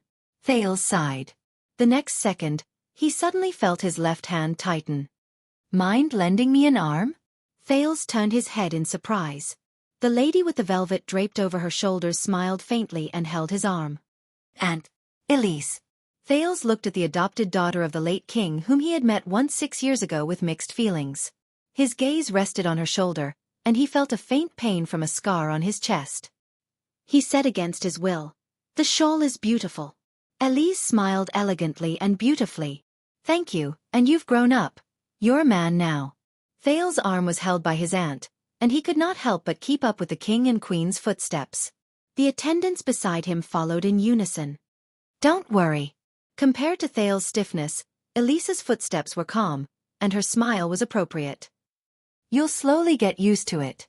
Slowly get used to it. Get used to what? Thales sighed in his heart. Get used to his father's natural aura of an assassin, or get used to the complicated aristocratic circle in the capital.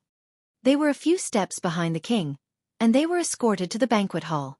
Elisa's voice suddenly became cold. "Smile." Thales was stunned. "If you're going to fight, be fully armed." Elise still showed her kind smile to the people around her, but her tone became abrupt. "And on this battlefield, a smile is the best armor." Thales' eyebrows twitched. "It sounds familiar." But before he could come up with an answer, Elise had already turned her head and looked at the person who had unknowingly followed them. "I haven't had the time to congratulate you, Tormund." Elise looked at Mallows gently. "I'm very happy that you've become the watchman of the guards, and also Thales' personal guard captain." Lord Mallows nodded slightly. His expression did not change, and his tone was as calm as ever. "Your Highness, Elise." On the contrary, after Elise sized up the watchman, she was rather sentimental. "Your father will be very proud," the princess sighed. "His greatest wish is to see your family return to being the 7 Jade Star attendant." Mallows suddenly raised his voice and interrupted Elise. "Please follow His Majesty in, Your Grace. This is your welcome banquet. You don't want to miss it."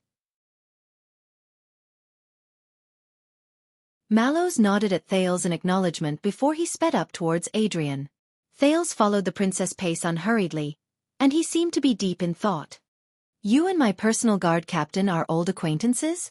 Elise looked at Mallows' back and nodded slowly. Before the decline, Razor Mallows played an important role among the 7 Jade Star attendants in Central Territory. His power was overwhelming, and in the genealogy, there were 3 baronial titles conferred by the royal family alone, comparable to the Wild Horse Barney family. Elise seemed to sigh. When the late king was alive, the old Viscount Mallows even asked for Princess Constance's hand in marriage for his eldest son. Razor Mallows. The 7 Jade Star attendants who played an important role under the royal family. For the first time, Thales understood the meaning of his personal guard captain's surname, and he could not help but frown. From crying and hanging himself to running away from home, Constance made a big fuss. In short, the scene was ugly and chaotic. The marriage did not go through, and the late king felt guilty, so he decided to take a step back and asked me if I was willing to marry him. Thales moved slightly. "You mean?" Thales looked at his aunt and then at Mallows' back and said in surprise, "You and him?" Elise revealed a plain smile. At that moment, she actually looked a little haggard. Thales took a lot of effort to hide his surprise. In that case, Tormund Mallows, his favorite personal guard captain, almost became his uncle? Thales took note in his heart, and secretly thought to himself that when he returned, he would force Doyle to spill all the gossip about his boss. "What happened after that?" Thales asked. "After that I agreed," the princess said faintly. But probably because he was indignant, or maybe because he felt that a princess without royal blood did not meet their expectations, the old Viscount Mallows rejected the late king, and instead proposed to Duke Arund of the Northern Territory. Thales blinked. All right. The adopted daughter was submissive, and married in place of her willful biological daughter, but was decisively rejected by the man. Putting aside this old-fashioned otaku style of fighting, how prestigious was the Mallows family back then?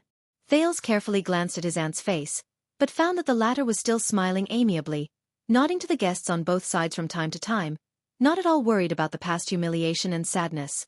The youth suddenly remembered that Elise's husband died in Red Street Market 6 years ago, and the culprit was... Thales looked at his aunt, and knew that her subsequent marriage was not a happy one. When he thought of this, Thales felt a surge of sympathy.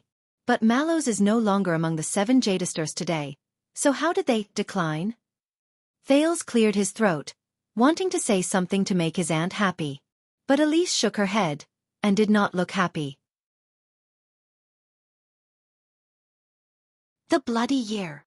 Thales felt a chill in his heart. At this point, Elise did not want to say more, and changed the topic. Speaking of this, Thales, you've been in Northland for many years. Have you noticed any good girls? Thales paused. In Northland for many years. Good girls? Yes. Elise smiled and nodded. When you came back from Northland, the capital city was talking about this a lot. Thales suddenly remembered the little girl who foolishly hid in the library, covered in dirt. And a long time later, the Archduchess who held King Nuvan's ring, roaring like a young lion in the Hall of Heroes, and ordered the troops to be sent out. But when he thought of how her expedition was not going well, and her life was uncertain, Thales' mood fell to the bottom of the valley. That girl. She will hold on, right? He immediately perked up. Of course. Thales raised his head, his expression unchanged. Miss Jenny is beautiful, lively, cheerful, and interesting. She is also very close to me. I like traveling with her the most. Princess Elise's footsteps suddenly stopped. The people around them also fell silent. Jenny? Elise frowned and repeated the name. Very close, traveling together, and a Northland girl. Doyle cast Glover an evil look that was first surprised, then understood. Unsurprisingly, the latter ignored it. Princess Elise gave the eavesdroppers around them a warning look. You should not answer directly. This will bring about a lot of consequences. The servants, guards, guests, and the whispers of discussion rose like a buzz, and spread further and further with the shuffling of footsteps. There was no doubt about the seriousness of this news. His aunt tightened her grip on Thales' arm, but could not help but lean over cautiously and whisper. So, which family in Northland is it?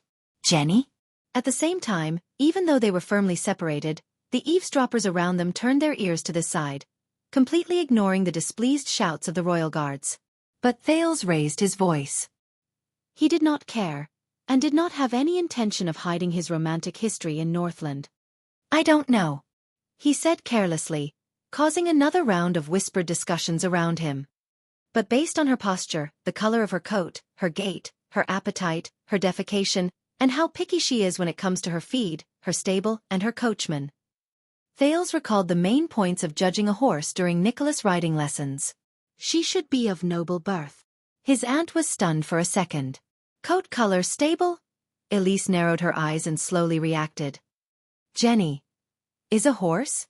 Thales turned his head and laughed heartily. A good horse. The next moment, the people who paid attention sighed in disappointment and dispersed.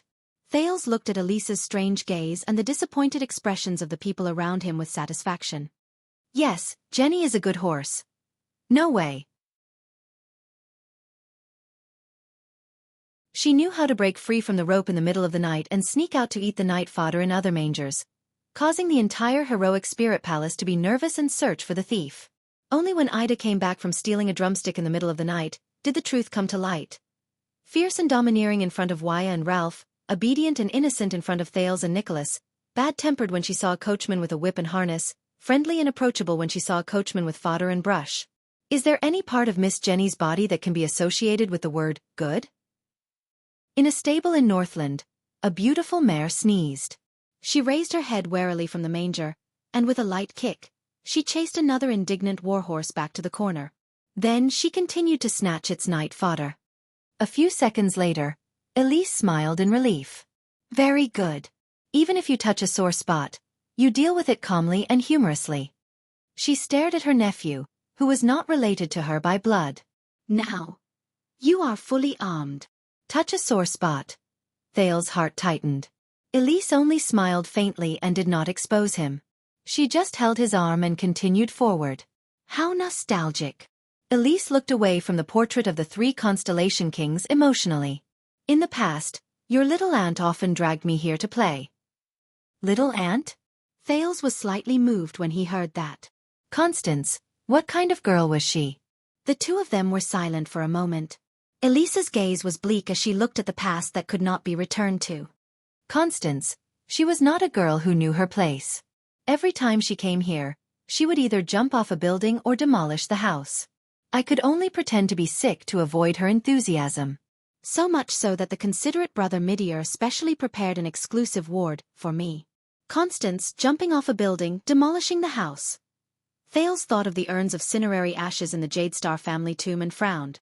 When she rejected the marriage, Elise giggled. She ran away from home 4 times. She ran away from home 4 times, and she even wanted to bring me along with her.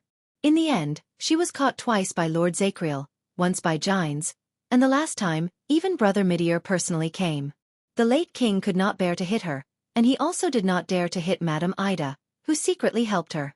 So, he could only let Lord Zacriel whip Kessel, who was in cahoots with her. Elise paused at this point. She looked at the king in front of her, sighed, and continued. Now that I think about it, running away from home with her and starving on the streets together, sigh, it's actually not that bad. Thales was a little dazed as he listened. Constance sounds like. Thales said faintly. She's a very lively and adorable girl. Lively and adorable. Elise laughed involuntarily. You haven't experienced her pranks, including when she painted cute kittens on the back of Horace's armor. The entire military camp saw it, but no one dared to say anything. It was a captive who reminded him. Because she was afraid that third brother could not find a wife, she used Bancroft's name to send love letters to all the future sisters-in-law she had her eyes on, and arranged dates. Because she thought Herman was too smug, she secretly changed his perfume to dog urine when he had a cold and could not smell it. Interested in adult sex, she secretly followed Kessel to Red Street Market, eavesdropped on him, and even came out from under the bed to ask him about his thoughts. Thales could not help but laugh as he listened. The only person who could discipline her was Brother Midier. Elise shook her head helplessly. But even so, Constance's plan still worked once. She successfully applied a delayed effect pepper spray on Midier's wheelchair, and he looked like nothing had happened. He attended the Imperial Conference for an entire day without batting an eyelid. Thales was still laughing, but he suddenly realized something and froze. Aunt Elise, you just said. Thales frowned and said softly, Midia's wheelchair? The atmosphere between the two of them sank slightly. A few seconds later, Elise frowned slightly. You don't know? Thales narrowed his eyes. That's true, Elise sighed slowly. It's a long past, and it involves the deceased. It's normal that you don't know. The Duke of Star Lake subconsciously turned his head. He realized in hindsight that all the stairs in Mindy's hall had slid down a considerable proportion. It seemed like it was not just for decoration. And Elise spoke faintly, her gaze focused on the void. At this moment, she seemed to have cut off the noise of the outside world and was immersed in the past. Although his smile is always the most gentle, caring, tolerant and caring for everyone, although his shoulders are always the toughest, supporting and protecting everyone, although his shoulders are always the most tenacious, supporting and protecting everyone. But even though he was so understanding, gentle and considerate, no one could truly understand his pain. Thales turned around and looked at her in surprise. That's right. When Brother Midir was young, he encountered an accident on a trip, Elise said faintly. Since then, his legs have been disabled, and he can't walk. With a wheelchair as his companion for life. What? Thales was stunned. Midir Jadestar, the former master of Mindy's Hall, the former heir to the supreme throne, the wise prince that everyone praised. It's actually this, the wheelchair-bound crown prince? Thales suddenly remembered the scene when Kessel pulled him up from the ground just now. And his cold words. As a Jadestar, even if both legs are crippled, never bend your knees. Especially in here. In the next second, without any pause, they followed behind the king and queen and walked into the banquet hall. They welcomed the surging tide of people and the cheers of the mountains.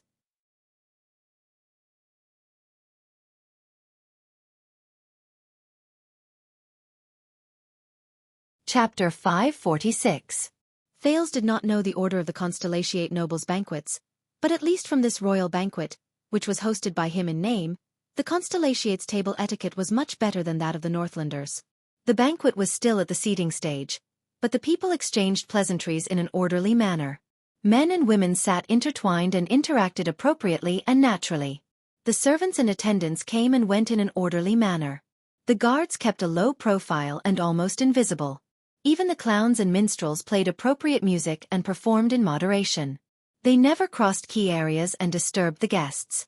Thales could not help but recall the banquet hosted by King Nuvan in Heroic Spirit Palace. He could not help but feel sorry for Little Rascal for a second. But then he remembered that Little Rascal's life and death were unknown, so his teasing moment of silence turned into complete gloom. His Majesty is here. Long live the king. Long live the queen. The king's entourage entered the hall. The originally quiet Mindy's hall burst into an uproar. Greetings and discussions came one after another. May you be healthy. God bless Constellation. Congratulations on your reunion with His Grace the Duke.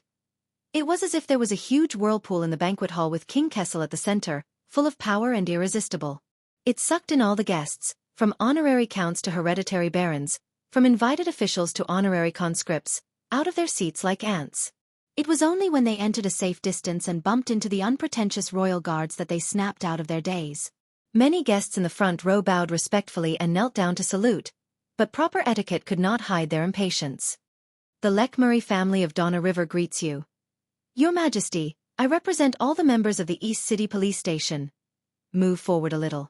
Try to let His Majesty see us, but not too deliberately, lest we embarrass ourselves in front of His Majesty. Your Majesty, do you remember Hazard from the Battle of the Altar? Thales watched all of this. He watched the guests surrounding King Kessel scramble to see him. They bowed from front to back, like rows of harvested straws. Wherever the scythe touched, the straws fell. Thales suddenly remembered the Dark Knight Temple's play he watched when he was young.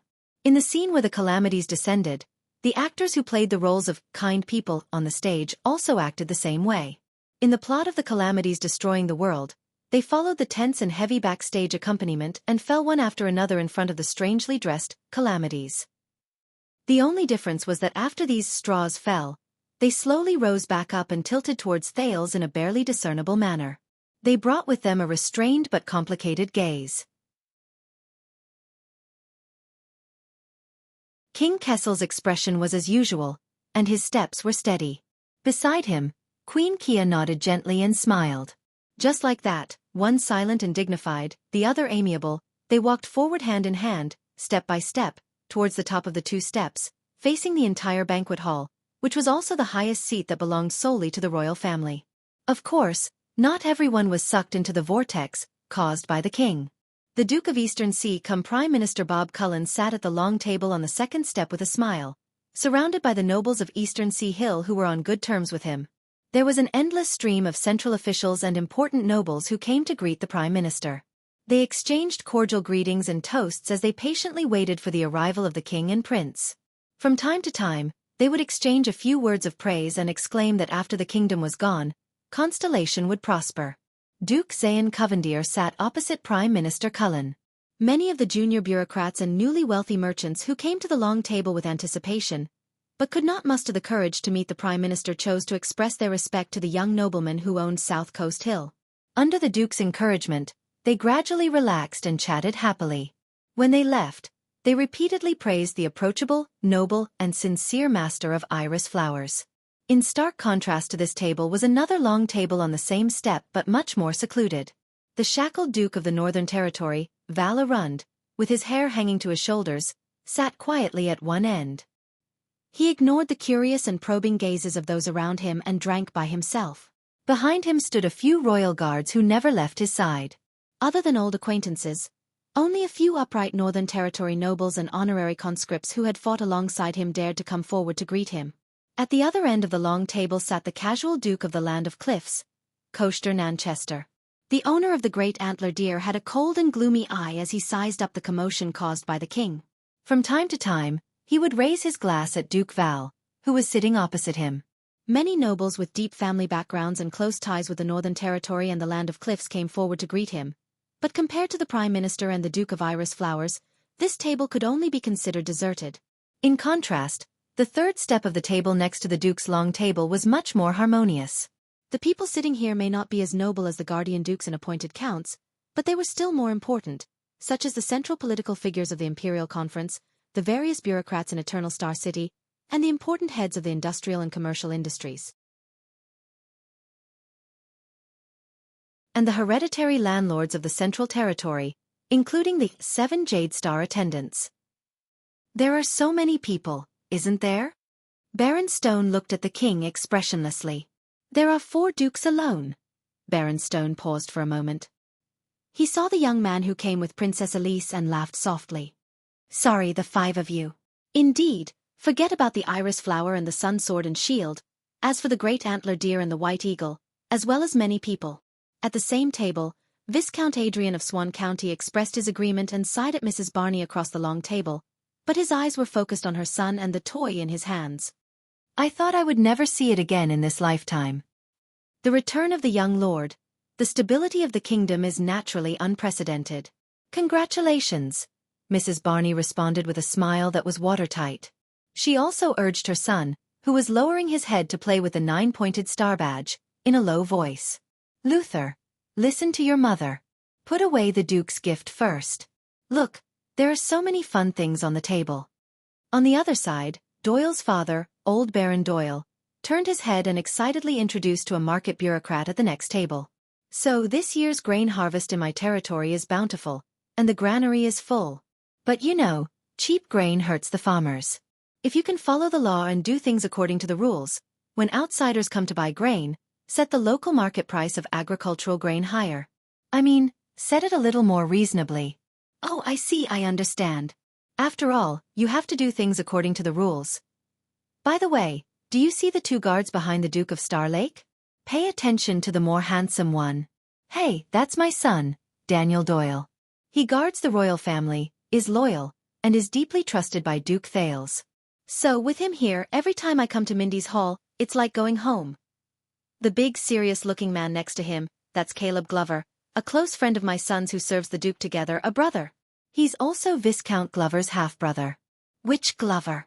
Oh, you know, the Viscount of Lake Mountain County, Lozano Glover, one of the 7 Jade Star attendants, the mainstay of the kingdom's Department of Finance. Oh? What? You've changed your mind? You also think cheap grain hurts the farmers? You want to go back and recheck the relevant laws and adjust the pricing? Oh my lord, I really did not misjudge you. To be honest, I'm a man of noble character, and I don't usually look up to those mediocre and vulgar people. It's rare to see a good person like you who worries about the country and the people and does things according to the rules. Come, let's drink. As the king and his entourage approached, the lords at the noble long table stopped talking. They were not like many guests who were so excited that they rushed forward one after another without caring about their manners, but they still stood up from the long table and respectfully saluted the king. There's no need to bow, everyone. Thales watched the king walk through the center of the hall, up the slow stairs, from the most common seat to the duke's long table, and listened to him speak slowly. If I wait for all of you to kiss my ring one by one, then we won't be able to start until dawn. The king's tone was indifferent, but the weight in it lingered in the hall. However, it made Thales' heart tremble. He subconsciously touched the back of his hand. There was no ring there. Pay attention to your behavior. Beside him, Aunt Elise noticed his abnormality. Although she was smiling as usual, her tone was unusually stern. Perhaps giants can ignore it, but you... Thales only felt a tightness on his arm. You are a prince. Facing the entire kingdom, your demeanor, expression, gaze, tone. Every move will be infinitely magnified and overinterpreted. Aunt Elise held his arm, but her words were full of power. Thales could not help but straighten his back and adjust his bearing. Put on your armor, or as Gines would say, raise your shield. Thales took a deep breath and tried his best to make his smile natural. Under the guidance of Baron Quinton, the chief of palace staff, and Adrian, the captain of the royal guards, the king held the queen's arm and stepped onto the highest table with great familiarity, then sat down leisurely, facing the guests and overlooking the hall. Thales, on the other hand, sat down at the long table that was one level lower than the king's under Mallow's and Gilbert's instructions. Aunt Elise and Gines sat on his left.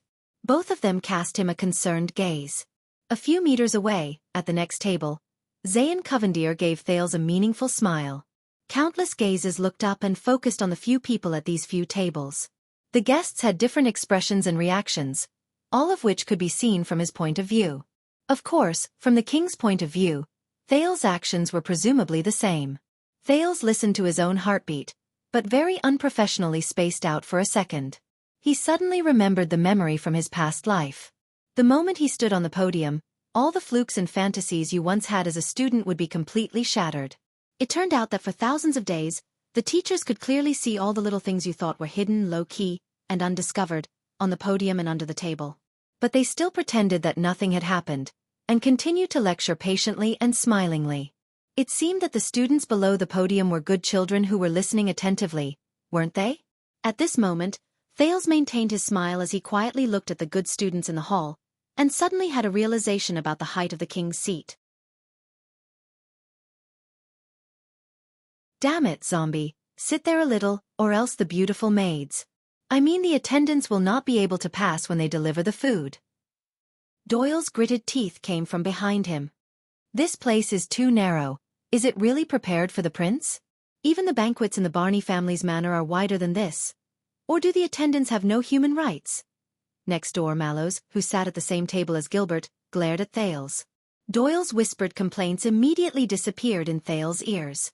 The banquet hall slowly turned from noisy to quiet. The master of Eastern Sea Hill cum Prime Minister, Duke Cullen stood up from the table with a smile.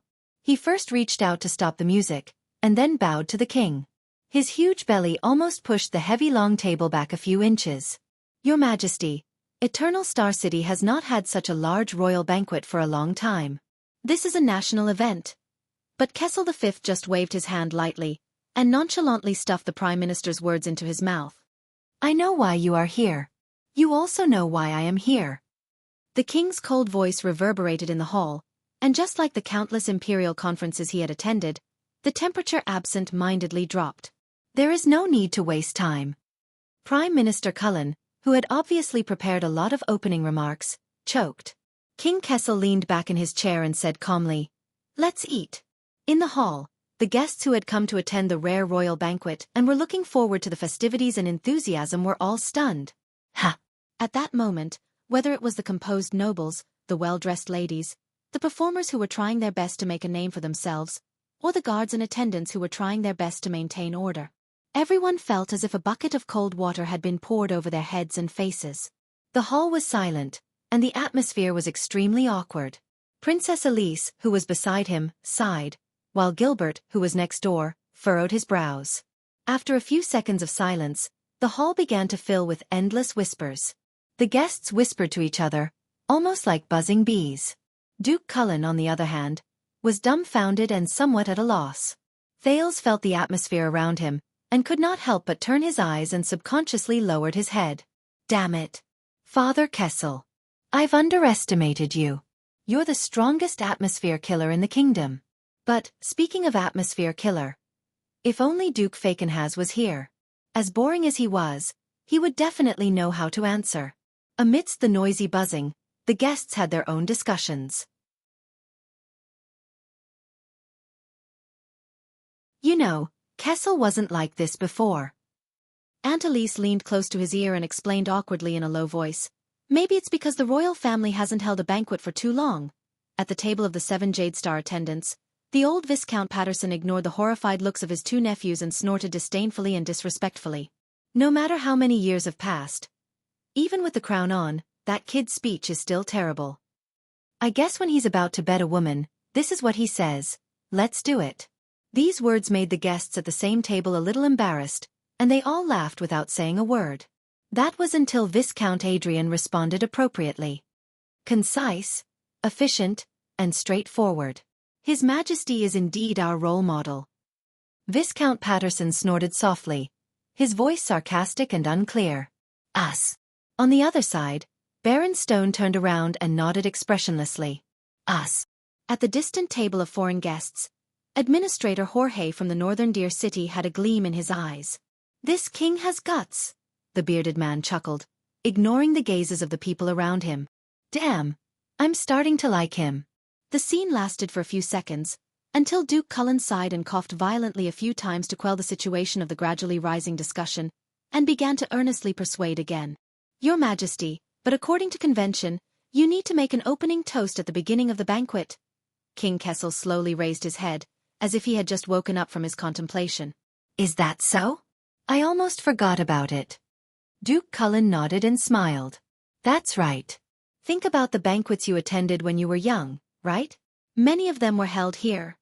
The king narrowed his eyes, his voice as heavy as ever, making people unable to help but look serious. But it wasn't my turn to give a speech then, was it? The Duke of Eastern Sea shuddered. Your Majesty, this... His face was pale, his lips opened and closed, but he still could not continue.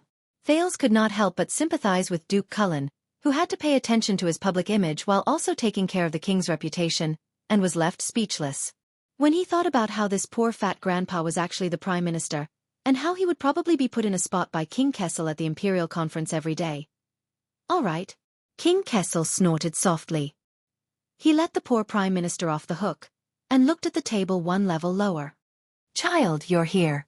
Thales met the king's gaze, and subconsciously, according to his instincts from his etiquette training, nodded at his Majesty in response.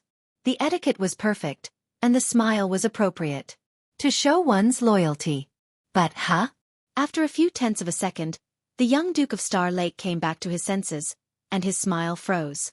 Wait a minute. What did he say? Come what?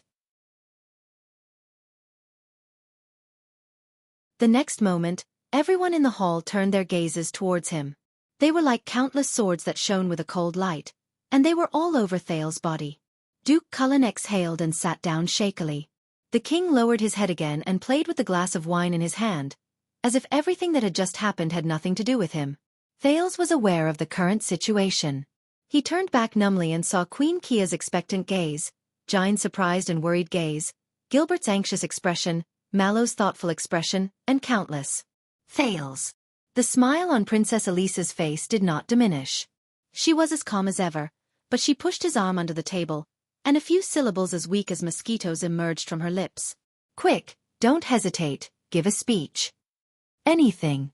After a few months of training, Prince Thales instinctively stood up without anyone's reminder. Thanks to Jine's etiquette lessons, his posture was elegant and his expression calm. Only Thales himself knew that it was all fake. At this moment, the sin of Hell's River was desperately helping him stabilize his body's reactions, from his joints, muscles, blood vessels, heartbeat.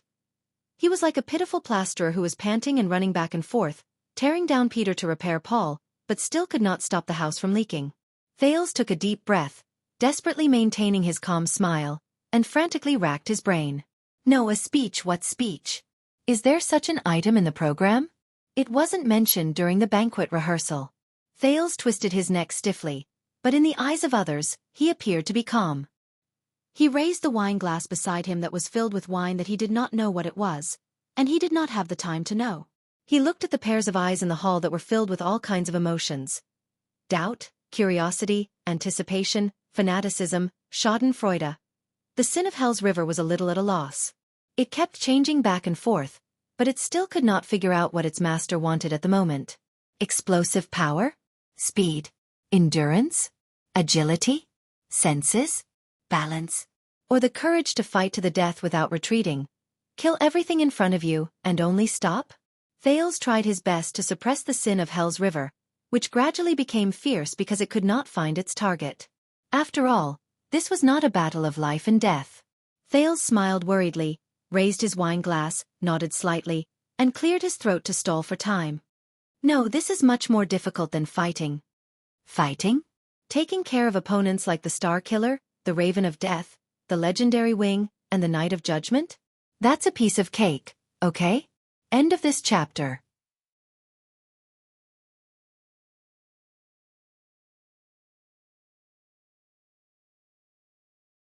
Chapter 547. At the Duke's long table, Prime Minister Cullen sighed with lingering fear. Zayn smiled coldly, one-eyed dragon was expressionless, and Duke Val continued to drink as if no one else was around. Banquet speech, banquet speech.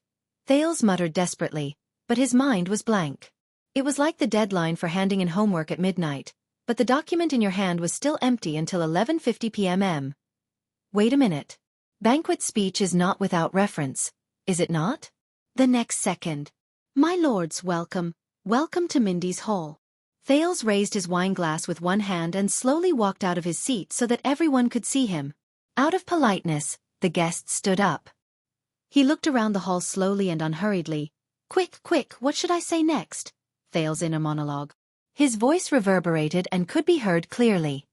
Our door is filled with honored guests and distinguished friends. I've only attended such a grand banquet once in my life. Thales lowered his head, as if reminiscing. He paused for a few seconds. He looked up and smiled. You know, in Dragon Cloud City, King Nuvan wants to thank me, for killing his son. Laughter rang in the banquet hall. Except for the Northland guests, all of them looked livid.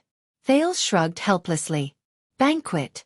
At that moment, King Nuvan's bold and boorish appearance inevitably emerged in the teenager's mind as he raised his wine glass. The born king's powerful and shocking voice from the Northland welcoming banquet also came to mind. Come on. Eat, drink, fight. F***CK. Do whatever you want. Until you're lying, rolling, limp, crawling, and being carried out of my palace. Bastards! The corners of Thales' lips curled up. He quietly glanced at the guests from Constellation, who were all well-mannered. He decisively kicked the roaring King Nuvan out of his mind. Trust me, you don't want to be there. Thales sighed. The food in Dragon Cloud City is terrible, and the wine is terrible. It's torture. Some of the guests chuckled. Thales shrugged, and his eyebrows danced. I guess this is why he wants to thank me, for killing his son. The laughter in the hall rose and fell again.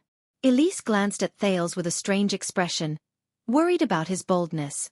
Mallows comforted the nervous Gilbert in a soft voice, telling him that this was the Duke's way of complaining over the past few months, and that he just had to get used to it.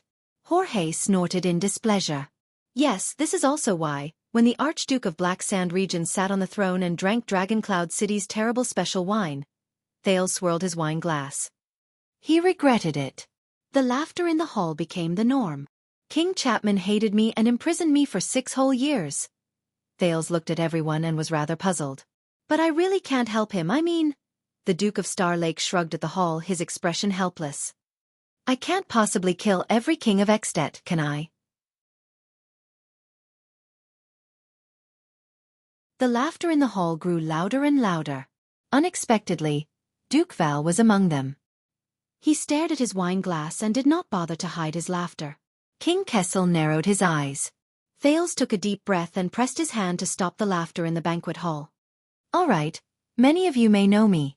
At the Duke's table, many people had mixed reactions. "That's right, I have just ended a 6-year journey."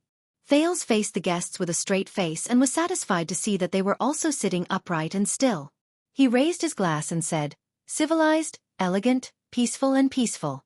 Some of the guests could not help but laugh. But Thales' tone immediately took a sharp turn for the worse. "And my return must have brought many surprises, because I can see in your eyes doubt, wariness, alienation, hostility." The last word made the originally relaxed and cheerful atmosphere in the banquet hall turn cold. The one-eyed dragon and the Duke of Iris Flowers stared at Thales, deep in thought. Thales turned halfway to avoid looking at the king's expression. This prince who suddenly appeared 6 years ago, what has he become after returning from the enemy country? What will he bring to you? What will he bring to the kingdom? Will it be stability or turbulence, stability or change? Understandable, because I have the same suspicions. Thales' expression was solemn. Some are happy, some are confused, some are observing, some are hesitant. Of course, there may be some who do not want to see my appearance. Even the entire hall became completely silent. But I remember 6 years ago, when I was about to leave the kingdom and head north, a lord warned me. Thales looked at the wine glass in his hand with a serious expression. "Go to Extet, to the place between the north wind and the dragon's children. Go to another angle, another world, and see another star. Maybe I will gain something." The way the Duke of Nanchester looked at him changed. "I have indeed gained something." Thales raised his head and raised his eyebrows. "Most importantly, don't drink extension wine." The guests roared with laughter again. But Thales quickly got back on track. "But I am still confused." This time, the Duke of Star Lake's eyes were no longer teasing. Jokes aside, there is no doubt that Nuvan VII was a great king. He was decisive, far-sighted, generous, heroic, and wise. Even a born king like him could not avoid his own misfortune. He could not save Dragon Cloud City from the disaster, and he could not stop Extet's decline. Many of the guests began to whisper. Thales looked like he was in deep thought. "This makes me suspicious. Living next to them, how do we live, how do we rule, how do we move forward so that we do not end up like this and leave no regrets?" Thales paused for a few seconds to let the guests' discussions ferment. Then, he raised his head with a straight face. "To be honest, I do not know," Thales said loudly. "But when I stepped into this hall, I think at least I know where the answer lies." Thales raised his wine glass. "Today is not just about me. 3,000 years ago today, the ancient kings marched north with their entire army. They staked everything on one throw and fought against the orcs. They traveled 1,000 miles to pursue the Holy One." Thales recalled the Errol World History class. Not just King Anzac of Rock Ridge, but Ruder, Shaywin, Northland, Thornland, faraway mountains, Carenza, Saltlands. It was the countless nations and cities of that era that united as one. They were selfless and fearless. Only then could they create miracles and write epics. Thales raised his voice. They stood on the glaciers, stepped on the skulls of the orcs, and announced to the world that as long as they worked together, humans would be invincible. Many of the guests looked serious. They raised their wine glasses and returned the toast from afar. On the contrary, Thales' expression darkened. He carefully looked at each guest, the innocent-looking Duke Cullen, the gloomy Zayn, the thoughtful Koshter, the silent and dazed Val. Division leads to decline, internal strife leads to weakness, selfishness is despicable, and mutual destruction leads to the end. Thales' voice became deep. He looked around and said in an unquestionable tone, "Believe me, I have seen how the descendants of Raikaru the hero lived. King Nuvan's domineering and tyrannical ways brought about suspicion. King Chapman's tyranny made him countless enemies. The Archduke's wild ambitions caused the kingdom to be in turmoil, and the Northlanders' fanaticism, blindness, and self-righteousness since ancient times worsened the situation until it was irreversible." He said solemnly, "So I understand, whether it is the Holiness Exorcism campaign or the kingdom today, only by overcoming these weaknesses, only by being united, and only by working together can we have a foothold on the earth and look up to the heavens. Thales said loudly, just like today, just like yesterday, just like tomorrow, just like the countless days and nights that I and all of you here will be loyal to each other until the end of our lives. Gilbert and a few of his friends had strange expressions, as if they were surprised by the prince's impromptu performance. In the next second, Thales raised his wine glass over his head and shouted angrily, "To Constellation!" Thales said in a long voice, "To bask in her light for the past 700 years, to be grateful for her greatness, to shelter her wings, and to share her glory." There was a second of silence. Then, the shackled Duke of the Northern Territory, Valerund, unexpectedly raised his glass and shouted in response, "To Constellation!" The one-eyed Duke of the Land of Cliffs, Coster Nanchester, smiled and raised his glass as well. "To Constellation!" Immediately after, Queen Kia also raised her glass expectantly and cooperatively, leading a large group of guests who were not used to it to raise their glasses. Soon, under the urging gaze of the Queen, the King also snorted softly and raised his glass nonchalantly. With a precedent, the guests were stirred up. They raised their glasses in unison and echoed, "To Constellation!" The hall immediately boiled over, and the sound shook the dome. Jorge and Levi Trentida, who were sitting in the corner, looked around. In order to fit in, they still raised their glasses awkwardly. Thales sucked in a deep breath and chased away the anxiety in his heart, which made him feel like a duck on a perch. "To the king!" Thales turned to King Kessel and raised his glass from afar, trying not to read the complicated meaning in the latter's eyes. For him, in the face of danger, to turn the tide, to work hard for decades, to protect the kingdom with unwavering determination. The guests in the hall gradually got used to it and echoed in unison, "To the king!" Thales' words became smoother. He turned around, looked at the entire hall, and turned his glass around. "To ourselves. For all of you here and our ancestors, for us who have worked together for hundreds of years to carry the burden forward, and for the great cause of mankind's most glorious past. And for us to be as unstoppable as ever." The guests raised their glasses in response, like a flash flood. "To ourselves." Thales breathed a sigh of relief in his heart. He smiled and looked to the north again. "And," Thales roared with all his heart, "you're right. F*CKU. Chapman Lampard." There was no need to remind them, and no one seemed to think. Many people followed without hesitation and shouted, F*CKU. Chapman Lampard. After shouting this, many people were stunned at first, then they reacted and roared with laughter. This time, the guests from different seats and backgrounds were in unison, including northerners like Jorge and Levi. They shouted without any grudges and with sincerity. But at this moment, a different shout pierced through the crowd and rang loudly. "To Duke Thales." Thales was slightly surprised. It was an ordinary-looking young noble dressed in ordinary clothes. He stood among the foreign guests and resolutely raised his cup and shouted, "Let's go!" To his open-mindedness, wisdom, breadth of mind, courage, and youth. Everyone was stunned again. But soon, many people responded one after another, "Yes." To the Duke of Star Lake.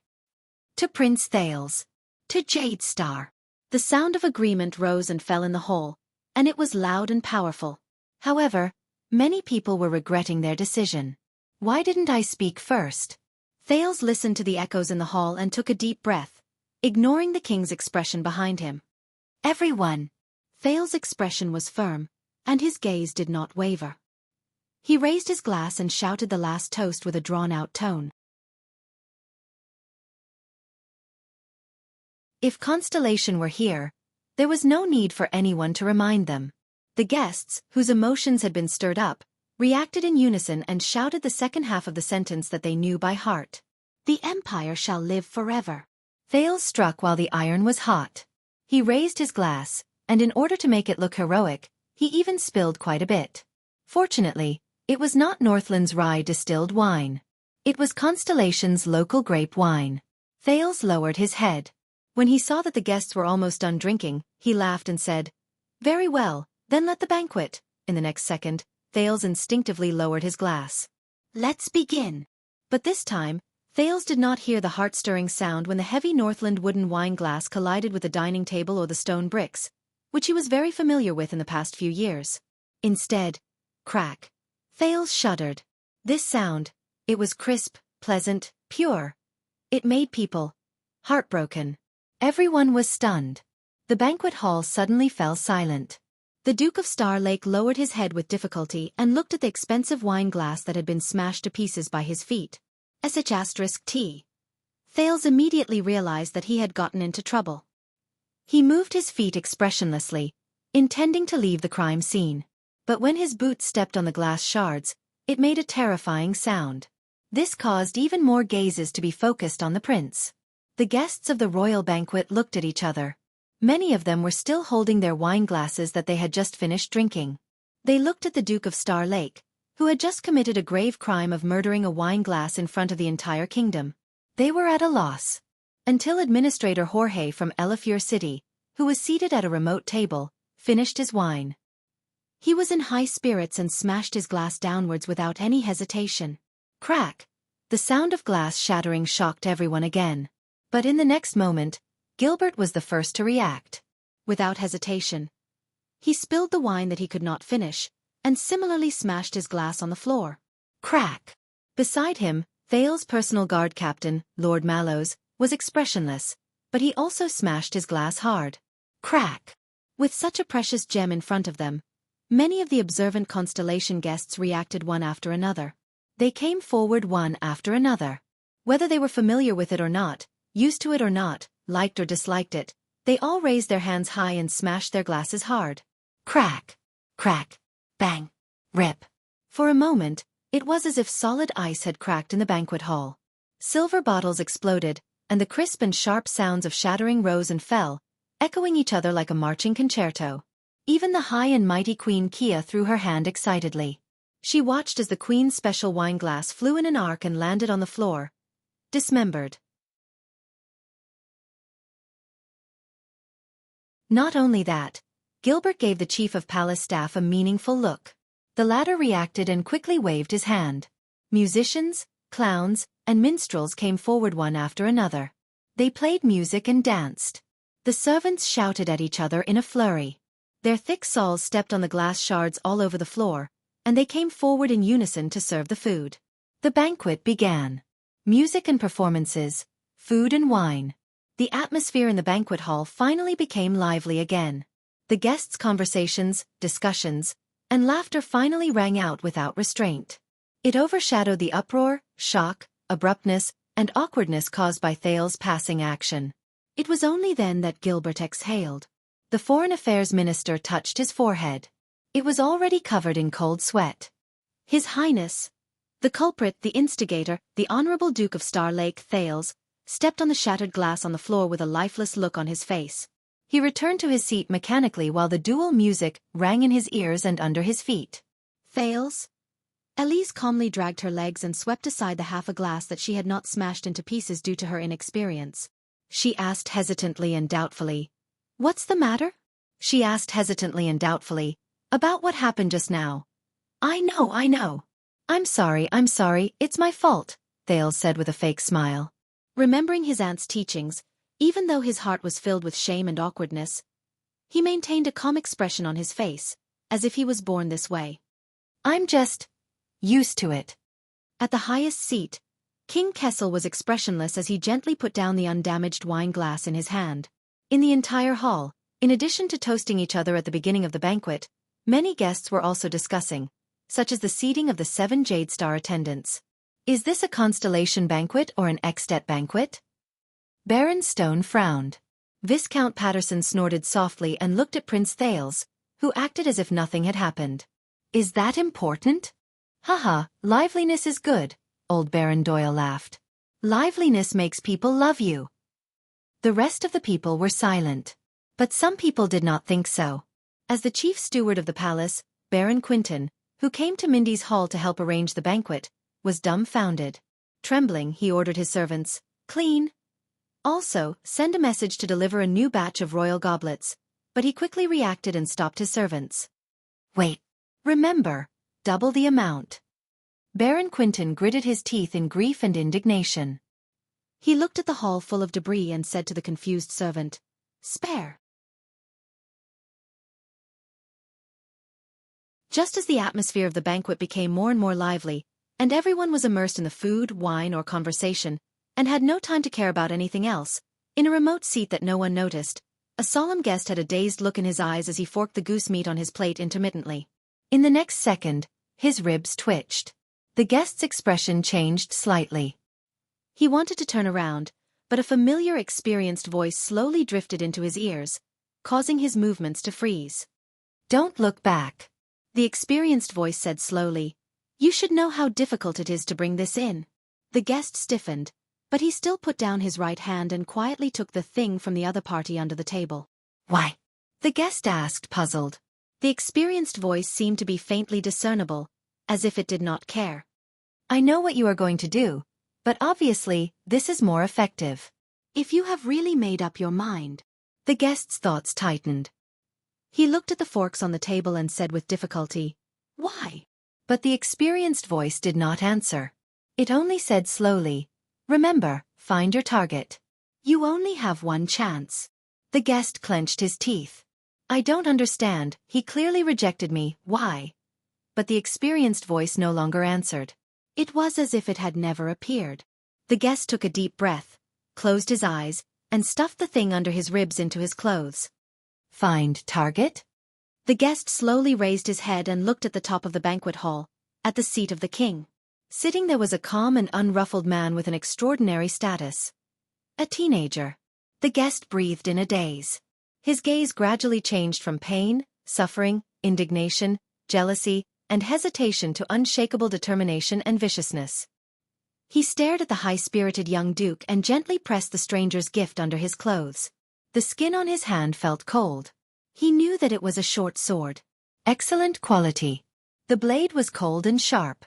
Merciless. End of this chapter.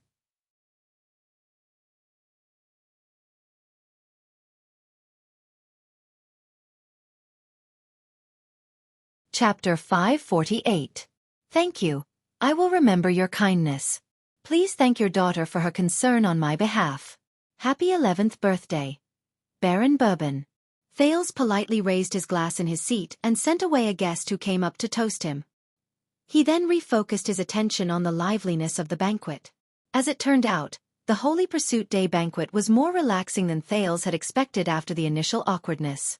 Amidst the melodious music, not only were the guests enjoying the banquet and chatting enthusiastically, the servants of Mindy's hall were also constantly serving dishes and serving food.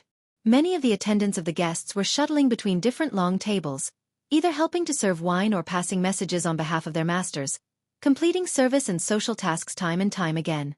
Just like in Extet, there was an empty space in the center of the banquet hall. It served as both a stage and a dance floor. Minstrels, clowns, acrobats, instrumentalists, and dancers took turns to perform their respective skills. For example, at this moment, a bard was pacing around with his zither in his arms. He had already begun his performance. This song is a new piece inspired by my years of visiting the Western Desert. It tells the story of King Kessel leading his army deep into the desert 11 years ago and killing the enemy chieftain in the Battle of the Altar. This was familiar to Thales. When he was a child beggar, there were often such bards in Sunset Pub, but their clothes were never so neat, and their singing and zither skills varied. As the bards sang in a melodious and grand manner, the dishes were constantly refreshed. They were served on the long tables in order. There were no less than 5 kinds of cheese soup, vegetables and fruits, roasted bird eggs of strange sizes, sturgeon soup, oatmeal, pig blood sausage that did not look good, smoked beef, roasted chicken with sauce, venison stew, all kinds of unknown poultry and game, raw and cooked seashells, terrifyingly large meatballs, dozens of different styles of bread, pancakes, pies, and all kinds of magical dishes whose original ingredients could not be identified. Of course, that included all kinds of indispensable alcohol. How should I put it? Is his dad really rich? Thales sighed. All right, Constellations do have a way with food, at least compared to the Northlanders in Dragoncloud City who only know how to roast, and stew. Dragoncloud City. At the thought of this, Thales' mood became gloomy. What's wrong? Not used to it? Aunt Elise, who was beside him, noticed him. No, it's just that there are too many choices. Thales stared at a plate of beans absent-mindedly. I don't know where to start. Princess Elise elegantly divided the vegetables on the plate and seemed to sigh with emotion. You should go to the dragon-kissed basin. The nobles in Anlenzo are very strict with their food. Of course, I can't get used to their taste. Once you get used to a place, it's hard to get used to the delicacies of another place. Thales forced a smile. In the end, he imitated his aunt and extended his claws to a plate of seemingly fresh lettuce. Someone poked him. Thales turned around and saw that it was Doyle, who was sitting on the vice table behind him. His cheeks were puffed up. Your Highness, you can. Doyle swallowed a mouthful of food and ignored Glover's disdainful gaze. He pointed at Thales' table and whispered, Can you pass me the seasoning salt? Oh right, and the plate of beef on your left. Thales frowned. Isn't there any on your desk? Yes, but I always feel that the food served on your Highness's table is especially delicious. Thales sighed. He looked around and found that no one was paying attention. Then he quietly leaned forward, pushed the plate of beef behind his armpit, and stuffed it to Doyle. You're really not polite. Doyle took the food the prince gave him in a well-practiced and tacit manner. He smiled obsequiously. Because his lordship is not here. Ahem, I mean because you're the most kind and gentle prince in the world. Thales rolled his eyes and continued to deal with his lettuce. Doyle sent the beef in Glover's direction, but the zombie just turned his head away in disdain and continued to drink his beer. Doyle shrugged indifferently and ate by himself. Your loss. As time went by, the music was played round after round, and the performers changed again and again. However, the guests became more and more interested, and the atmosphere in the banquet became more and more enthusiastic. More and more guests left their seats and took the initiative to talk. But fortunately, Thales' burden was not too heavy, because most of the people were diverted to the highest table, to his father. It was a rare royal banquet for more than a decade, and there were many guests who wanted to use this informal occasion to pay their respects to the king.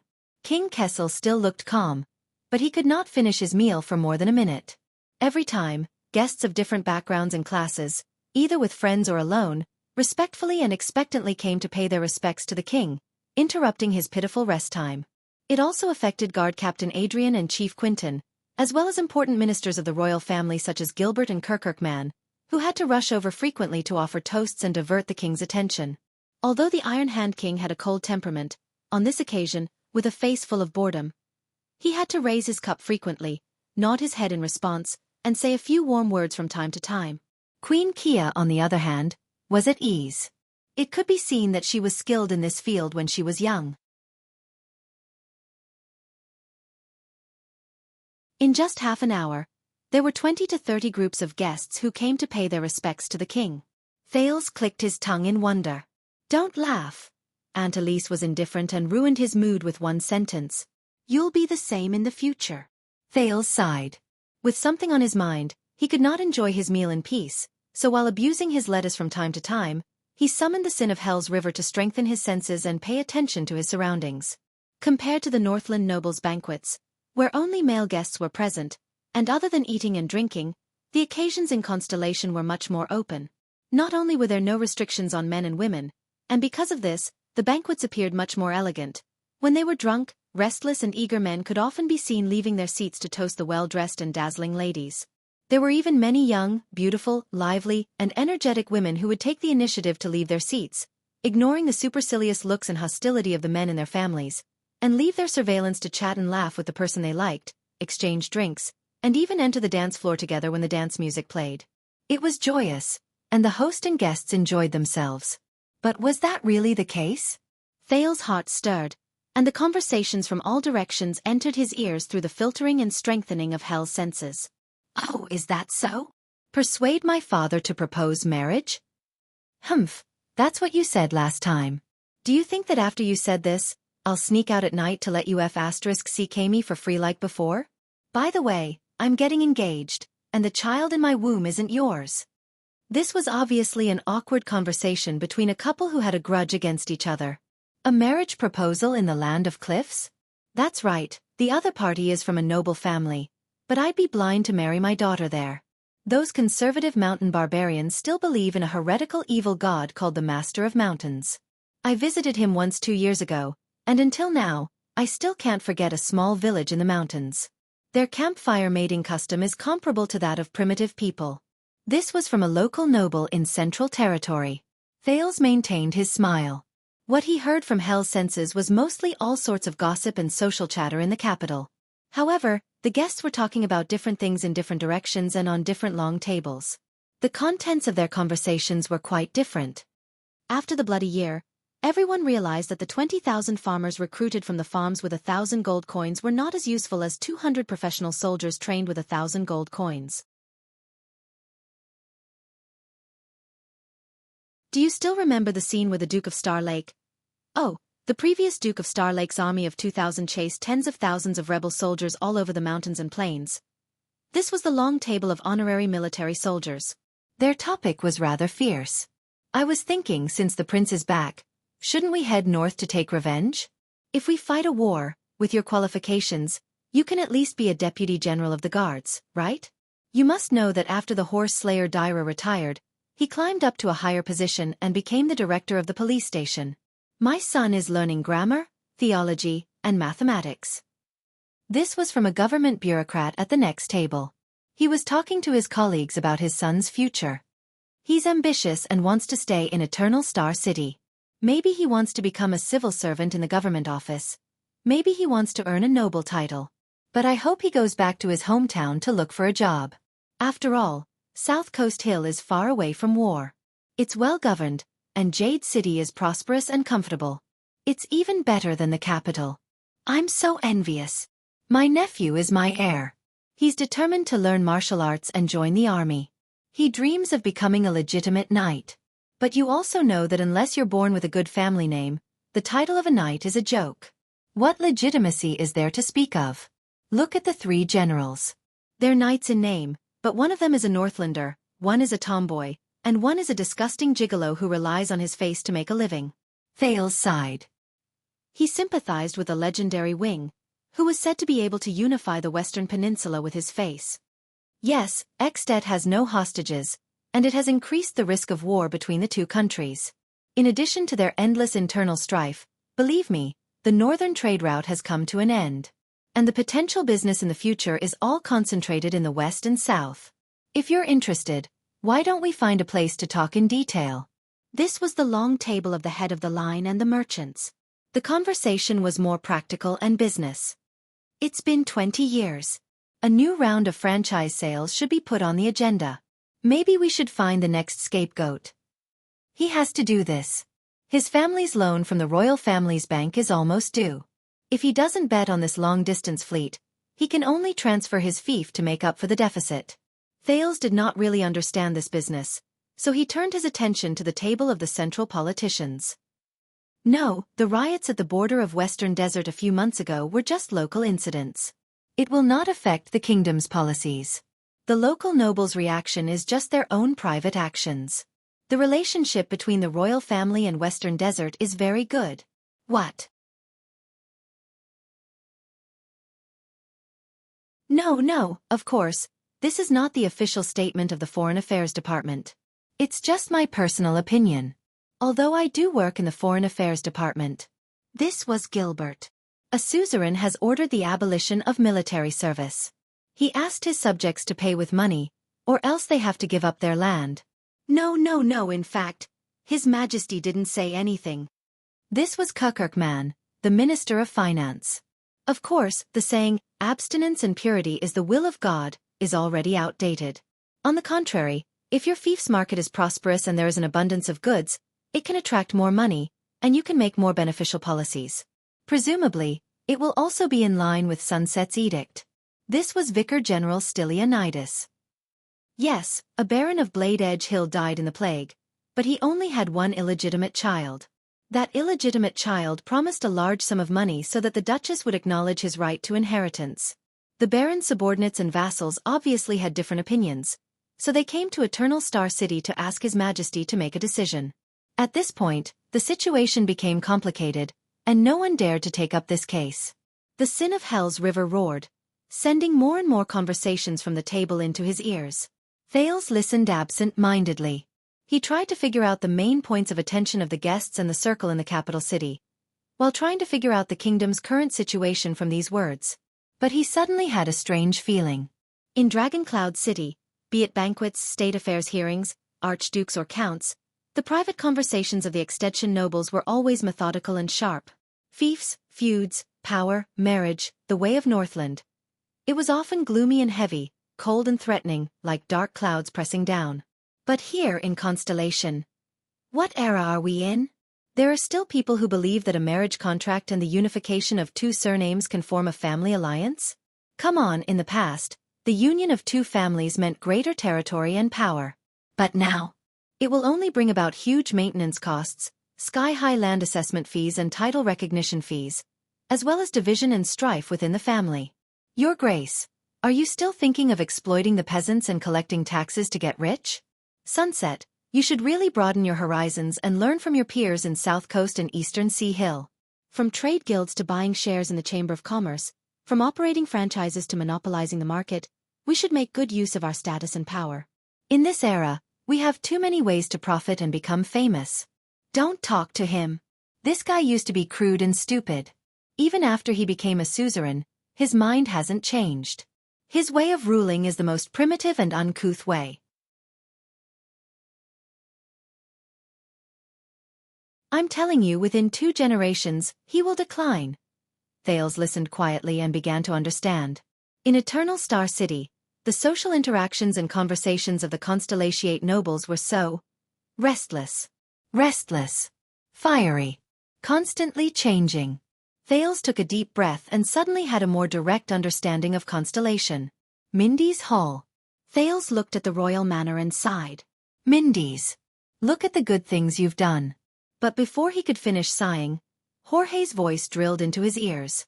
F***CK, I'm telling you, at that time, dark clouds covered the sky, lightning flashed, and thunder roared. The dying-born king grabbed your Polaris and our young dragon. He put their little hands together, and before he died he said, "Only true love, whose hearts are connected, can summon the true dragon to come and save the city." Thales' expression darkened, and he looked around. In the foreign guest seats, Jorge of Elefure City was drunk, and his spittle was flying everywhere. The king passed away, and the young dragon trembled with anger. She faced the calamity and howled at the sky. "Dragon clouds do not perish, the Waltons will avenge this." Polaris held her hand and stood side by side, unafraid of death. "If you are determined to fight, Jade Star will follow you to the end." The next moment, there was a bang. Guess what? Whoa, they summoned a true dragon. In the blink of an eye, the true dragon fell from the sky, and killed the calamity on the spot. Damn it! Thales listened for a while with a gloomy face, and his mood worsened. He simply turned to listen in another direction. But he quickly realized that he was the main character in many of the conversations. I think we should choose a prince consort who is not of high birth, just like Queen Kia. It's best if she has some affinity with the commoners. After all, things are different now, and Prince Thales is not the Midir of the past.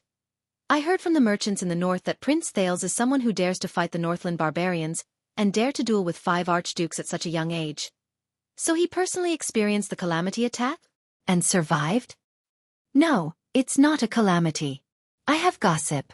In fact, back then, it was a conspiracy by a secret cult, trying to control the political situation and subvert Extet.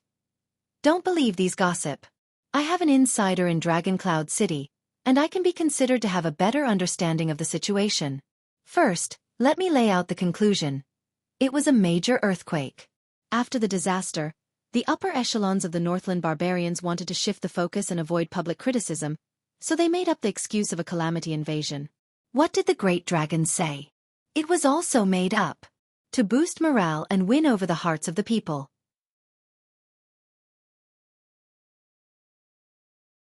Think about it. The timing of the Great Dragon's birth, the timing of the King of Extet's death, the timing of Lampard's proclamation as king, and their act of detaining the prince. Sigh, with this, the truth is about to come out, right? What truth? Hee, I can't go on. Think about it carefully, and those who understand will naturally understand. In short, we can't look at a problem in isolation. We have to look at the pretentious bullshit. Do you understand? Pretentious bullshit.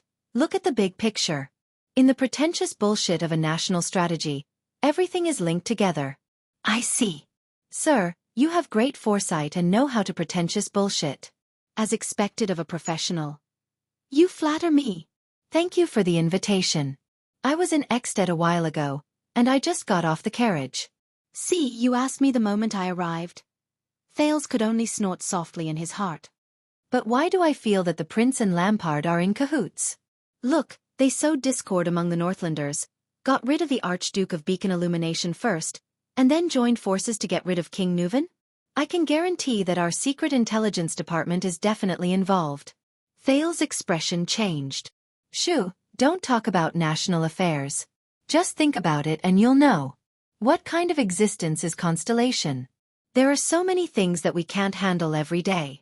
Why would we do this kind of thing? 2 words. Not worth it. I heard that the prince seduced the Archduchess of Dragoncloud City so much that she would die for him. Come to think of it, that's true. That woman only knows boorish men from the north.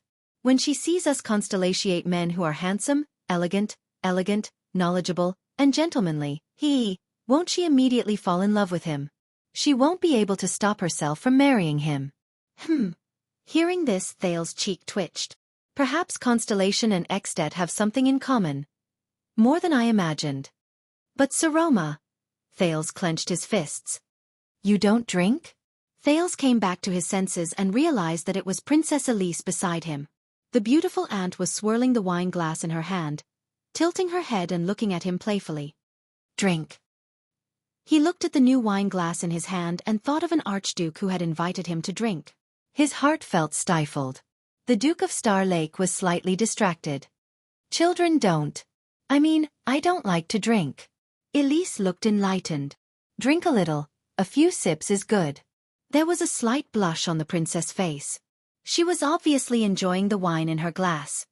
According to the rules, it's best not to let others see the pattern of the royal family's eating habits. Yes, I heard about it. Thales sighed, feeling a headache coming on. He looked around the lively banquet hall. Fortunately, we're sitting high. No one is looking at me. Elise chuckled and stared at the wine in her glass. Yes, no one is looking. The princess swirled the glass. Her voice changed a little, and her gaze was profound. But I bet that by tomorrow, you'll feel that everyone is looking at you. Thales saw that his aunt was a little drunk. He smiled and did not answer. Are you used to it? Elise looked him up and down. This is the first banquet after your return. It's probably the first one the royal family has held in more than a decade. Everyone has to thank you. Thales paused for a moment. He looked at the increasingly lively banquet and curled the corners of his mouth. I think it's pretty good. It's safe and peaceful. Thales exhaled slowly. There are no dozens of nobles pointing out in unison that you're an illegitimate bastard. And there's no damn king forcing you to find his son's murderer. Or a bunch of ferocious northern men yelling that they are going to chop you into pieces. Thales was a little lost in thought. If I omit the part about meeting and exchanging pleasantries. It's been a long time since I've seen such a peaceful and festive gathering of nobles. Thales was silent. He suddenly felt his wrist heat up. It's okay, Thales. Thales snapped out of his daze and realized that Aunt Elise was holding his wrist under the table. She said gently, "It's okay." The princess stared at him quietly. The gentleness and pity in her eyes was a little unbearable for Thales. At this moment, Mallows appeared beside them. "Your Highness," the watchman bent down and whispered. "You should go." Elise let go of Thales' hand and frowned. "Your Grace?" Mallows lowered his voice. "The Queen needs to return to the palace now." "She." Elise turned in the direction of the Queen and immediately reacted. Thales narrowed his eyes. Beside the king, Queen Kia's face was pale and she was mumbling. Gines was holding her wrist tightly, and the maids beside her were methodically getting ready to go. Thales then heard the voice over there through Hell's senses. "Where are my children?" "Luther is still young. He needs to change his diaper." His heart dimmed. Some of the guests noticed the Queen, but most of them looked away and ignored her. Mallows nodded. "The Queen needs your help." Princess Elise sighed slowly. She gave Thales a helpless smile and got up. Mallows thoughtfully put a cloak on her. Thales could only say goodbye to her. But just as he turned to leave, the The princess suddenly spoke. Tormund. Hearing his name, Mallows suddenly froze. Elise looked at the queen, tightened the cloak on her body, and said faintly, "Have you ever regretted it?" Thales frowned when he heard this, and his hand that was picking at the lettuce froze. Mallows frowned. He paused for a moment before he repeated, "That's right. The queen needs you, your highness." "I know." Elise smiled and glanced at the watchman, her eyes hazy and sad. "I have regretted it." Mallows was stunned. In the next second, Elise floated away and joined the queen's party. 1 second. 2 seconds. In the extremely awkward silence, Thales cleared his throat, looked at the back of the guard captain who stood extremely stiff, and tentatively said, You and Aunt? Don't ask." Mallows did not turn his head and sat down gently beside the prince. "You're still my favorite duke." His tone was respectful and expressionless. But Thales felt a chill in his heart for no reason. Fortunately, someone appeared in time. How unlucky. Behind him, Doyle, who had returned from the toilet, patted Glover's shoulder and sat down casually. "As the prince's personal guards, we have to fill our stomachs in advance. We can't go down to the banquet, we can't dance with the girls, we can't. God, it's so boring. I really miss the past." Doyle yawned. "You can do it." The watchman turned his head from his seat and glanced at Doyle faintly. "You can do it like before. Go down and join your father's table, join the banquet, dance with the girls, and tease." Doyle shuddered violently. Under Glover and Thales' sympathetic gazes, he then discovered stiffly that the person who was sitting in Princess Elisa's seat was his superior. Lord.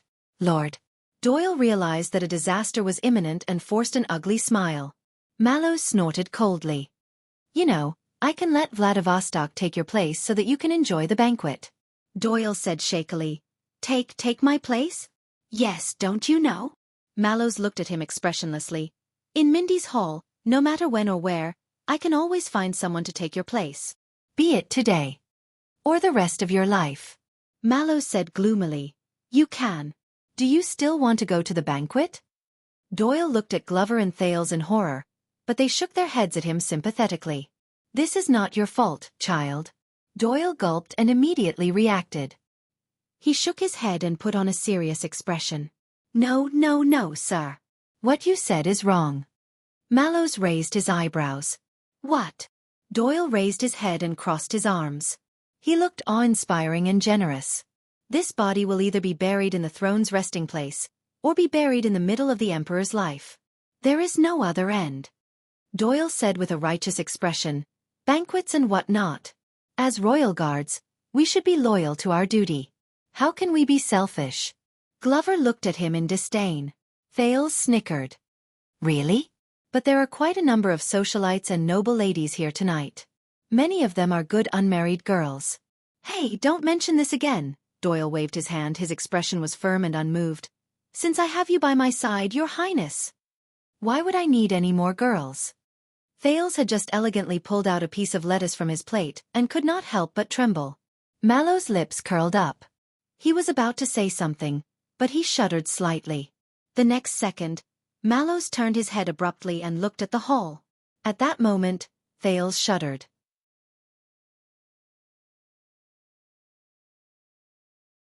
He suddenly had the illusion that the watchman before him had turned into a sharp blade. Mallows stared at the entire banquet hall and said coldly, "Doyle, go to the banquet immediately and blend in with the guests. Doyle, go to the banquet immediately and blend in with the guests. Pay more attention to them, especially those who have cautious expressions and stiff movements." Doyle still had a straight face. "No. I want to protect His Highness here." But Mallows turned his head around and his expression became stern. "I'm serious." His appearance startled the three of them. "Glover, inform Captain Adrian and ask him to escort His Majesty away quietly. Then, gather the men." "Sir."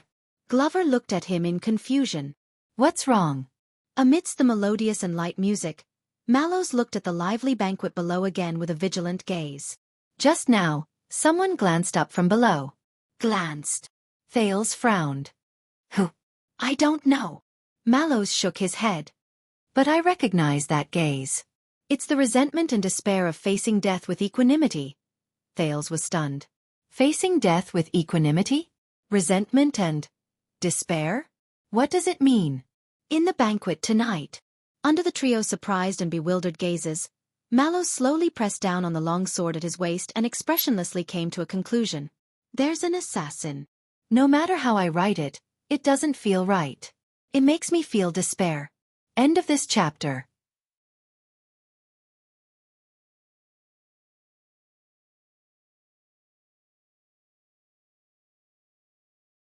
Chapter 549. The music was melodious, and the candlelight was romantic. The banquet entered the next stage. On the dance floor in the middle of the hall, many men and women began to hold hands and dance passionately. Except for Thales. No, my lady, your boldness and straightforwardness really amazed me, and even brightened up this banquet. In his seat, facing a young, lovely, lively and adorable noble girl in front of him, Thales dryly said some polite words, which could probably only deceive Ida. It's just that my identity is sensitive. This is a serious matter, and I cannot act rashly.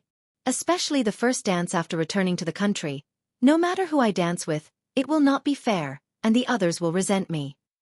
Thales noticed from the corner of his eyes that Mallows had ended his communication with his subordinates and was walking towards him. The watchman's eyes were filled with urgency and vigilance at the same time. Thales understood what he meant. Do it quickly. So, for the stability and balance of the kingdom, for the prosperity and peace of Constellation. Thales braced himself and looked kindly into the girl's sparkling eyes. He gently held her palm and held back his disdain for himself. I can only bear with the great sorrow and give up the beauty of dancing with you. This breaks my heart. The girl in front of him bit her lower lip. Her eyes were resentful and hurt. But she lifted her skirt and bent her knees with slight annoyance. She glanced at Thales sadly, then turned around and left. She didn't seem sloppy, but she was graceful and graceful. People could not help but look at her. Thales breathed a sigh of relief and felt exhausted. This was the 9th lady who invited him to dance tonight, as well as the 44th, or was it 54th? He could not remember clearly. Guests who came to visit him. So you just got rid of Lady Eno Shah, Mallow's voice came from behind him. Well done. So that's her name, Eno Shah? Thales sighed and said, I feel guilty looking at her expression. Mallows denied it decisively. There's no need for that. Lady Eno Shah is not only bold and straightforward, she also knows how to use her charm to capture spoils of war.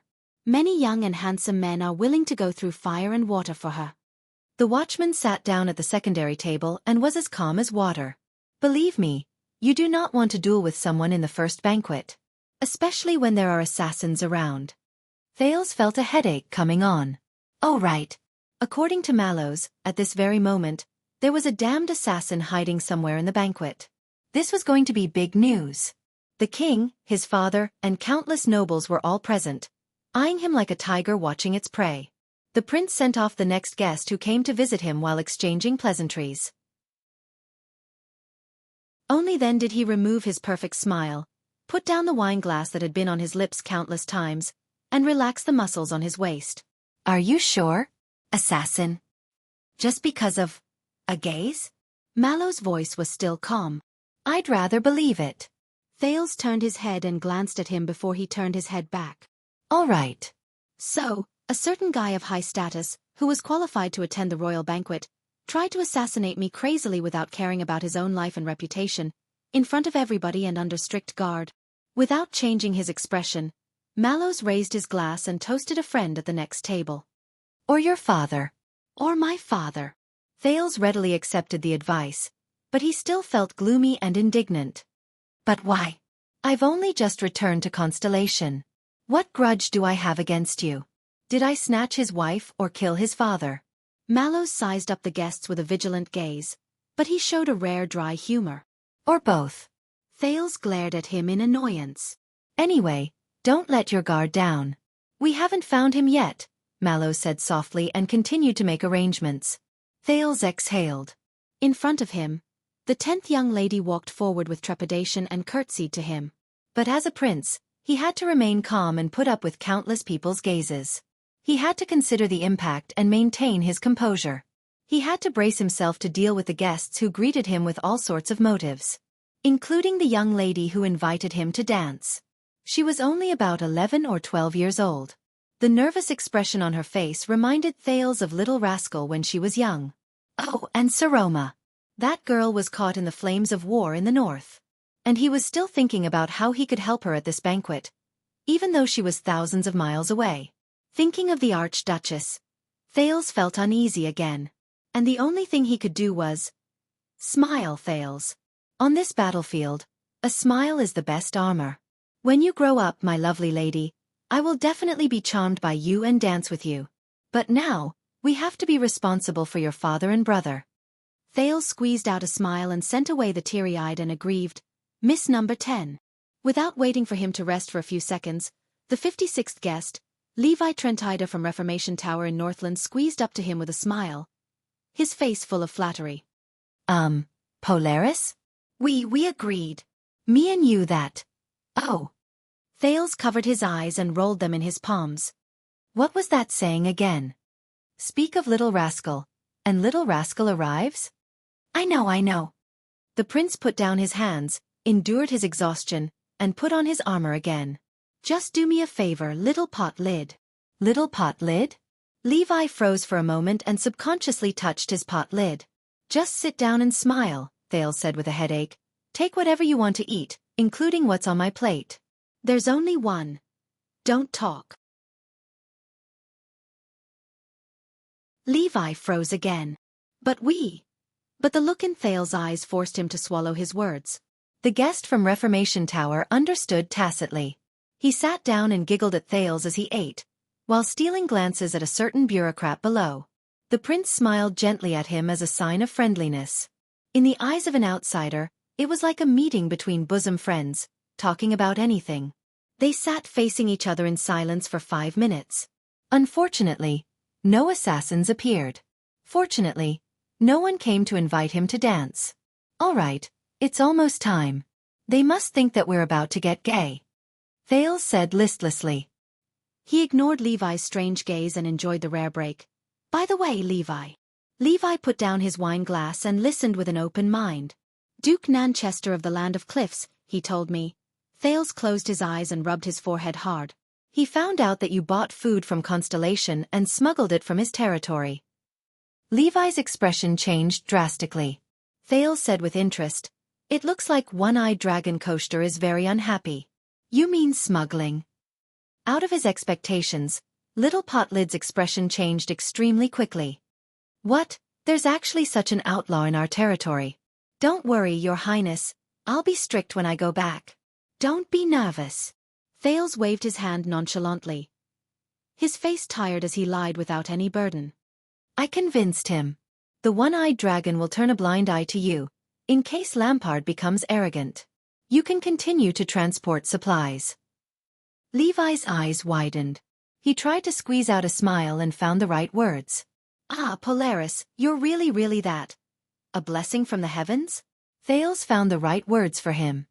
But you have to think about it more. But Thales just wanted to end it quickly. He waved his hand and interrupted him. If this route is discovered by Black Sand region in the future, or even if the fact that you came to me for help is exposed, then King Chapman will only think that you've long been in cahoots with Constellation and have ulterior motives. And you know how much he hates me. Little Potlid's eyes began to turn. You have to hurry up and find internal reinforcements to fight against the Kinslayer. Thales sighed. At the end of the day, Eksted's affairs can only be resolved from within. Internal reinforcements. Internal. Thales felt that he had made himself clear enough. The two of them were silent for a while. Your Highness' priceless advice. Levi became serious. I'll keep it in mind. Thales shook his head. Of course, the One-Eyed Dragon isn't a good guy either. The teenager raised his glass and clinked it with Levi's. If he goes back on his word behind my back and cuts off your supply route, or tries to blackmail me, Thales' gaze turned cold. Remember to let me know. Levi's expression was solemn, but he only nodded. Lastly, your previous promise. Thales was nonchalant.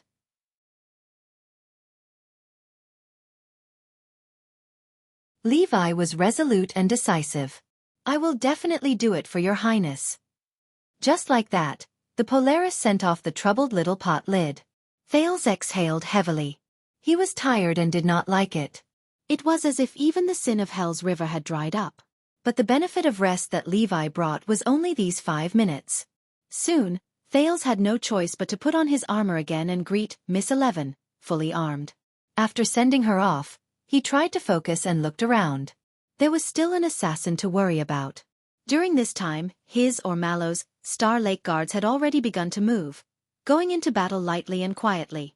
The former police officer Commodore, who had sparred with Thales before, the fierce-looking and muscular Bostia, Franzuk, who was as tall as a flagpole, and Ferry, who seemed to be in a daze, gathered quietly. They either hid in the shadows of the corridor in the entrance hall, or pretended to be servants serving wine, or pretended to be on duty. They stood guard not far away from Thales, vigilantly scanning the people who approached the prince.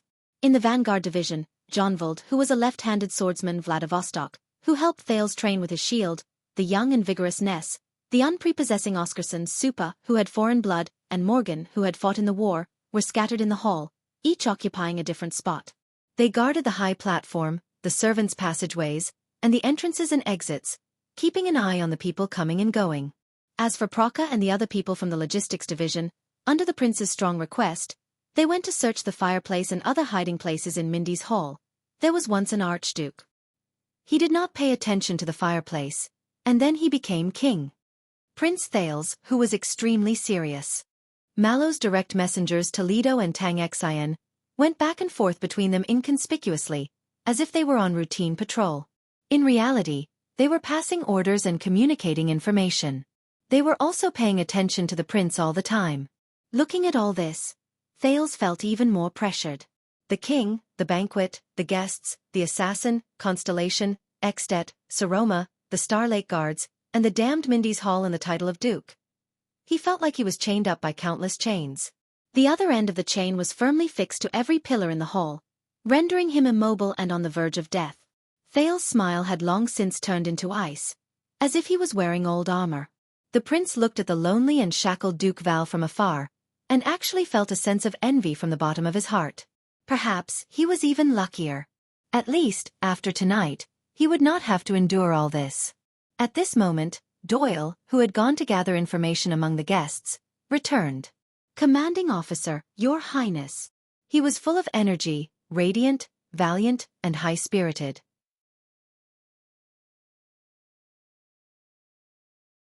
This was a perfect contrast to the mentally and physically exhausted Thales and the troubled Mallows. Thales and Mallows narrowed their eyes at the same time and leaned forward. Both of them stared at a suspicious red lipstick that was vaguely revealed under Doyle's collar. Doyle noticed their gazes and adjusted his collar without batting an eyelid. "About this, it's intelligence work. Some senior informants charge a very high price." Mallows coughed. "Doyle." "Apologies, commanding officer." Doyle's expression became stern and he returned to the topic at hand. "If you ask me, almost all the unmarried ladies between the ages of 9 and 39, including their male relatives, are either overtly or covertly sizing up Your Highness. Every 10 seconds, they would glance up and enthusiastically discuss Your Highness's status, appearance, figure, clothes, love life, achievements, character, and character.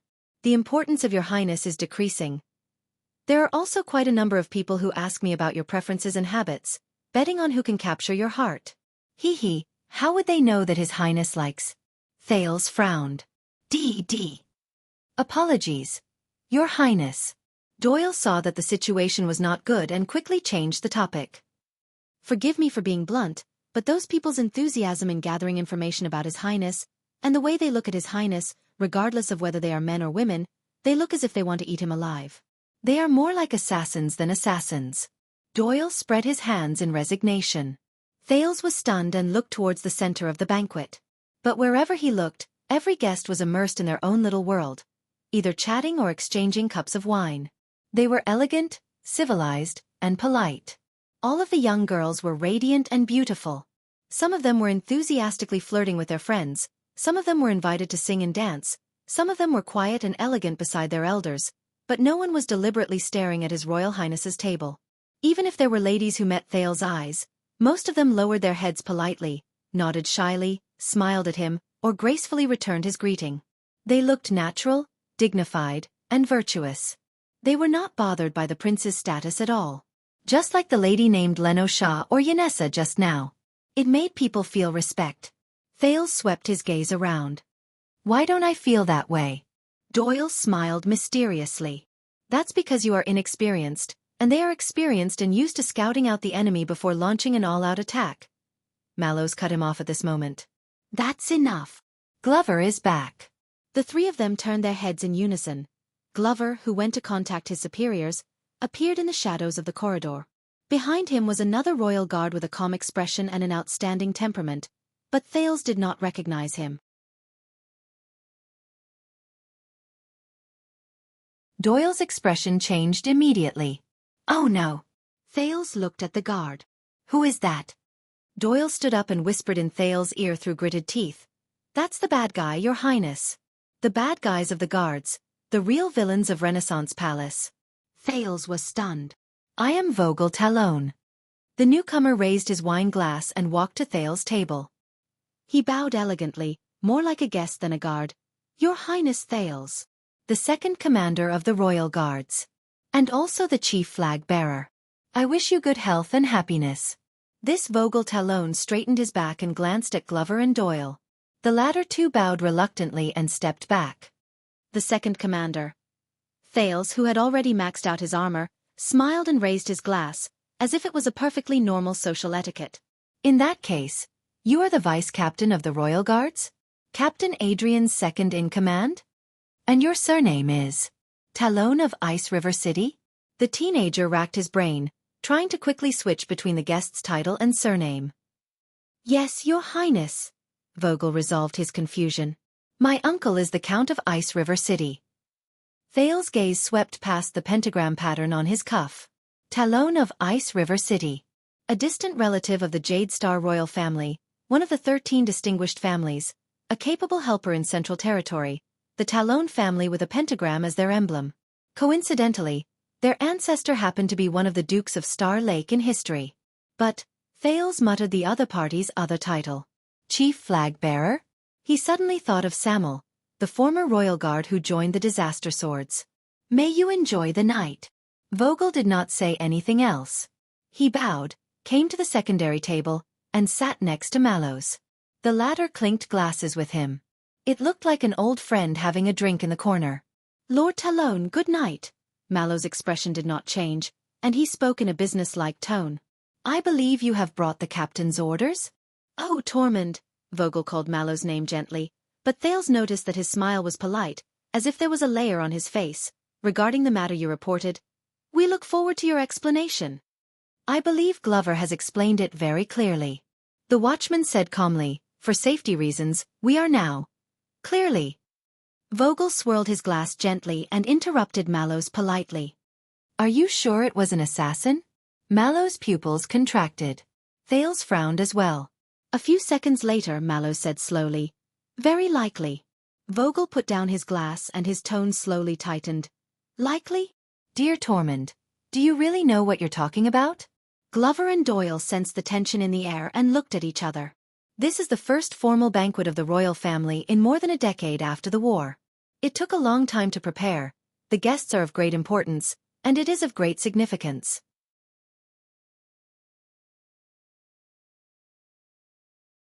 The vice-captain's tone became serious. Everything that happens here will spread throughout the kingdom by tomorrow. It will have a far-reaching impact. He turned to stare at Mallows as if he was staring at a criminal who had broken the law. Whether the banquet is interrupted, or the nobles are hastily arranged to leave, or the Jade Star royal family is cowardly, nervous, and searching for the assassin. Vogel narrowed his eyes. Just because a certain fellow glanced at you? Sounds like a scene from a village tavern, Tormund. The contempt in his tone was clear. Thales could not help but look at Mallows. Precisely because this banquet is so important, the captain of the Duke of Star Lake's personal guards was not angry, and his tone was as calm as ever. So if the assassination is real, the trouble will only get worse. Vogel snorted coldly. He stared intently at Mallows' profile, but the latter only looked ahead silently, as if he was not looking at him with a knife-like, suspicious gaze. After a few seconds, Vogel exhaled. We've already taken action. Vogel turned around and returned his attention to his wine glass. They will keep a close eye on anyone who tries to approach. His Majesty, His Highness and other important nobles will be safe. But a strong shield cannot defend against a sharp spear. Mallows did not even look at him. He continued to observe the situation in the hall. The best way is to avoid accidents before they happen. Perhaps we can temporarily withdraw some of them. But Vogel's gentle tone suddenly hardened and cut into Mallow's words like steel. He even changed the way he addressed Mallows. For sunset's sake, Mallows, please don't educate me. He spoke very slowly, but very seriously. There was a sudden silence between the two. In that instant, whether it was Doyle, Glover or Thales, they all felt the tension. The music gradually subsided, and the ball came to an end. The bards took the stage again and sang the tragic song of the King of Blades' expedition to Dragon-Kissed Land, but died in a foreign land on the eve of his success. Thales resisted the urge to interrupt and tried not to look at the two men behind him. He forcefully cut open a plate of lettuce, and at the same time, sent away the next guest who came to greet him with a smile. After a while, Mallow's voice came again, still calm. I wouldn't dare, sir. Vogel was silent for a while. When he spoke again, he had returned to normal. We can't chase everyone away just to avoid accidents.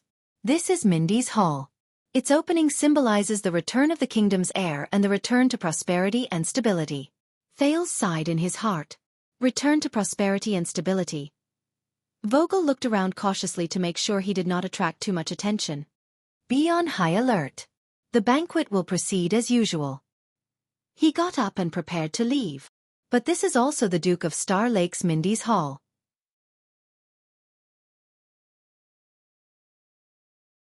If anything happens, His Highness Thales will be the first to bear the brunt of the blame. Mallows turned his head slowly and looked straight at Vogel. My men are the ones who bear the responsibility. He spoke very slowly. Vogel paused in his movements.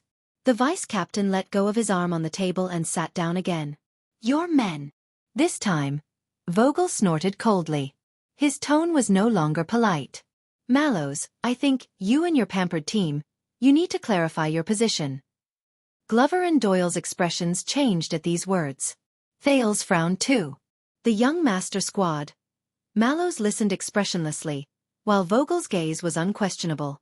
Even if you've changed stations, you're still royal guards.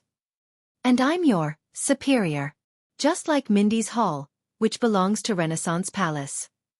Thales shuddered at these words. Mindy's Hall belongs to Renaissance Palace. Vogel's words were bone-chilling. Never, never forget that. Watchman. Mallows did not react. Just like Thales did not either. Time seemed to stop for a few seconds. In this corner of the sky, Glover and Doyle seemed to freeze. Only Mallows took a deep breath, closed his eyes and then opened them again. Of course, sir.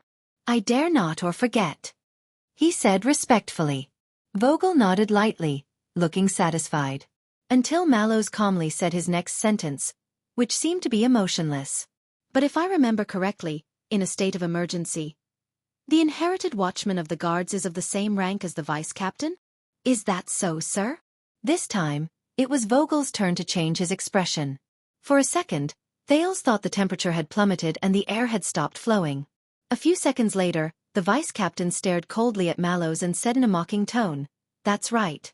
According to the top-secret watchman's command in the Praetorian Covenant, in certain states of emergency, the watchman can and should make independent decisions. And I have no right to interfere. Thales shuddered. The top-secret watchman's command. In a state of emergency, the watchman can and should make independent decisions? Thales' heart clenched.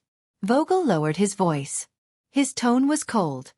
But you know, the last time the royal guards invoked regulations during a state of emergency, they activated this secret command and gave the watchman great authority independent of the command division.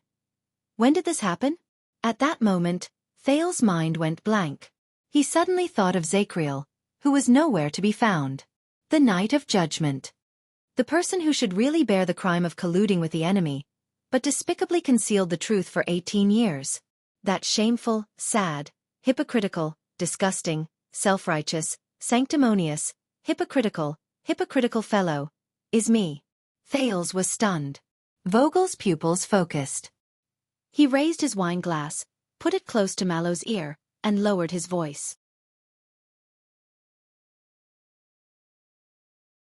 And you've really thought it through. Are you going to forcibly declare a state of emergency here, in front of me? Activate the watchman's command? Mallows and Vogel stared at each other in silence. Glover and Doyle did not hear Vogel's words clearly, but this did not affect their judgment of the tense relationship between their superior and vice-captain. Both of them did not even dare to breathe loudly. After an unknown amount of time, Mallows finally smiled. Of course. In an instant, the coldness in Vogel's eyes intensified. Glover and Doyle's faces were ashen. Until a few seconds later, the watchman lowered his head gently and chuckled. You're tuning in to the Xiaofan's Wuxia Tales YouTube channel. Don't forget to subscribe and join us on this journey to catch the most captivating stories.